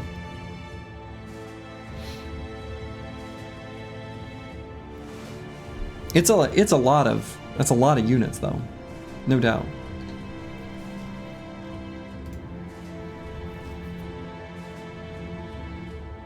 Blade dancers are spooky? It's just one. You think this camp is too high risk?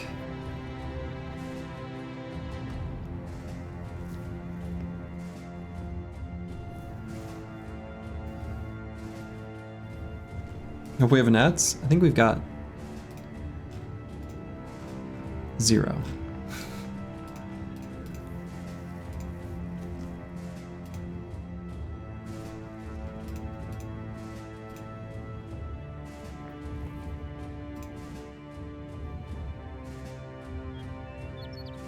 Is that like 28 enemies in there?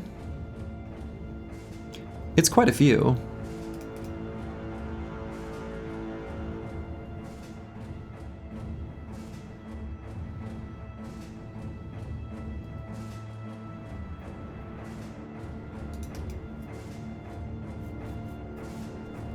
I don't know, it's not that many archers, right? It's only many.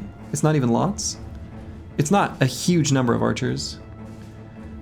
They've got the Master Archer and the Desert Stalker. Well, so it's 2 Desert Stalkers, right? One's a champion.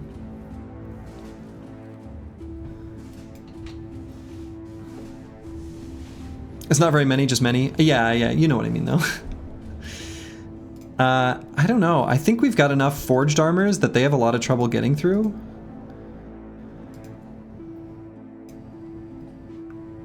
I mean, call me crazy, but I don't think this is that bad.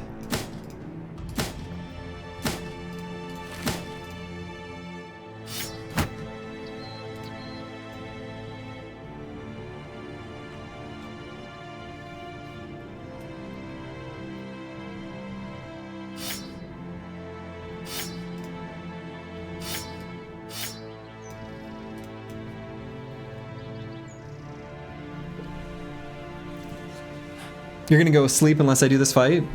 I mean, I'm thinking about doing it, right? I don't think it's that bad.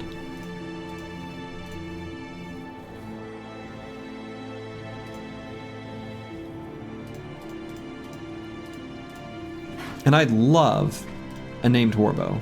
We're definitely doing it at night.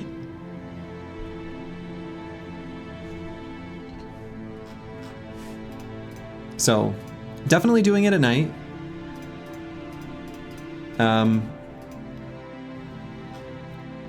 I think we've got shields and weapons up to task. I think we can spear wall and hold off a decent number. We've got the other tools and things that can deal with...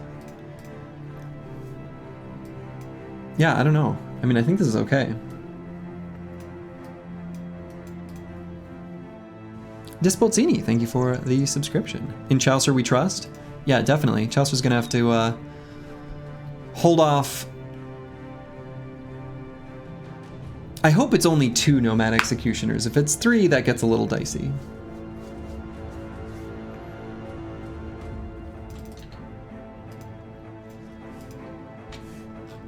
Alright, first things first, we're gonna get just a tiny little snack. Just a teeny tiny little snack.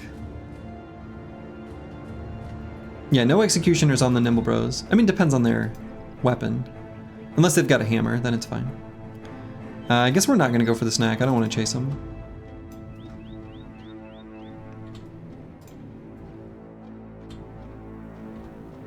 Run 28 PTSD. Let not the past blind us, for we pave our way to the future.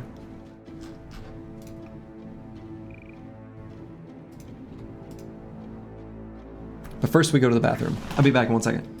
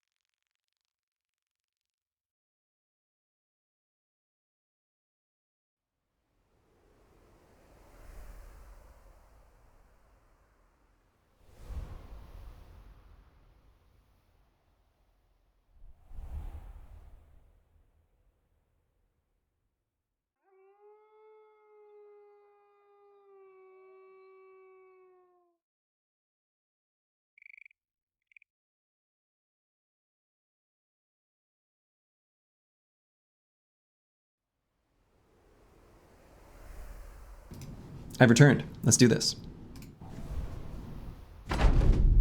31.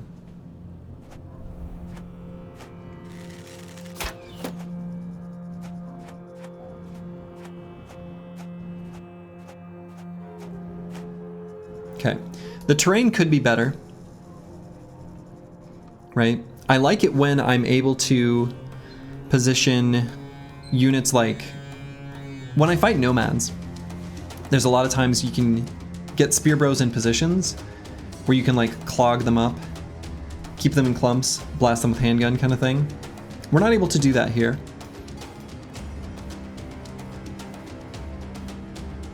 Here's one of their leaders. Let's see how the rest of them approach. Here's another leader. Looks like a decent clump. I mean, sure, it's a decent clump. It's just not one that we can sustain in a clump with just spear walls alone, basically.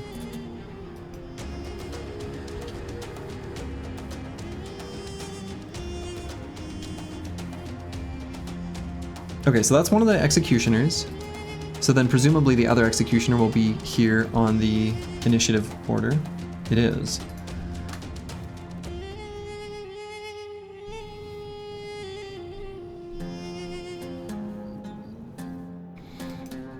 So if we can get the Chaucer on both of the executioners, he's actually like gonna hold them off quite well. I don't know if we can get him on both.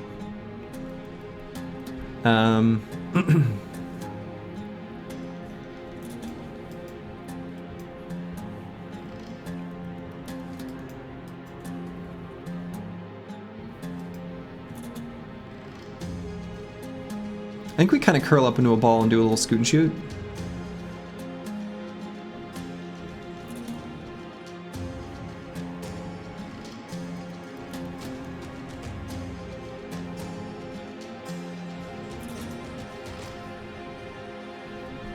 I think that's the play.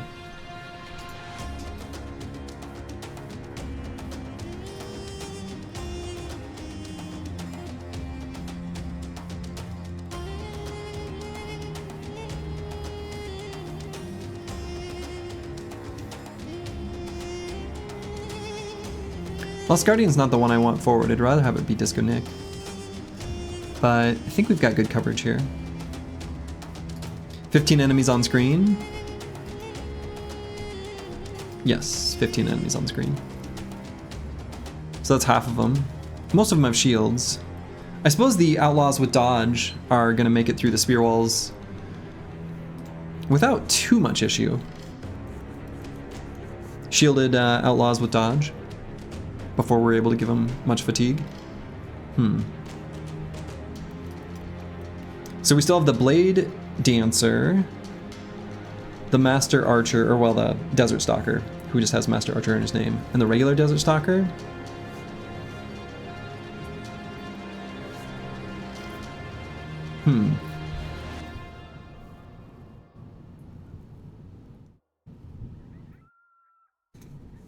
So then that must mean there's one more leader we haven't seen. Right? Yeah. So one leader, Desert Stalker, other Desert Stalker. What are the other units then? I suppose they're just outlaws that are hanging back? Must be. But they got the Blade Dancer. See what their Blade Dancer has.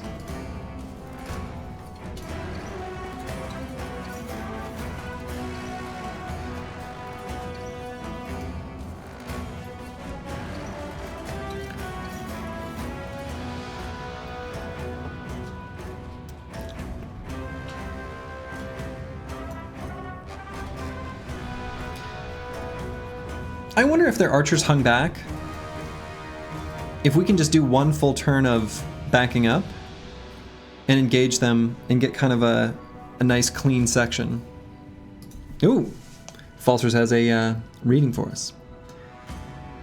Brothers, let us turn to the Book of Nomads, chapter 6, verses 90, 102.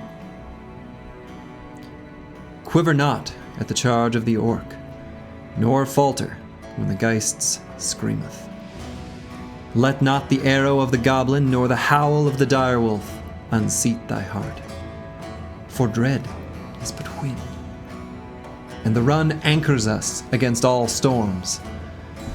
The brother who standeth fast at the line shall be held in the warmth of the run. Fear shall not claim him, nor arrow, nor spear, for the run rewards courage.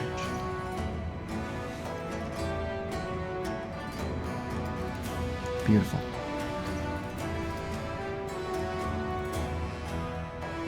So I'm going to retreat back 4 hexes.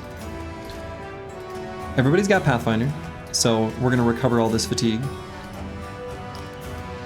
What I'm looking to have happen is to get a better lineup on these 2 executioners.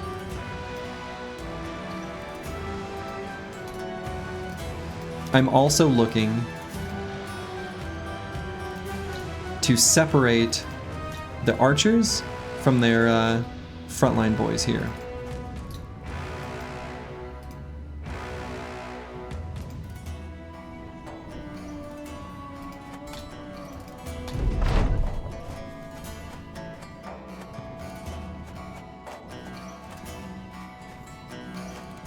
I guess it gets awkward if they don't move forward, huh?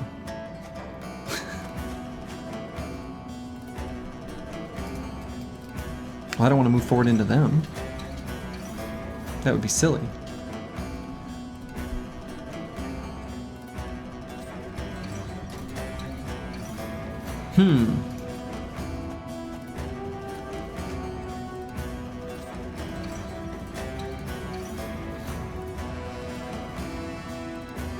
If you're new here, you should know that these texts are both very normal and extremely cool. Yes, it is known.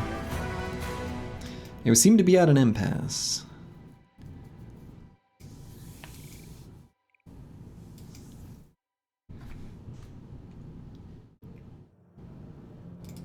Just back up 2 hexes.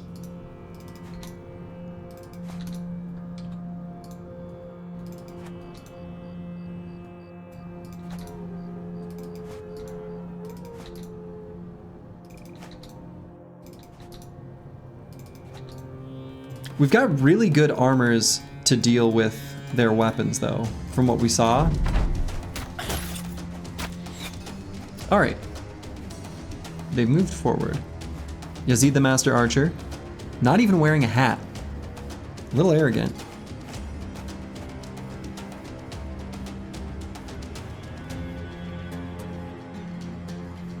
Here they come. I wish I knew where they're...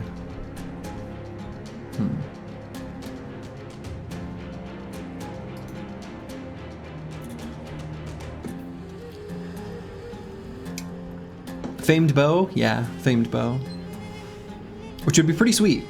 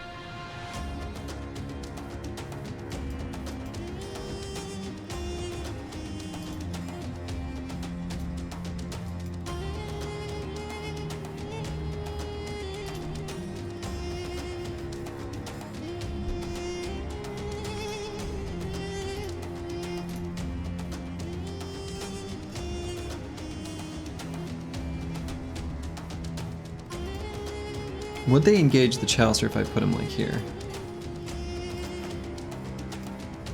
He's got Lone Wolf.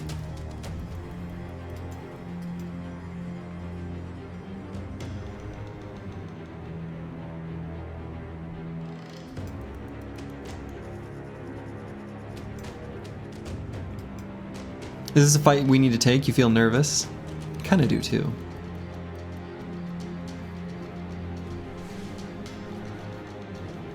Generally speaking, in these big fights though, the fact that we have Fearsome and the fact that they don't have any good way of recovering the resolve means they're just gonna, at some point, kind of fall apart. That's why I wanted a good spot to be blasting with Falsers here, actually.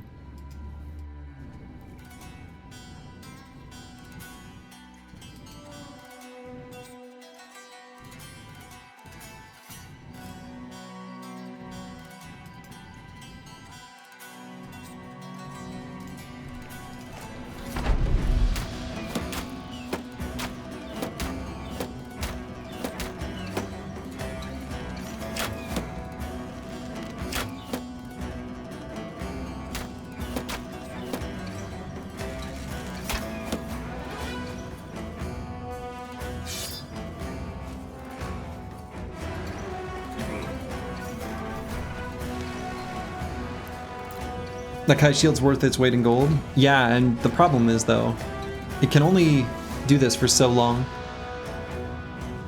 I wonder if we don't have the damage output to do this fast enough.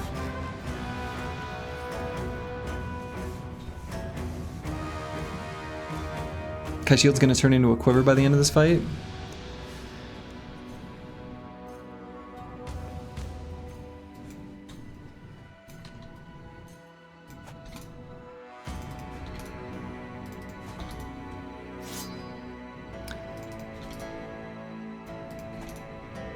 Decided we don't have to do this fight.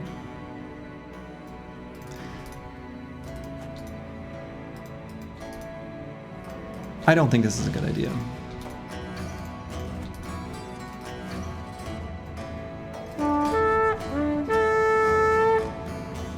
There's a piece of me that's like,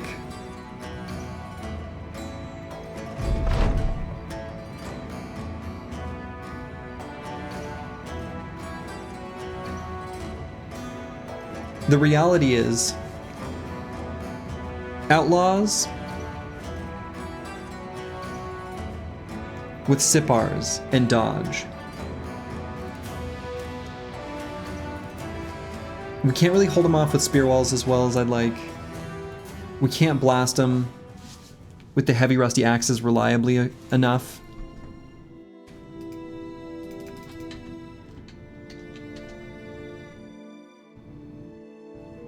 I hate running from fights. But even more than that, I hate dying.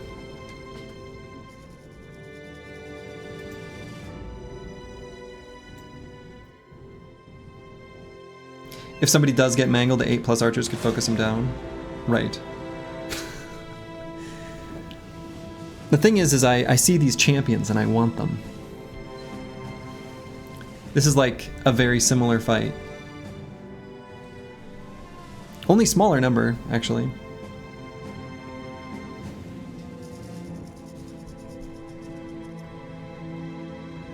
Unfortunately, it just became day, so we're not going to do this one either. Actually, we'll do this one. We'll come back for these. There will be a time when we have grown stronger, and these will be fine. Yeah, the one executioner does make a big difference. It does.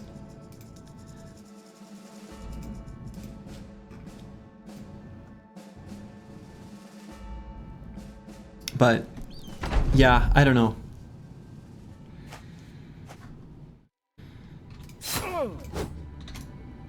Feels like it's asking a bit much out of the squad.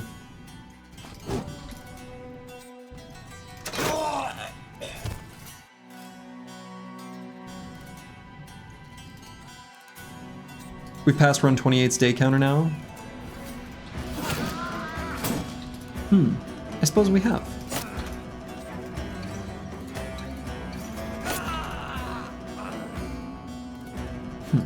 We have. Lovely. You love to see it. Brave, brave Sir Robin, brave Sir Robin ran away. He bravely ran away, away. When danger reared its ugly head, he bravely turned his tail and fled. Yup. It wasn't the fight for us.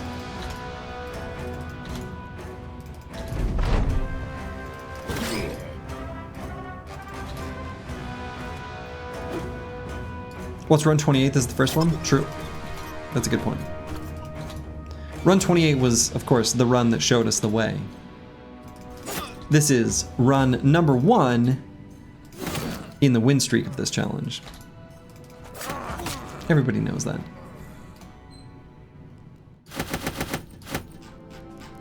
19 ammo. But yeah, that fight, I don't know.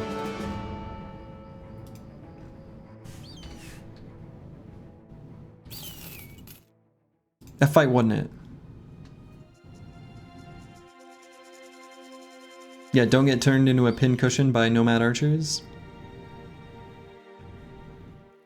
Yeah, and again, I think in those fights, you know, seeing all those outlaws with Sipars, the terrain wasn't favorable either, right? I like those fights when I can block little sections. And that tactical layout didn't provide that.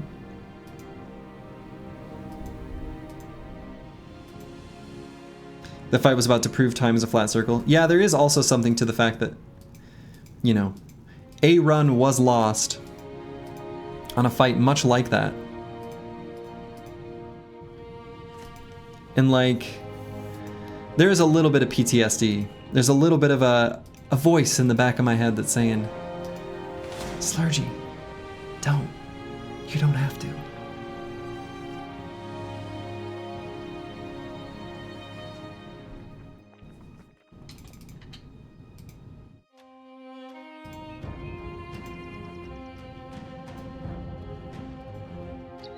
So let's just find littler groups of nomads and briggies and other such things to fight instead. It's a smart voice. Yeah. Alright, well there were some goblins here. Any champions among them? Peasants, goblins? Ooh. What event is this? Some miner's expertise? What is this?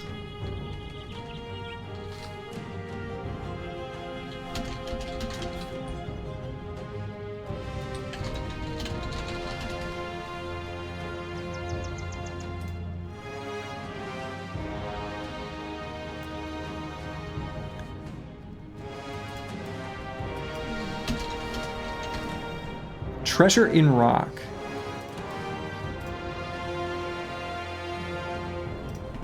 Okay. Okay, so some miner's expertise could be of use here. Gives us two uncut gems and a good mood for the miner. Unfortunately, those gems are useless. Let's Dig has a chance of getting us tools and possibly a temporary injury.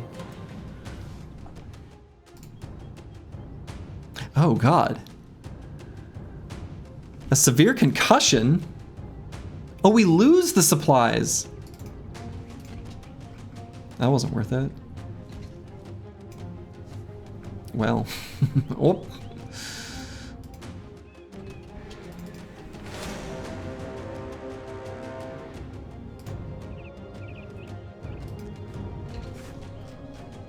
Yeah, on our best bro, right? Well, that's too bad. But hey, here's Orcbane Company. They've got a master archer.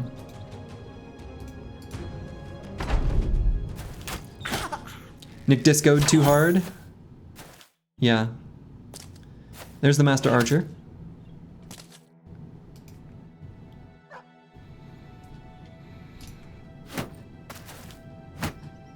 Update the last event to 190. Yes. 190. Consider it done.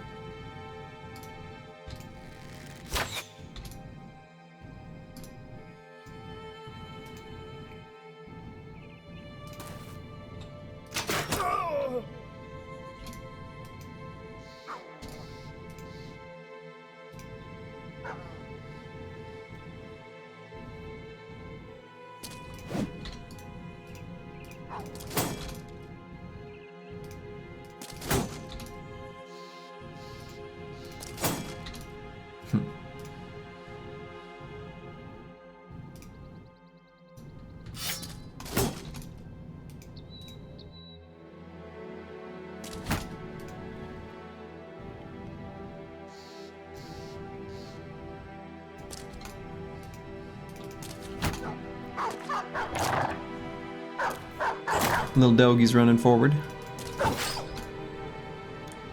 Doges.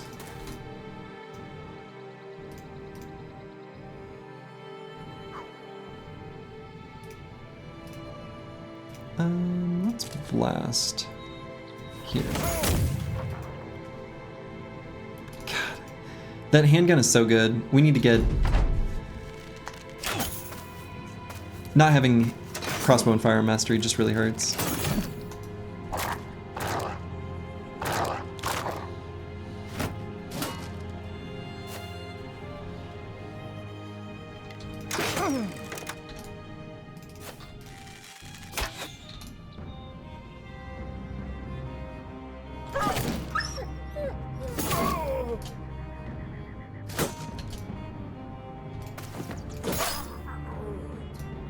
The gun is slapping. The gun slaps. This is accurate.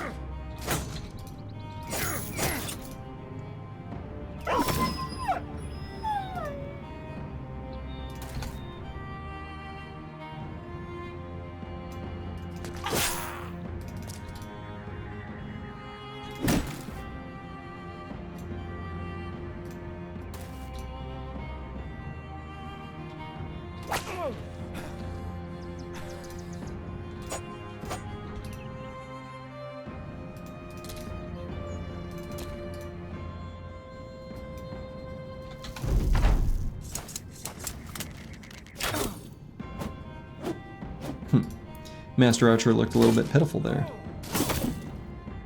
Alright, that guy's causing us some annoyance. He's hitting our boy curse word.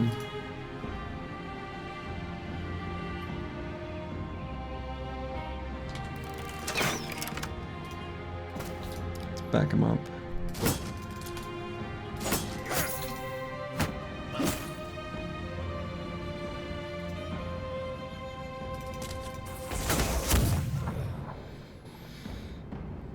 You know what, let's use a little ammo. I think that saves us tools to do so. Petition to rename the gun the Voice of the Righteous as it loudly rains down zealous fire onto the heretics.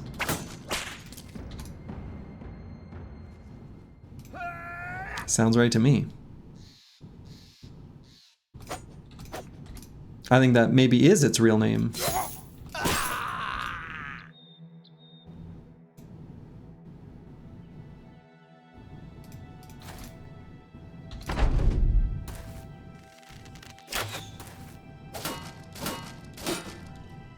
Okay, we are indoming there, but we don't want to turn without indom with that puncture, you know, doing its punctury stuff.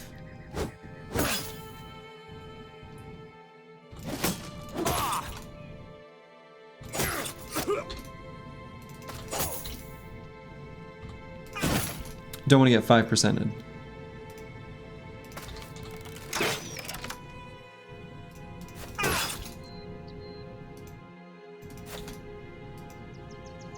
Didn't realize the lunge could exit zone of control. It's kind of nice. Yeah, so that actually makes it a legit reasonable option for a weapon on a tank. Because there's some situations where you need a guaranteed zone of control exit, and it can provide that for you. And it's also a pretty light weapon.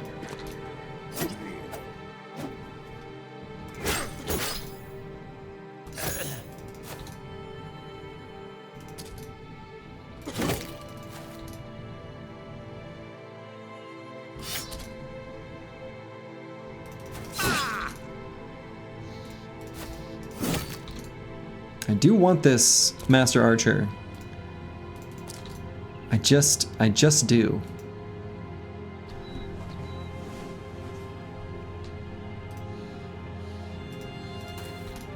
I don't want him to get through. Don't want him to get away.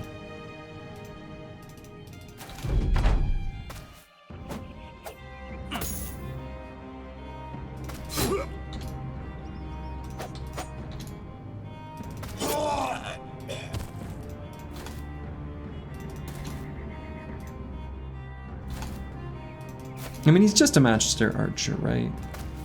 He's just a Master Archer.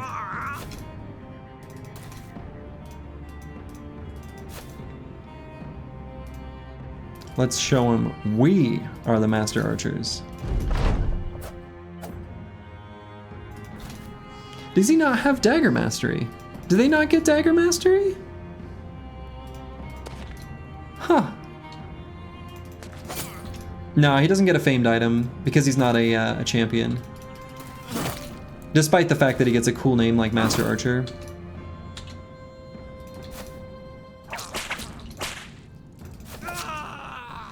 Cool. The Chaucer gave him a little stab. All right. These merc fights are always good. They always have such good, you know, supplies for us. Just a day's worth of wages, I guess, but still. Master Archers can be, yes, they can be. The possibility exists for them to spawn as champions.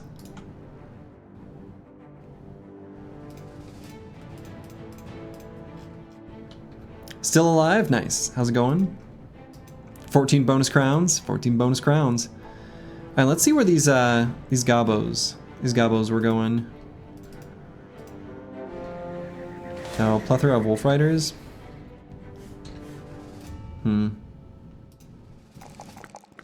Oops. I almost wonder if I don't take that fight. I don't know.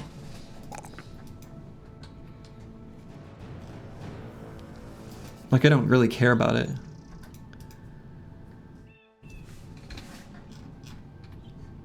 Sounds like a plethora of fun. Does it? Oh! Oh!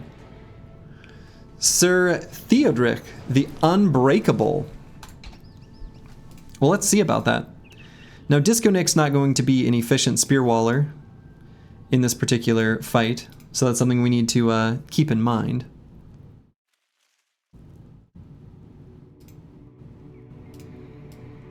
Let's get a better armor equipped up here.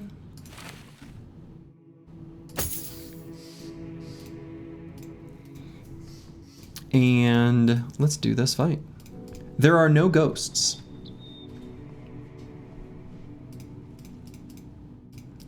But we got a champion here.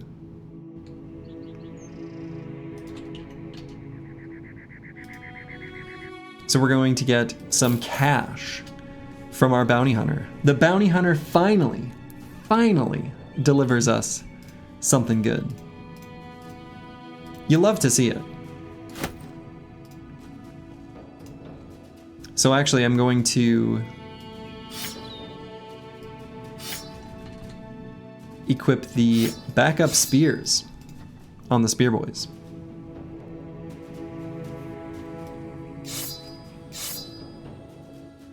How do you know it was the bounty hunter? It could have just been them. I mean, sure, right? We know that the bounty hunter is contributing to the percentage, so like,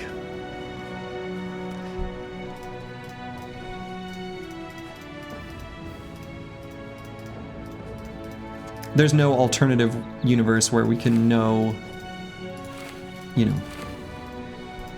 what would be there if the bounty hunter weren't on our side. Alright, I think we just hop in and do this. Rewarded for our stalwart persistence. Yes. So let's see if we can see where the possession happens, revealing the necromancer.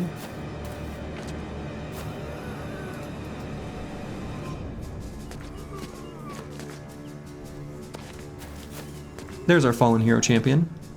He's got a kite shield. Could be good, right? The possibility exists.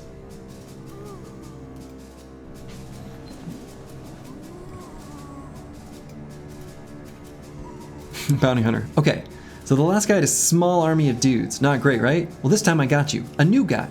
And while he also has an army, there's a bunch of losers who are dead. It should be easy, right? Right. Legendary hatchet? Yeah, no, it's the shield. It's the shield. I recognize the art.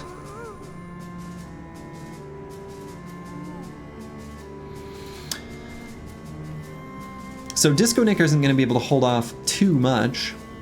I could put him just right next to Boilerplate. 2 spear walls there. It's not the strongest, but then we'll put like well, I don't know, maybe Disco Nick there. Lost Guardian there. Boilerplate's going to have his work cut out for him. So I'm actually going to kind of do a little bit of a small adjustment.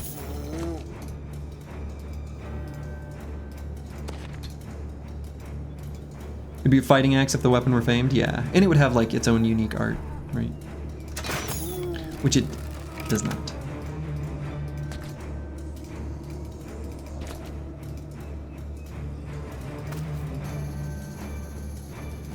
And just in case there's a possession,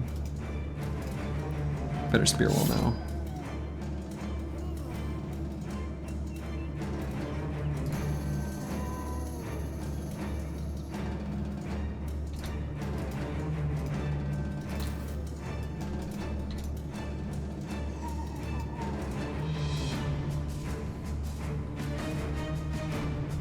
Famed Withered Kite, time really is a flat circle.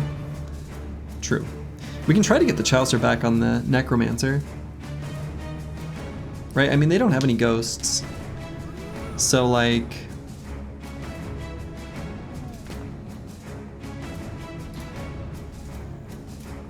I think it's actually fine.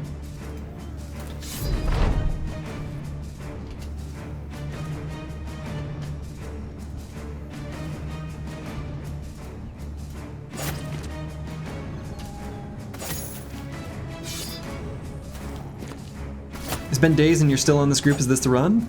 Oh, definitely. This is the run. It is known.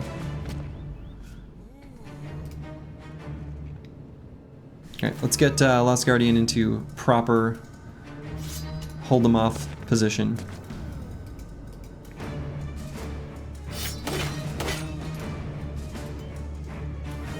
So let's make it so he can't get engaged by these fallen heroes. I think by running to here, they will ignore him and just simply go forward. Completely wrong.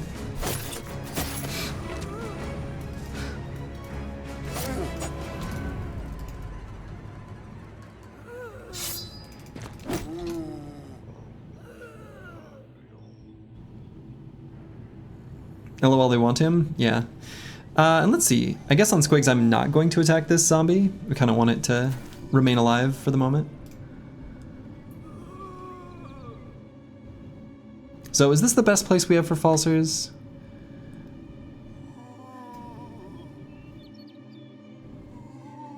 We can't shoot over these things.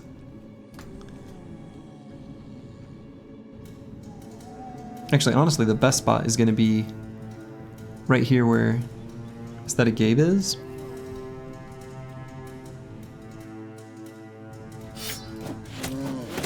So we'll just chill there for the moment.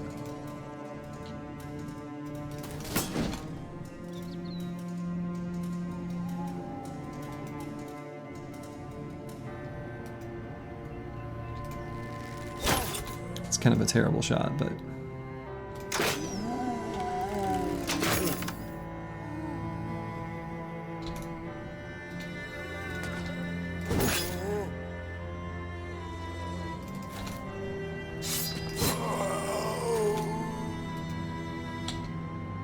Necromancer already feeling a little bit sad.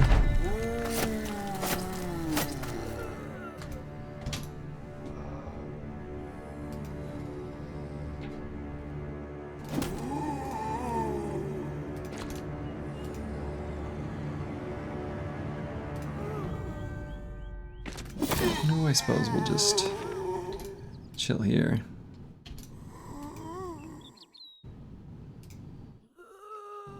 Do I move Falsers here? I think so.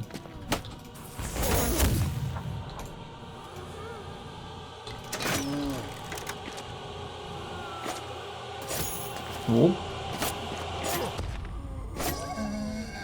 Alright, how's our spear holding up? Pretty good.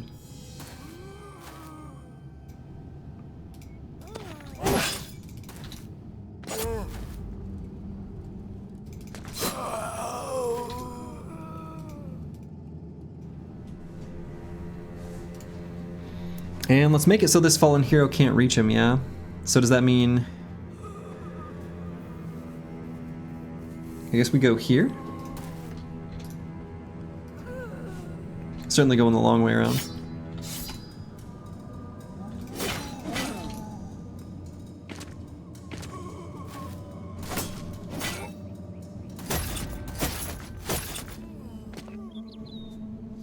Boo. Let's see, so... Do I try to just blow up this fallen hero? He's probably gonna be the one that gets possessed, huh? So we gotta push him away? That's too bad. No, not getting possessed. Any world where I can take him out?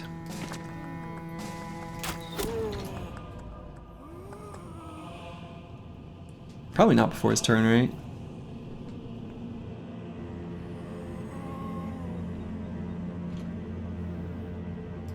Cuts into our total spear wall time, kind of an obnoxiously high amount, but...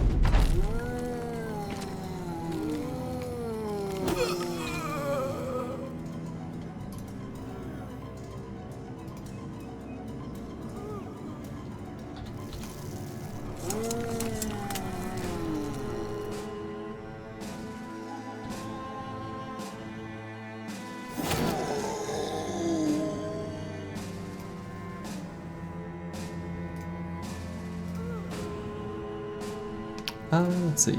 I guess I'll go back here.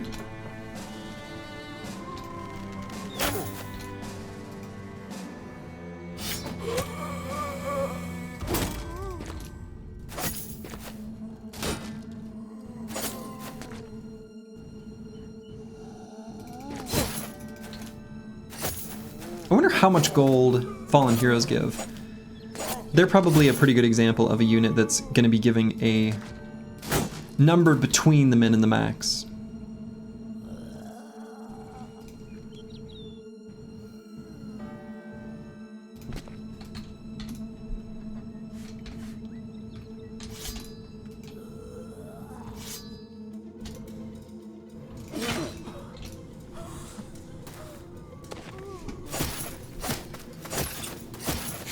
I've got you now, yeah.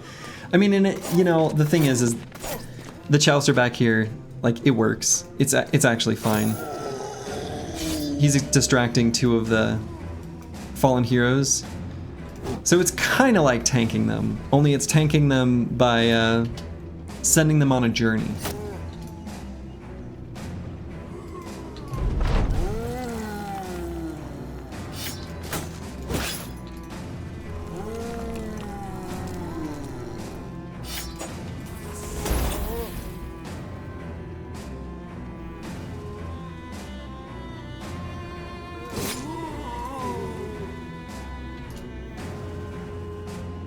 Yeah, we got rid of our ability to disarm by putting this heavier armor on Misha Twitcher. That feels incorrect. It's just... not a thing that I think makes sense.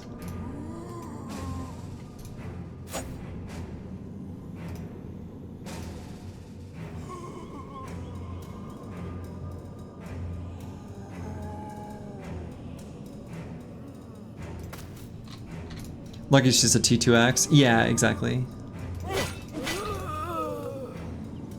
It's not a very scary weapon.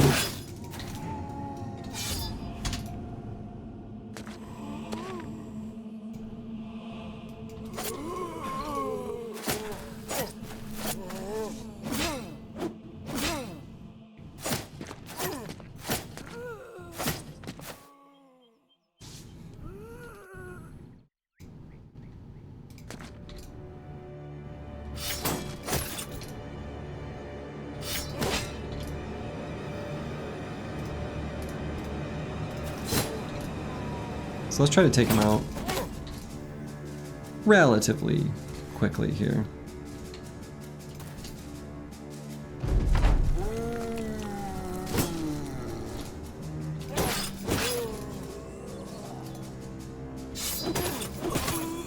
There we go.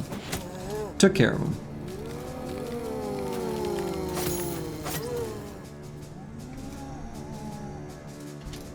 Back to normal fighting.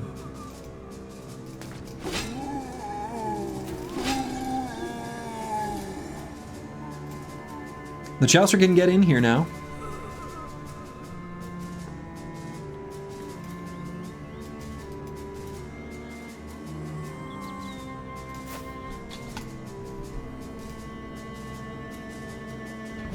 No more possession. No more artificially raised zombies. Finally, your fat ass was running out of stam.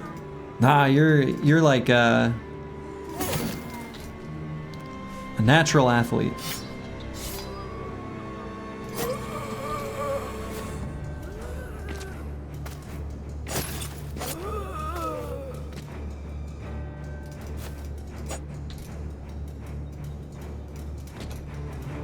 I mean, poor Disco Nick entering this fight with a concussion.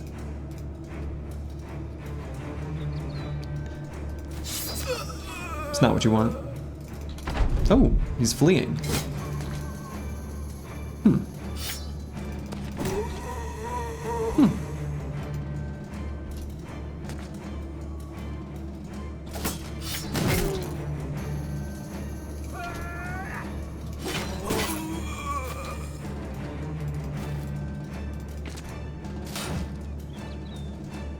Let's see, what is their hit chance?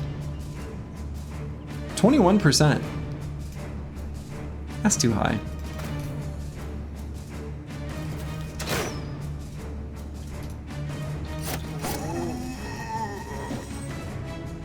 These ones are going to be similar.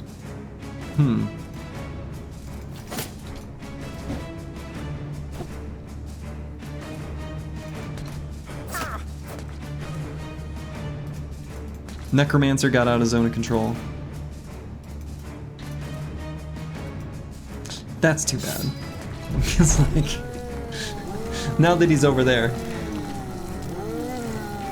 he's gonna rally and, well.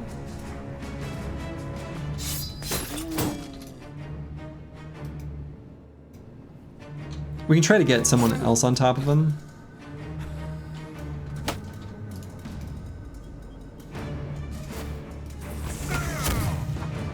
Falsers can blast him. Counts for something.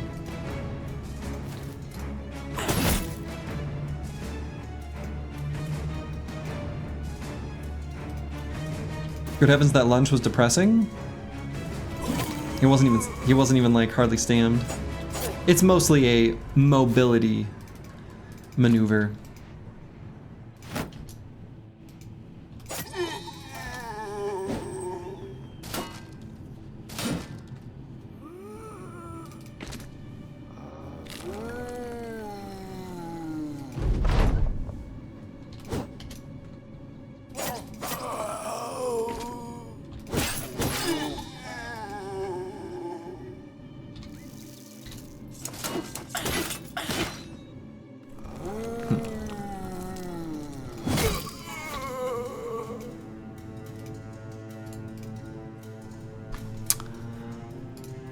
Let's see. Let's do that to cancel the possess.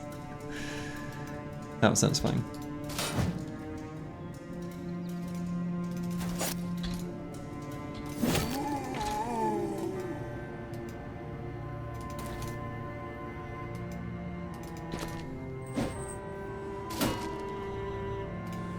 Blue skip turn button.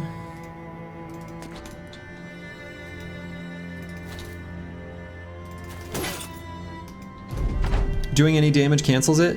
There's a threshold. Like, there's a certain amount you need to do.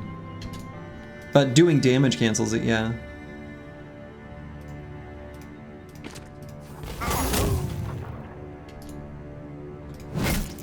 Goodbye, Mr. Necromancer.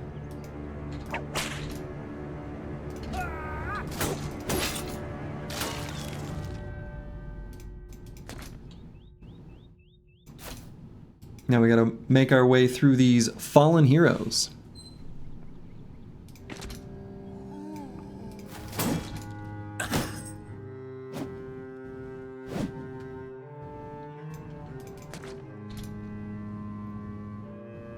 Before they take down too much of our health.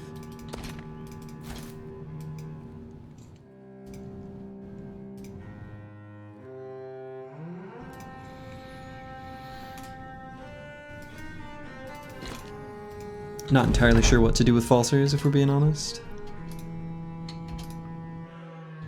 We'll just reload, kick the can down the road.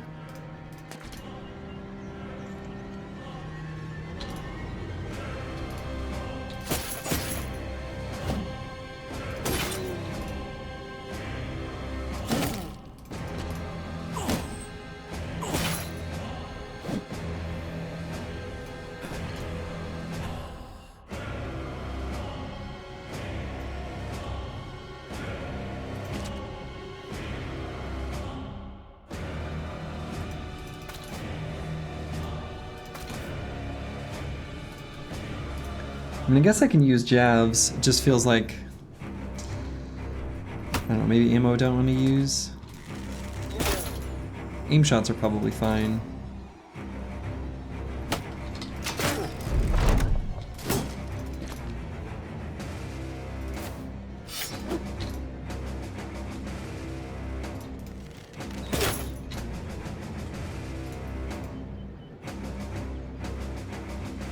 What does the shape look like? It goes to the bottom one.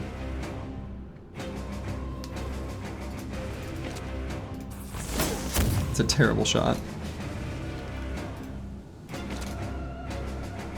But it's our terrible shot.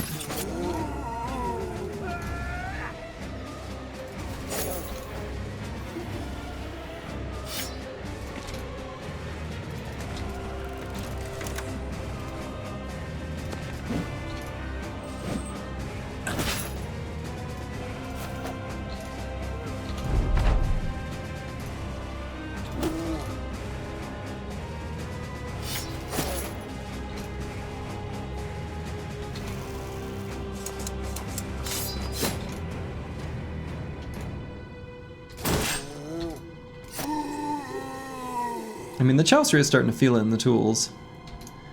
They're certainly getting them there. And, by extension, all of us.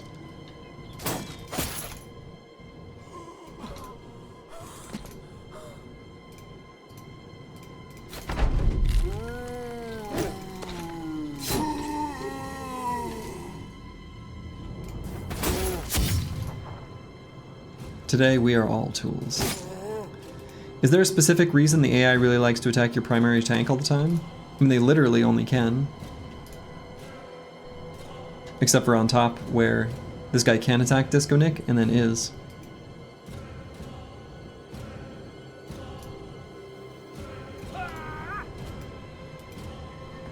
Yeah, that's true. We are going to get a decent return on tools.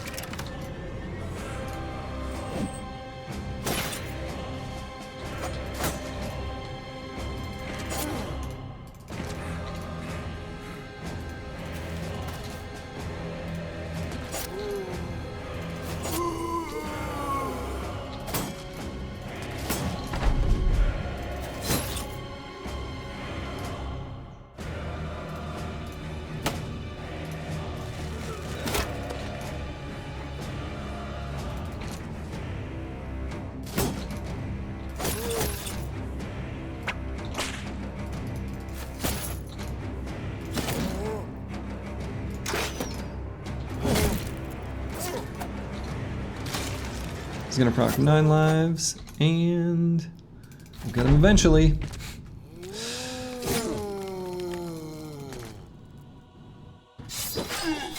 Plunged.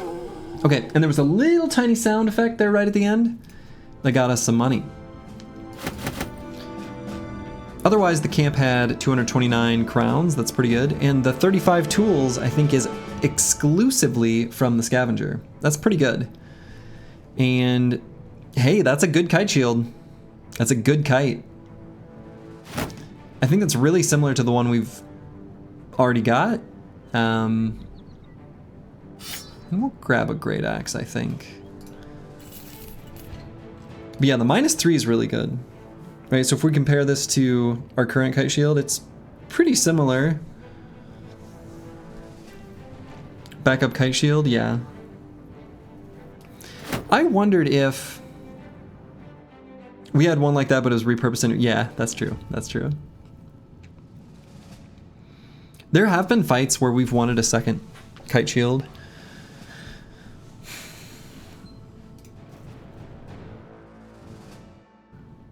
I kind of feel like we need this bro to have the fatigue to make use of the disarms. And we would rather just have Aesthetic Gabe go out on the battlefield like this. As kind of silly as that seems. Lunge is going to do basically nothing. That's okay. It already is mostly being used as a tool just to reposition.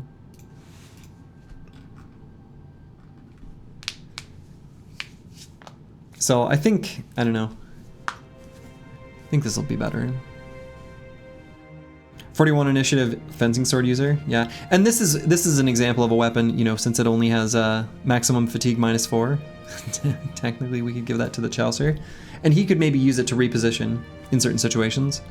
It's not the worst thing I've ever, you know, it's not the worst. You know, we could give Aesthetic Gabe something else, I don't know. Ideally, eventually we would find, you know, some sort of very high damage efficient little goblin one-hander or something like that.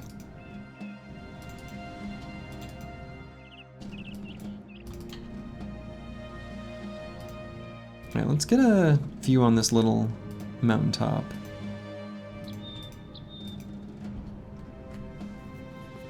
Mercenaries pass through here. There's mercs all over now. I think the mercs are worth chasing down.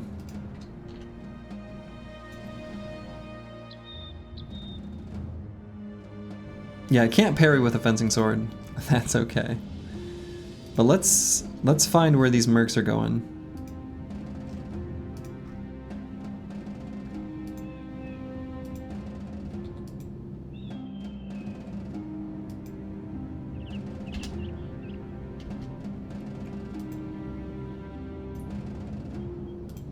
That's true, we are gonna get the lightning sword eventually. We need to complete this, alright. Hired by House Eigloff. Black Company. So here's the problem. House Eigloff is gonna go to hostile if we attack this merc company. I do still want to keep open the ability to get more recruits.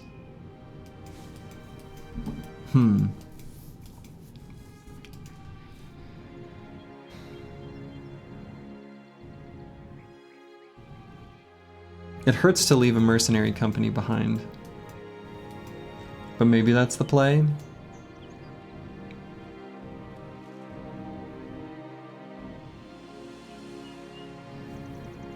Yeah, keep that area for event farm. Yeah, maybe. Also, did I look at...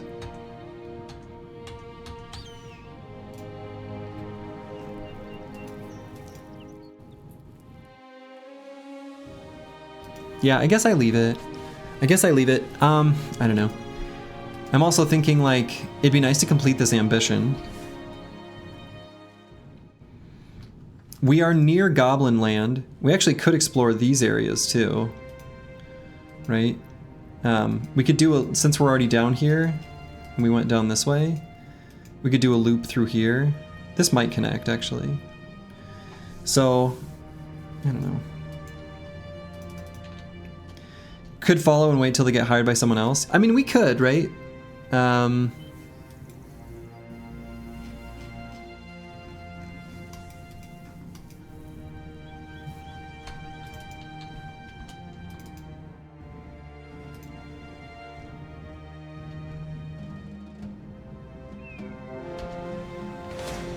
Yeah, there's gobos here somewhere nearby.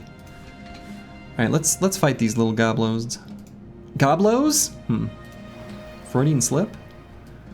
Maybe I meant it that way.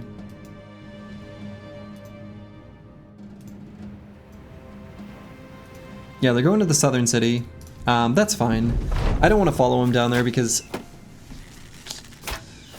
I feel like it's not necessarily a good use of our time. I don't know. I'm not convinced. I think I'd rather go find 2 goblin camps to bust, complete this ambition. That should get us really close to the next retinue slot. I'll feel better with the cartographer.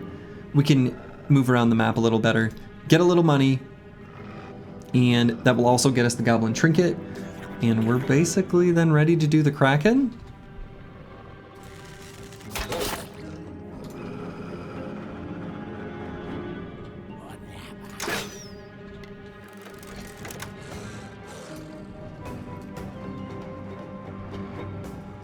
All right, we're gonna chill here for a moment.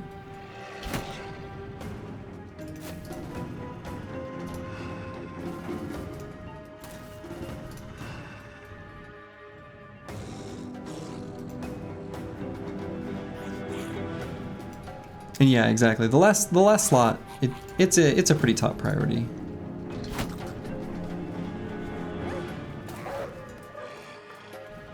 For sure.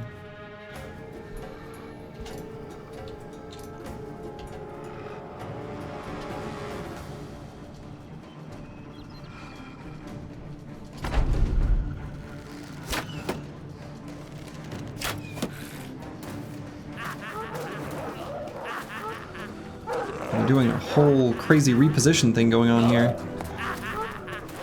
These wolf riders, who knows what they're doing? They're out of control. I don't even think they know what they're doing. I know they don't. There's no way they could.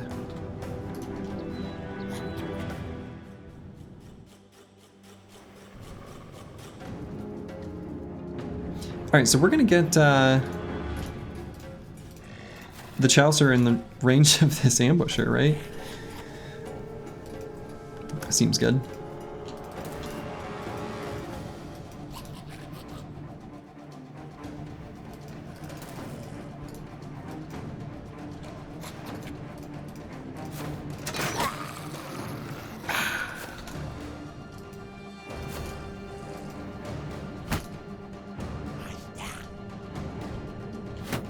Hey Slurgy, how we holding up?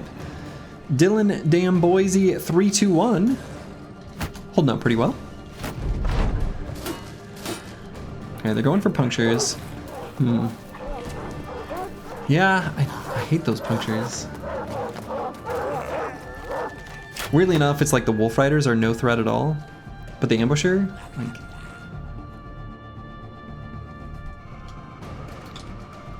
there's a remote possibility of a problem there.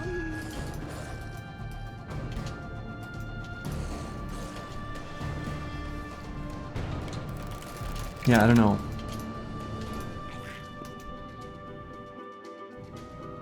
It's so like, it's such a like a clean and easy to understand threat.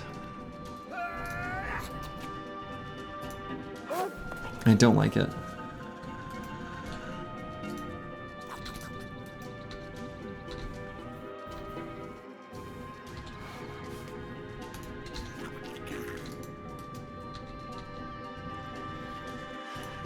When we end Dom, they can't do that much to us. And we've got the Aegirok armor. So if it's one unit doing the puncturing, it's a lot less scary.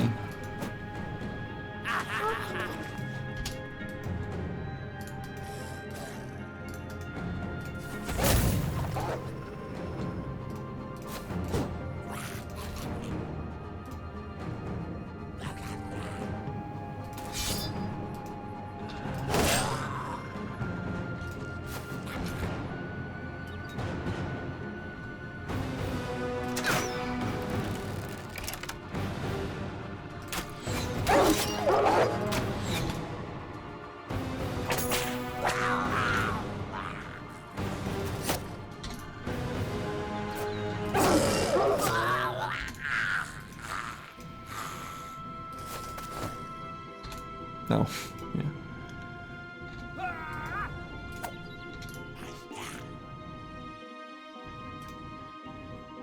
I guess Disco Nick still got this concussion.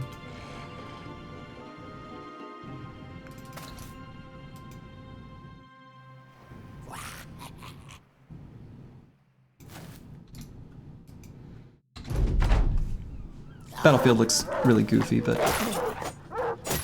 yeah, it's fine.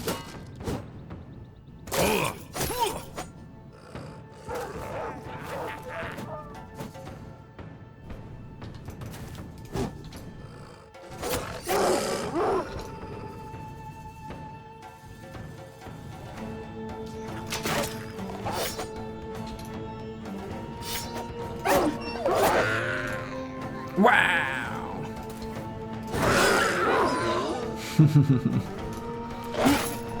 Oh, the screams of goblins. Music to my ears.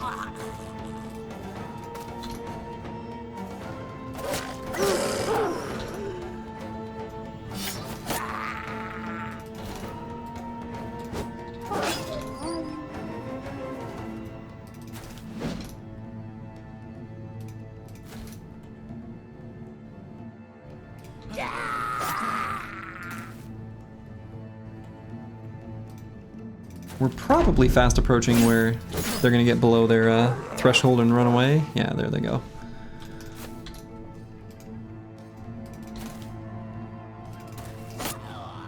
Let's get Swimmer in on this.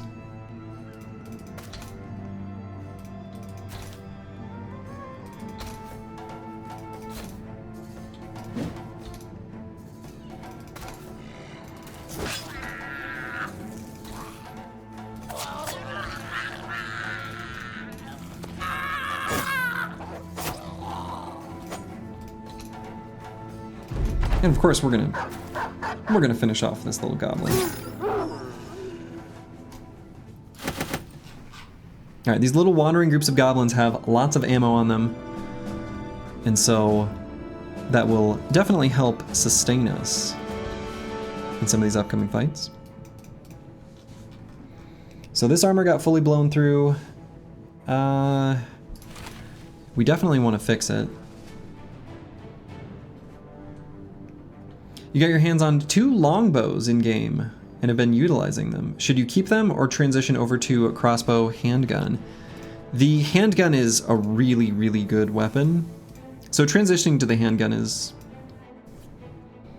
a good idea if you've, you know, when you get the opportunity to do so.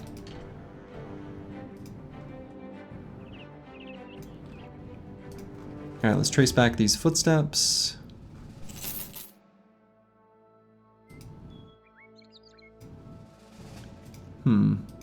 Yeah, they basically came from the statue. I kind of actually literally can't do that.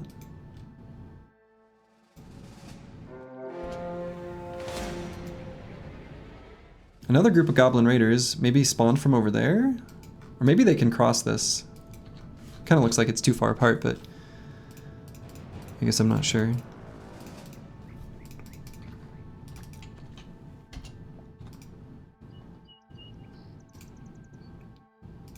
Not spawning any champions.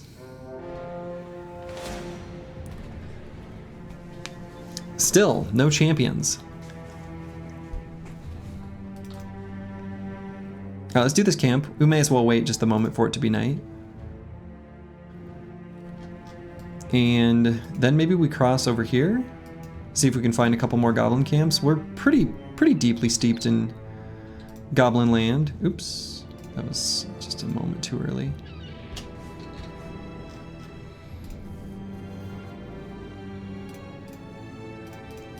So I think let's just move this shield over to someone else. While we make our approach in these kind of fights, we may as well give this to like Lost Guardian.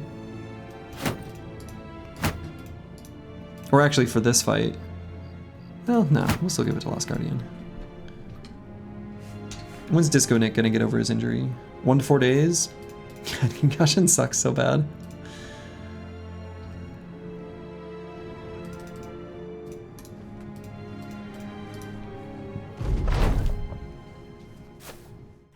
Luckily there's not too many enemies here.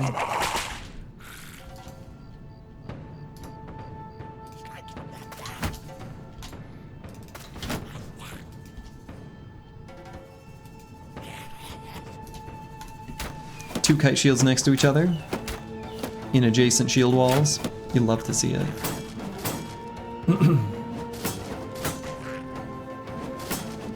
Goblins hate this one weird trick.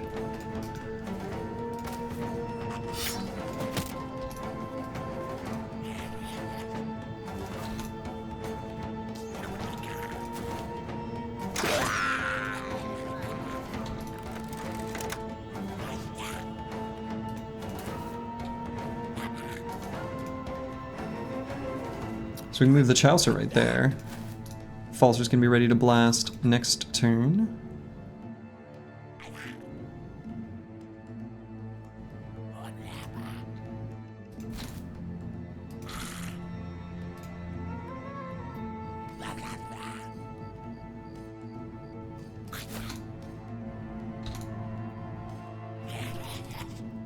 Could put Insane Killer 013 on this high ground. That's pretty good. We like high grounds.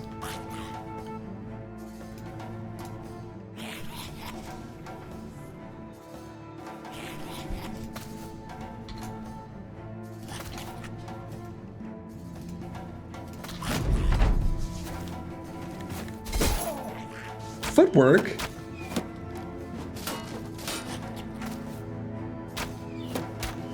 You remember when people told you anticipation was how do you deal with gobos? Just equip Kite Shield?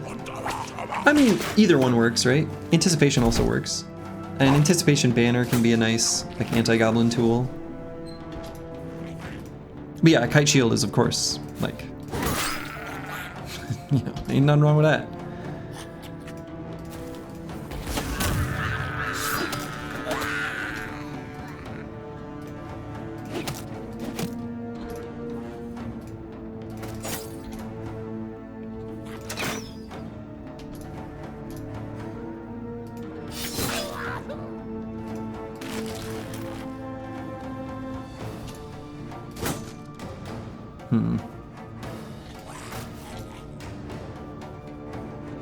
And lunge.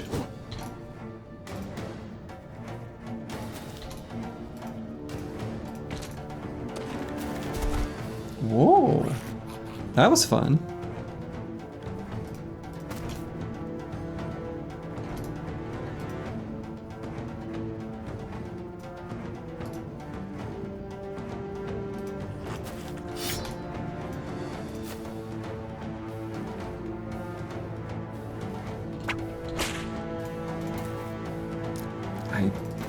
I disarmed the ambusher.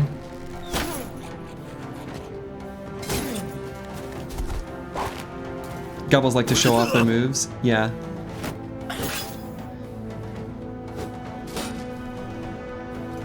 They've got good moves, you know? If you got it, flaunt it. It's the right thing to do.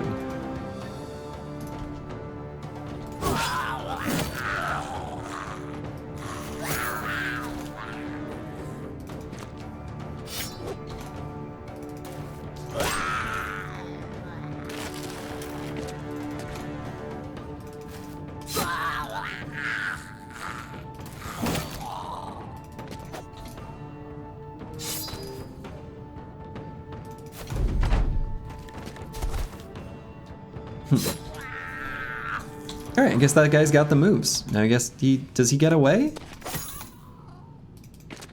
He might just get away.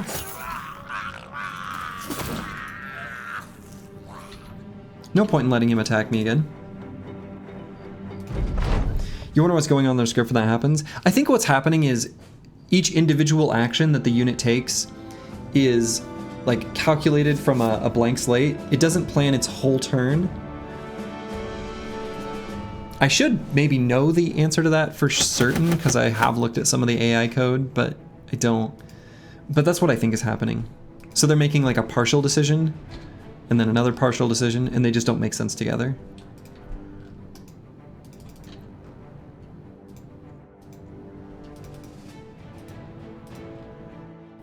So, yeah, I don't think those are going to be connected. Let's just go across this.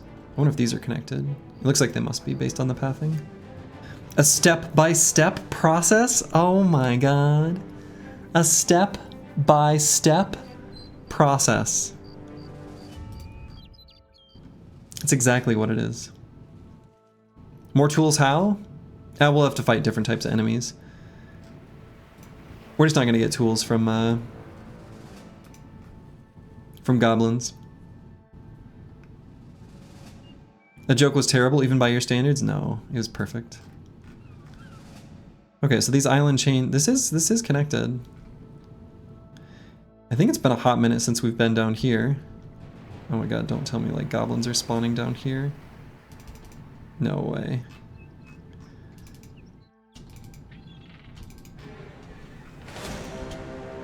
Oh, right here. A champion? Dritnog the Fogwalker? Really, in general, we'd rather see champion skirmishers than ambushers. But this will get us our ambition completed. Which will put us... It'll be close. It'll be close to getting that next retinue slot. So...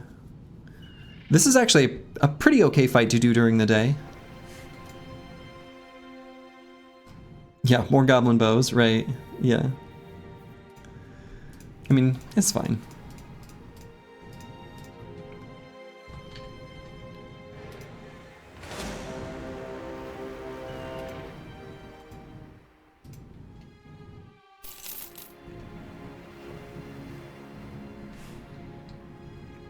I mean, if it's just exclusively Wolf Riders,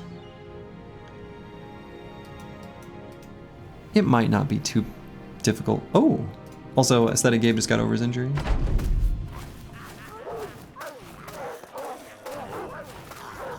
Another fame to not feel bad about using Exquisite. Exquisite. So we're just gonna curl up into a little teeny tiny ball.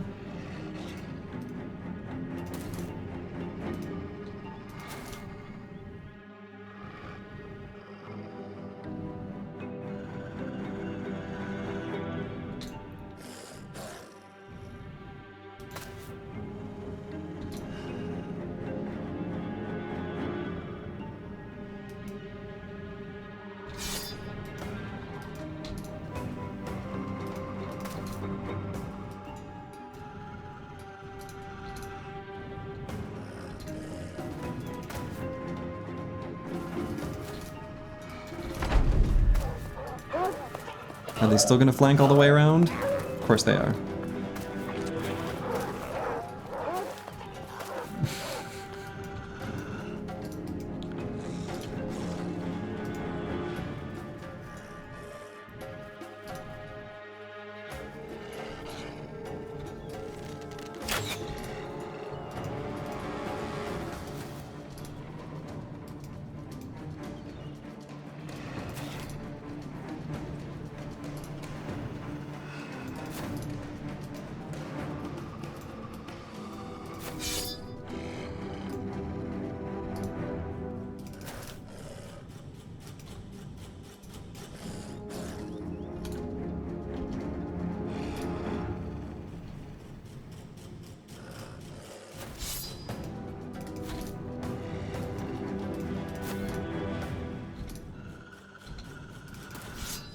Let's see, what will they do now? No, don't just go forward. Oh my god. I think they are kind of pushing forward now, though.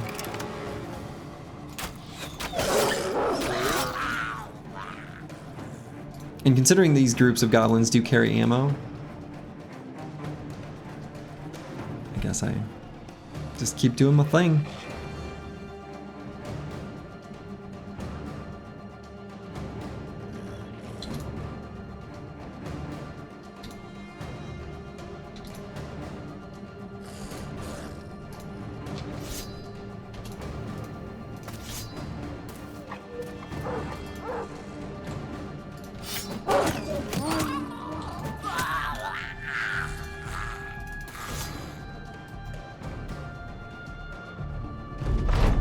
If we can take no tools loss whatsoever, that would be exquisite. Wonderful. I guess like a tiny, tiny, tiny, tiny, tiny bit from the spears, right? But close enough to 0.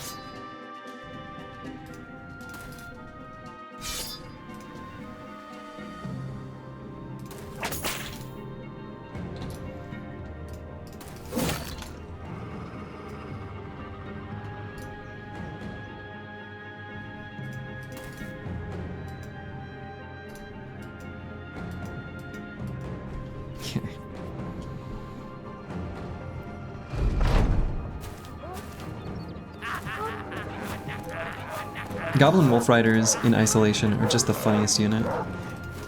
Also the fact that they're laughing the whole time, like they feel good about it, you know? Like they believe that what they're doing is smart.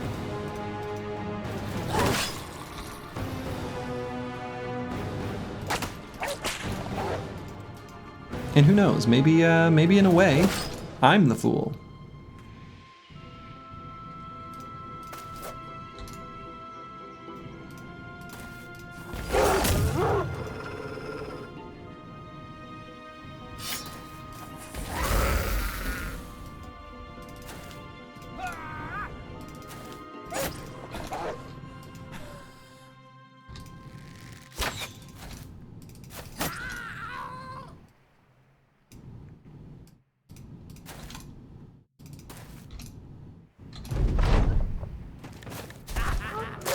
Footwork.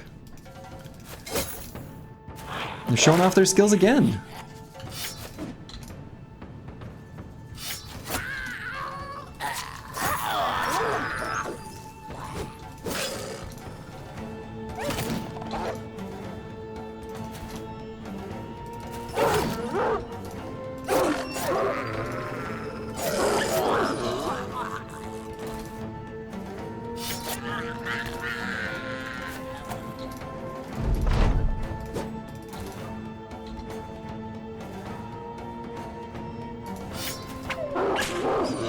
Okay.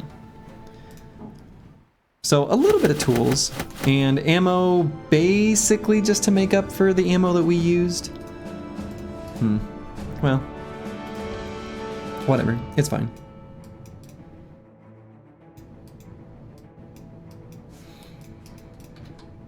Let's push forward, take out this Stabber's Den and complete our ambition.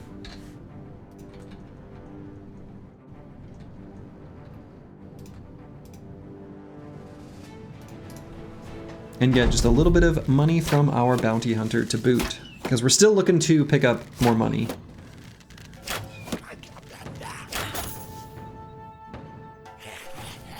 Oh, these two got swapped. Luckily it doesn't matter, but. All right, so now let's move forward to first absorb bolas and then move forward.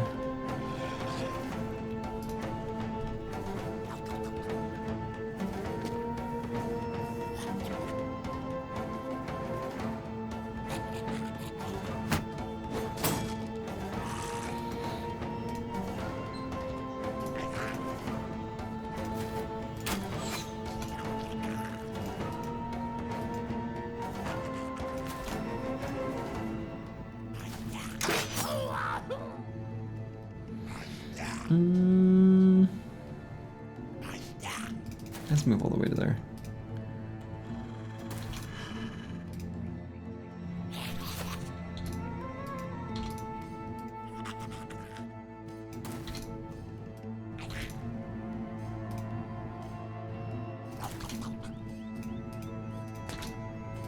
It's a lot of gnats.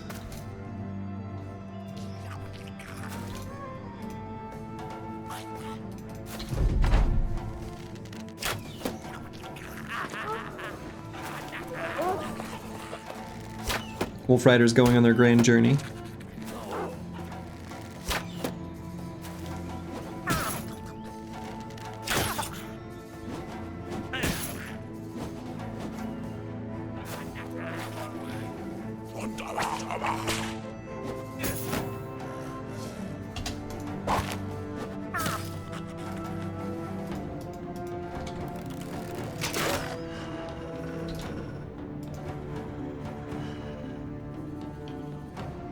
Okay, let's wait just a moment on Battle Pashi.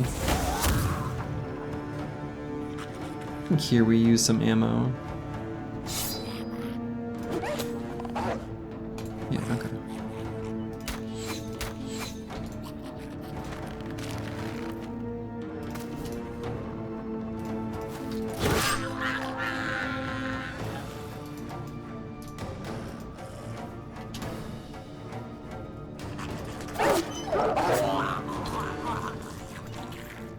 Nice.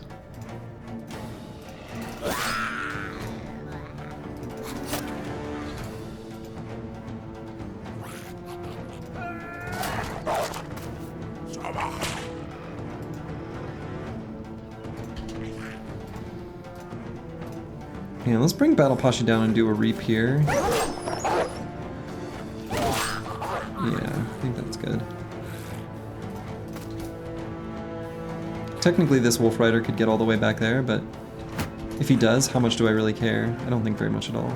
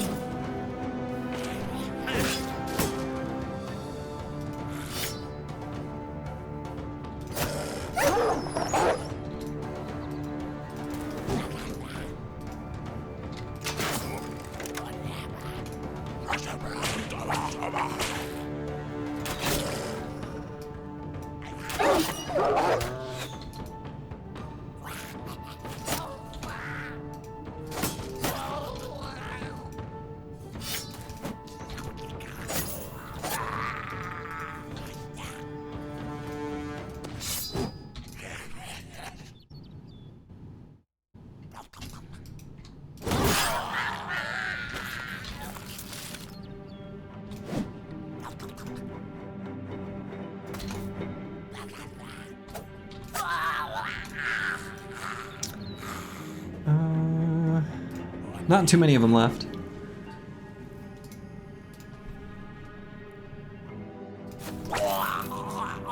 There we go, just a little bit of money. Are we catching the champ? We sure are. Ain't no way we're gonna let that champ get away. Not a chance.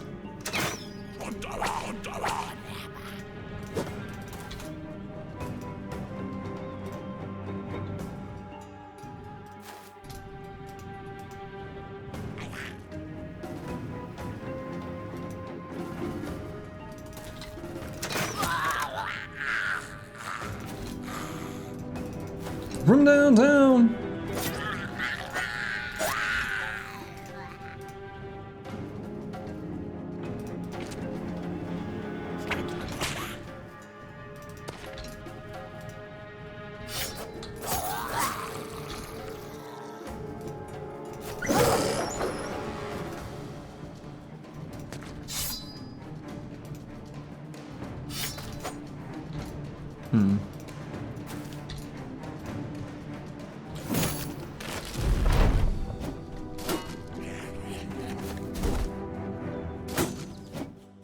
They're going for the punctures. Doing their best.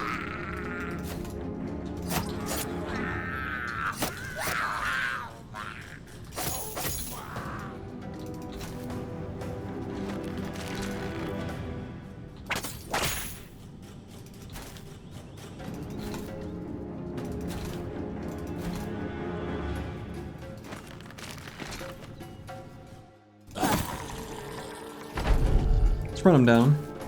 Take out this guy since he's fleeing. We know we can get to him. Lovely. Okay. That was a pretty clean fight, actually. We didn't take much damage. And how's our bow? Not very good. We actually might just not even pick this up. We're never going to use this. It is inferior to a reinforced boondock bow that we've already got. Who cares? It's a big load of who cares.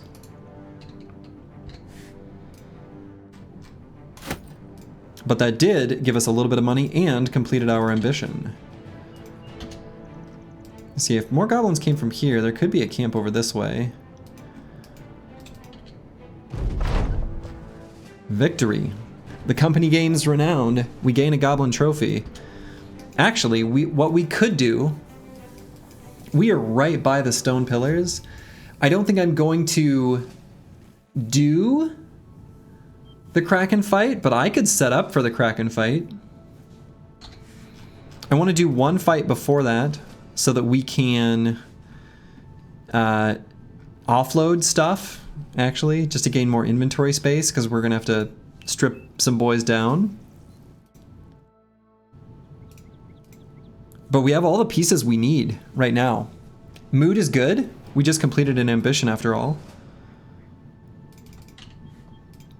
Let's make our way over there. Oh, perfect. So we can do like this camp first.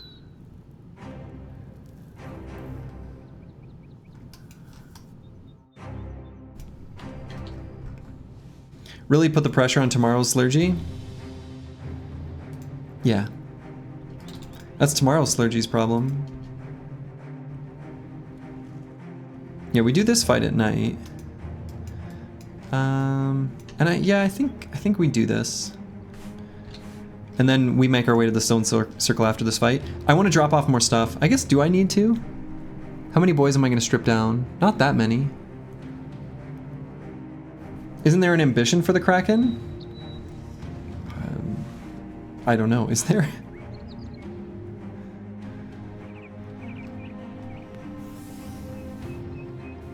Yeah, I don't think I need to. There is? Oh, I've never seen it. I'm not. We don't need to wait for that. We would just rather do the fight.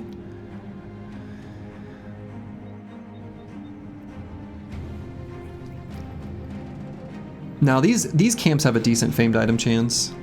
These defensible outposts erected by goblins.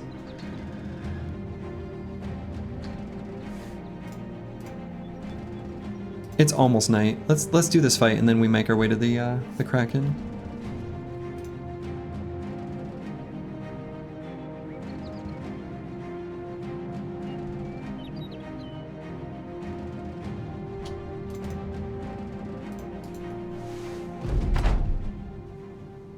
According to the wiki, must have completed at least 20 ambitions to be possible. Interesting.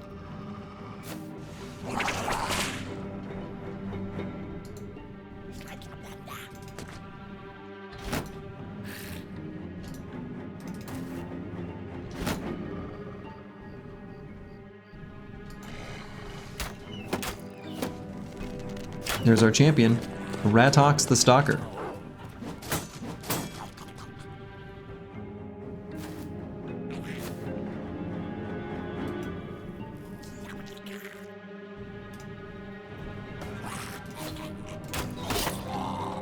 Ooh, got him in the head. Crushed windpipe. Guy's dead.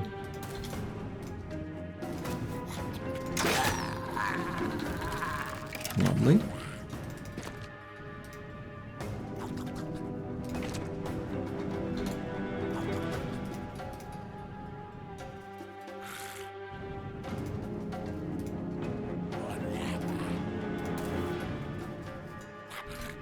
Okay.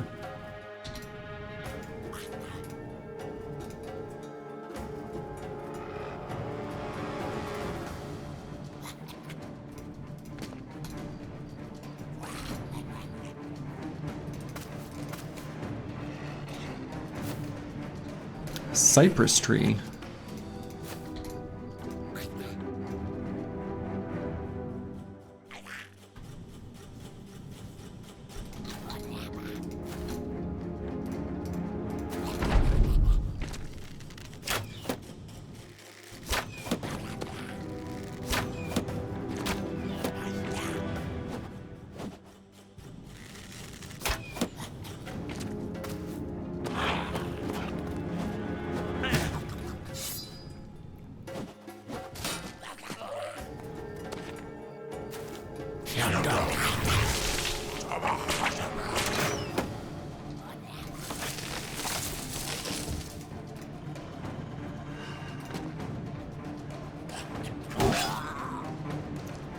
Dang.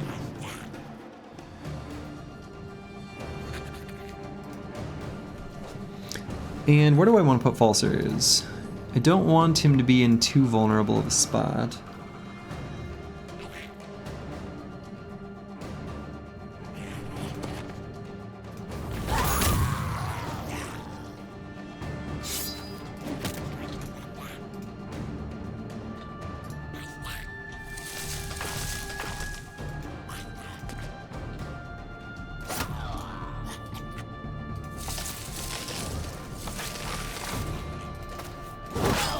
Definitely going to attack the shaman whenever and wherever possible.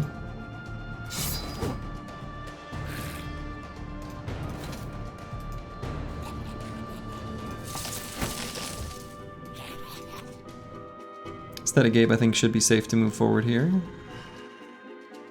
Could finish off this ambusher, though. Or we could just miss.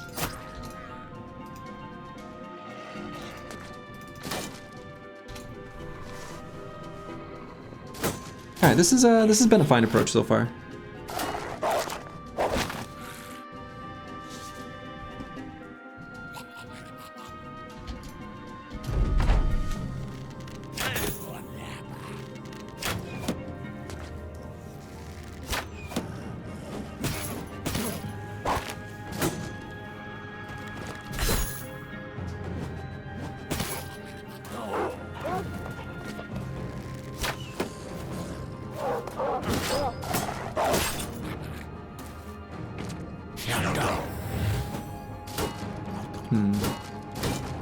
Shaman making it difficult to get to him.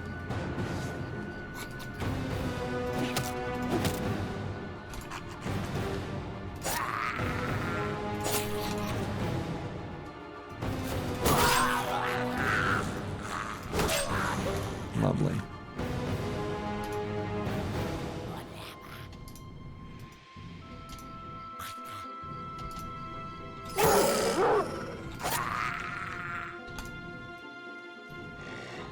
Little goblins, are you getting afraid? Are you afraid?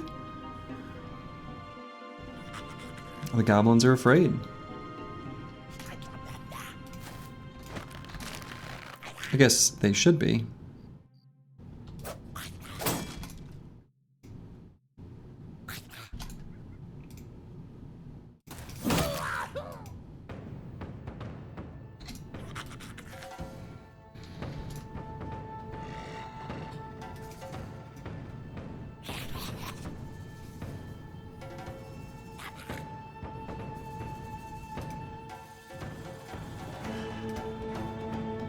I guess we'll push up with these guys.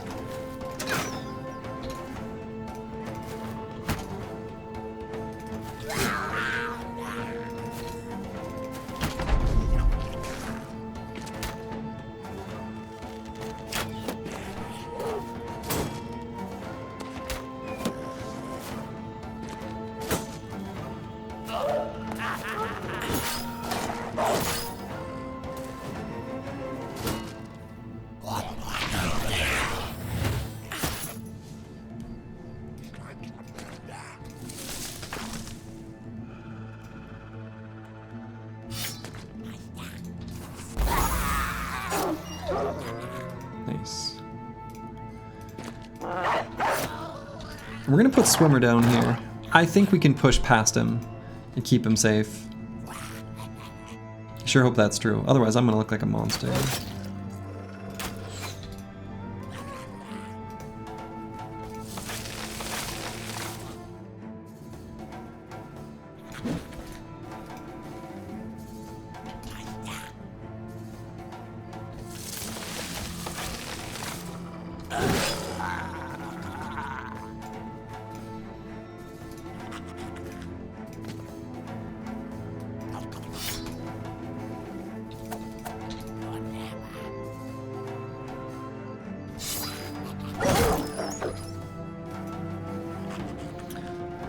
Let's break Disco Nick free here.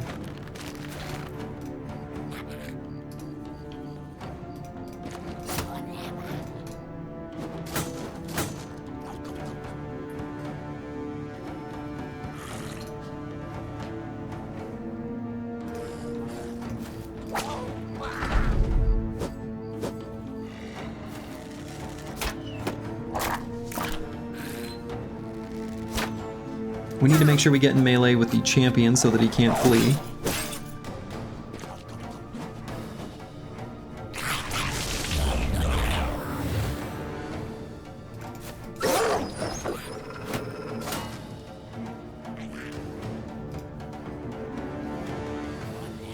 Falsters is a terrible choice to be the bro for that.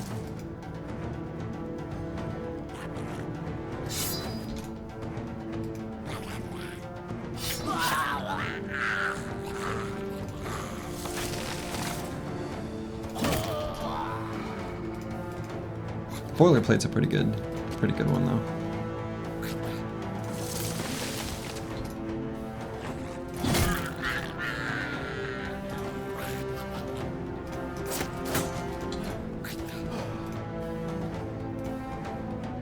Yeah, let's make absolutely sure this champion doesn't get away.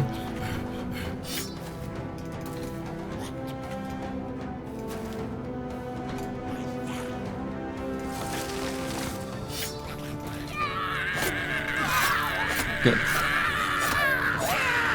Turned him into money. Transformed.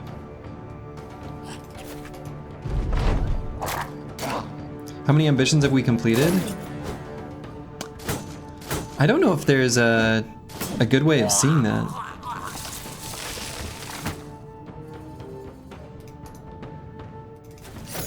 There's not one that I'm aware of.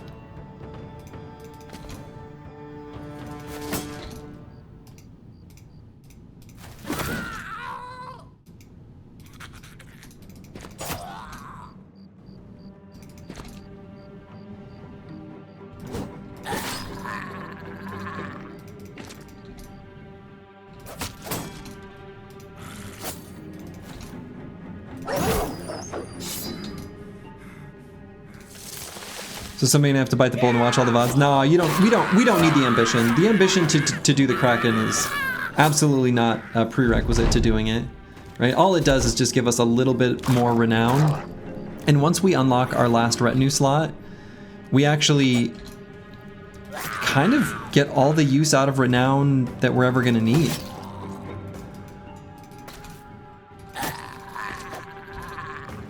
Because mostly what it involves, you know, is contract-related stuff.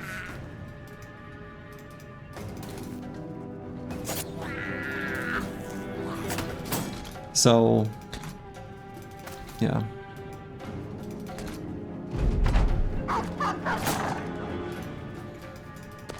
We don't need the ambition.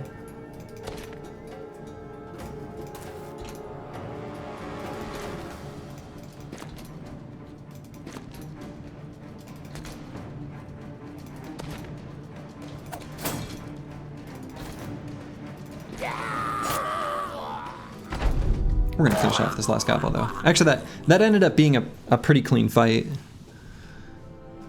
We took like little bits of damage here and there. All right, this is a better version, right, of our Boondock Bow. Tons of ammo, actually a decent amount of tools. I think that was tools positive. Okay, great. And do we have enough? Yeah, we've got enough goblin pikes, or jagged pikes. So like if we could compare this to our other one, it's way more accurate, which we care about. I mean, we care about it maybe enough to even use it. The accuracy in a lot of fights is pretty good.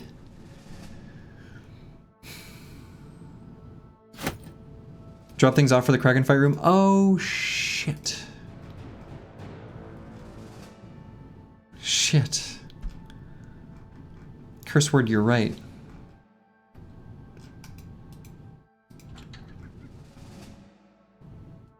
Is it worth only doing 30 to 50 damage? Well, 30 to 50 is bigger than 0. And you don't do any damage if you don't hit anything.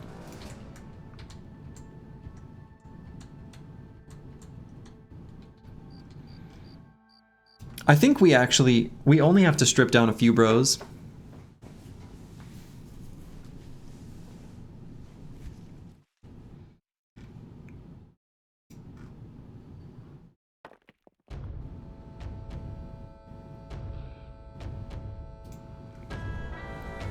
So I'm not actually going to do the Kraken fight tonight, but I am going to set up for it. So I'm going to explain, you know, the whole big thought process behind all the crazy shit that I'm going to do.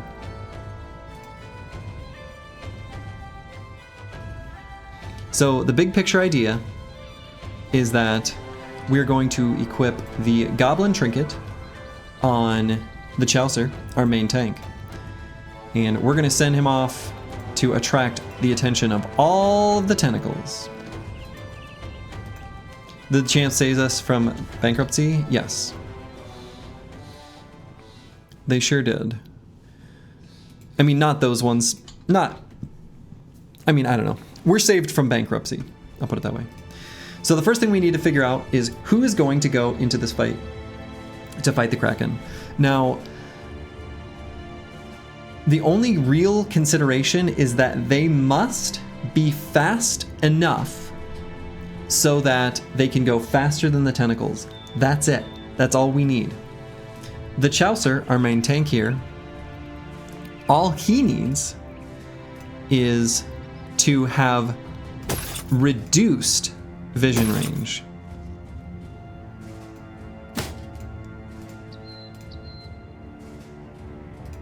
So why reduced vision range? Because we don't want any of the tentacles to be visible when we press the retreat button, because we are going to wait for the perfect camp spawn so that in the first round we can hide every one of the brothers who is not the main tank. So we don't need these Sipar shields. Honestly, this particular shield has high enough durability that it can withstand this will be good enough for the whole battle. So this is good. Our armor is like a tiny bit scuffed. Realistically, it's an amount that doesn't matter, right? So the Chaucer's going to have the Goblin Trophy and just walk around and try to attract the attention of all the other goblins. So we're going to take a look at these bros one by one and see who's fast enough to do this. So Falsers is fast enough.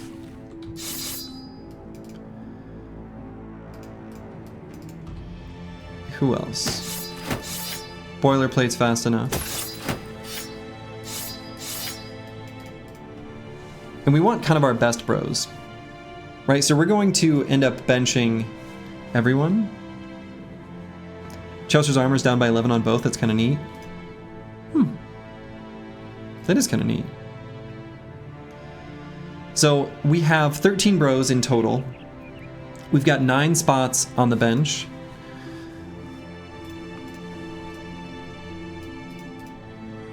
The bros who are going, the weapon, the single weapon that does the most damage to the Kraken, like it or not, love it or leave it, is the warbow. So the warbow with this quiver is how we're going to do it. So Falsers is going to have a warbow that he could probably have out.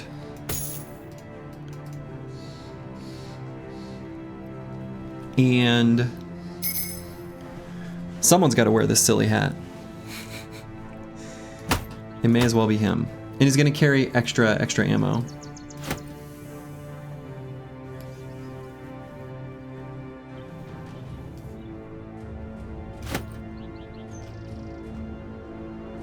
He doesn't actually need this much ammo. This should be fine. right? How many rounds of combat is there going to be realistically? I don't know. I guess we bring one more quiver. It almost certainly won't be relevant, though. Jester hat for the clowniest fight in the game. Let's go. Yes. Right, so we need to bring 2 more bros. So we're going to choose 2 with the highest melee skill. That's basically all we care about. It's literally the only stat. They just need to be fast, right? So Disco Nick.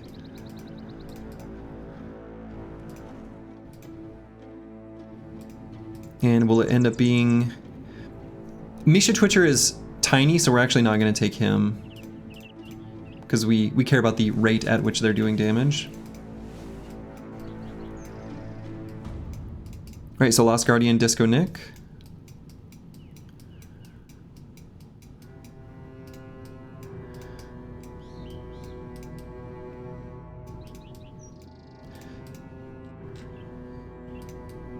So we've got impeded vision here, intentionally. And here on the sides, we're going to strip these boys down. Okay, good. We've got enough room. And actually what we can do... No, I guess this is fine.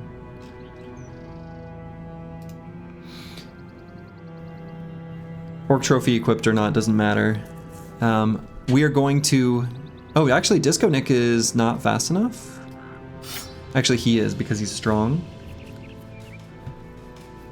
101 should be enough. They only need to be exactly 100.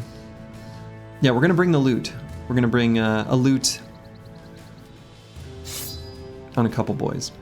The highest damaging weapon is the long axe. Shortly behind it is the jagged pike. The pole hammer will get through the armor the fastest. That doesn't really matter to us, because in the first phase of the fight, while we're chunking down the armor, it's just a slow roll. We're just gonna be, you know, chilling, hanging out, while a few boys beat on a giant tentacled head. Lost Guardian's not particularly fast. I guess he doesn't get to do it.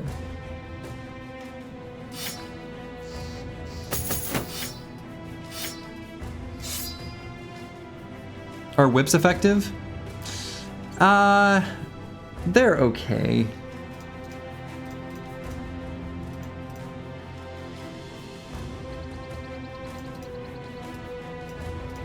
Alright, boilerplate. You're wondering if we could have used the sack hats for this? To reduce vision without affecting speed? Oh, we only want to reduce vision on one bro, and that's the Chaucer. So... yeah, I mean... Alright, boilerplate can be the other one. The other bros do not matter? No, because the reason we want to reduce vision is that if the tentacles if you cannot see any enemies and you press the retreat button, the fight's over. Period. The fight's it just ends. By reducing the vision only on our main tank, the other bros that are faster than the tentacles will move first, and if we don't like the way the battlefield looks, then we press the retreat button. Have the other bros with quivers? Yeah, we can do that. And in fact, what I'm going to do is put this in the pocket so that he matches everyone else.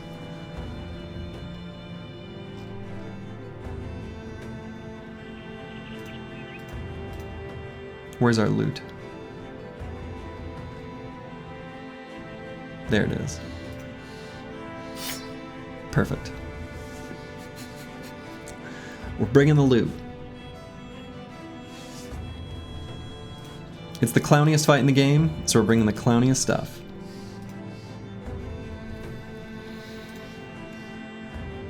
And I think that's basically it, right? They've got more than 100 initiative. We've got the Goblin Trophy here. You'll slay him with the loot? No, we can't. You can't get in melee, otherwise he'll kill you. So no. We're gonna kill him with the weapons. Actually, we should 65 to 91. I think with the bleed, this actually does more damage.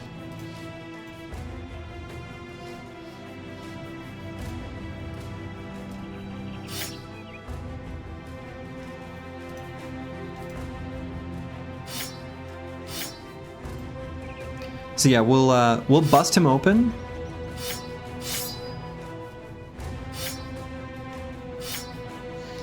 With the long axe.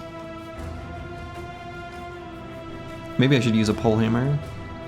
I guess it'll technically be faster with the pole hammer. If we're gonna be sitting chonking at him for a while, may as well be. We'll do it with the pole hammer. Kraken time? We're just setting up for Kraken. We're just setting up for Kraken. We're gonna do Kraken tomorrow.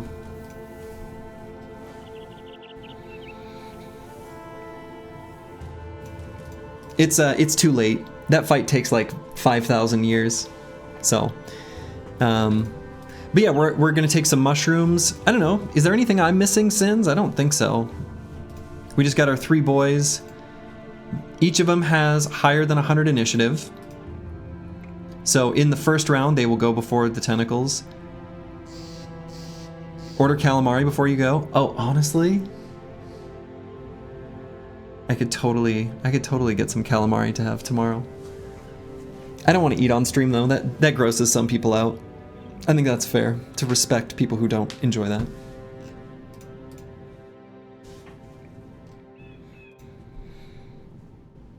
But yeah, I think that's all we need.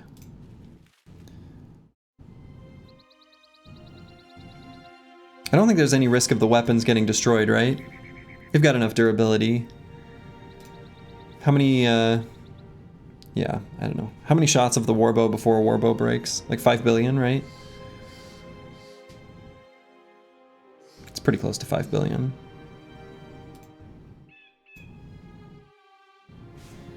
Can you poison and bleed with the arrows? Well, we don't care. We can't. The only poison that would matter would be the web-necked poison, which we can't craft. But yeah, we can bleed. So we're gonna go at it with the Bloodletter's Reach as one of the weapons, and then on Disco Nick, we're gonna bring this kind of gross max rolled Goblin Pike, since it's basically a long axe that makes the enemy bleed. It's a pretty good weapon. It's a pretty good weapon. So yeah, I think that's it. I think we're ready to rock and roll. We're just gonna consume a couple mushrooms. Great. And all we need is this shield. I think we're ready. So next time, does he need the hammer? I'm worried that breaking down the Kraken's armor actually might destroy this pike.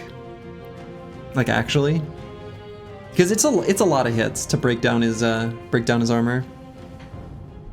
Like this might break it down too much, and so the pole hammer is just to crack open the armor that the Kraken has before we start going into the fleshy bits. So anyway, that'll be next time. I think that's going to be a good stopping spot for me. So tomorrow we are locked and ready, which is very exciting. You won't be able to make it in time for Kraken tomorrow, but best of luck. Well, thank you, Delta 1232. All right. Where should I send you guys? I'll send you over to good old Brenly, friend of the stream. He's playing some Escape from Tarkov. So yeah, tomorrow I'm gonna do it. Very exciting. So to all of you, wherever you are in the world, make it a good one. This is The Run. Ta-ta.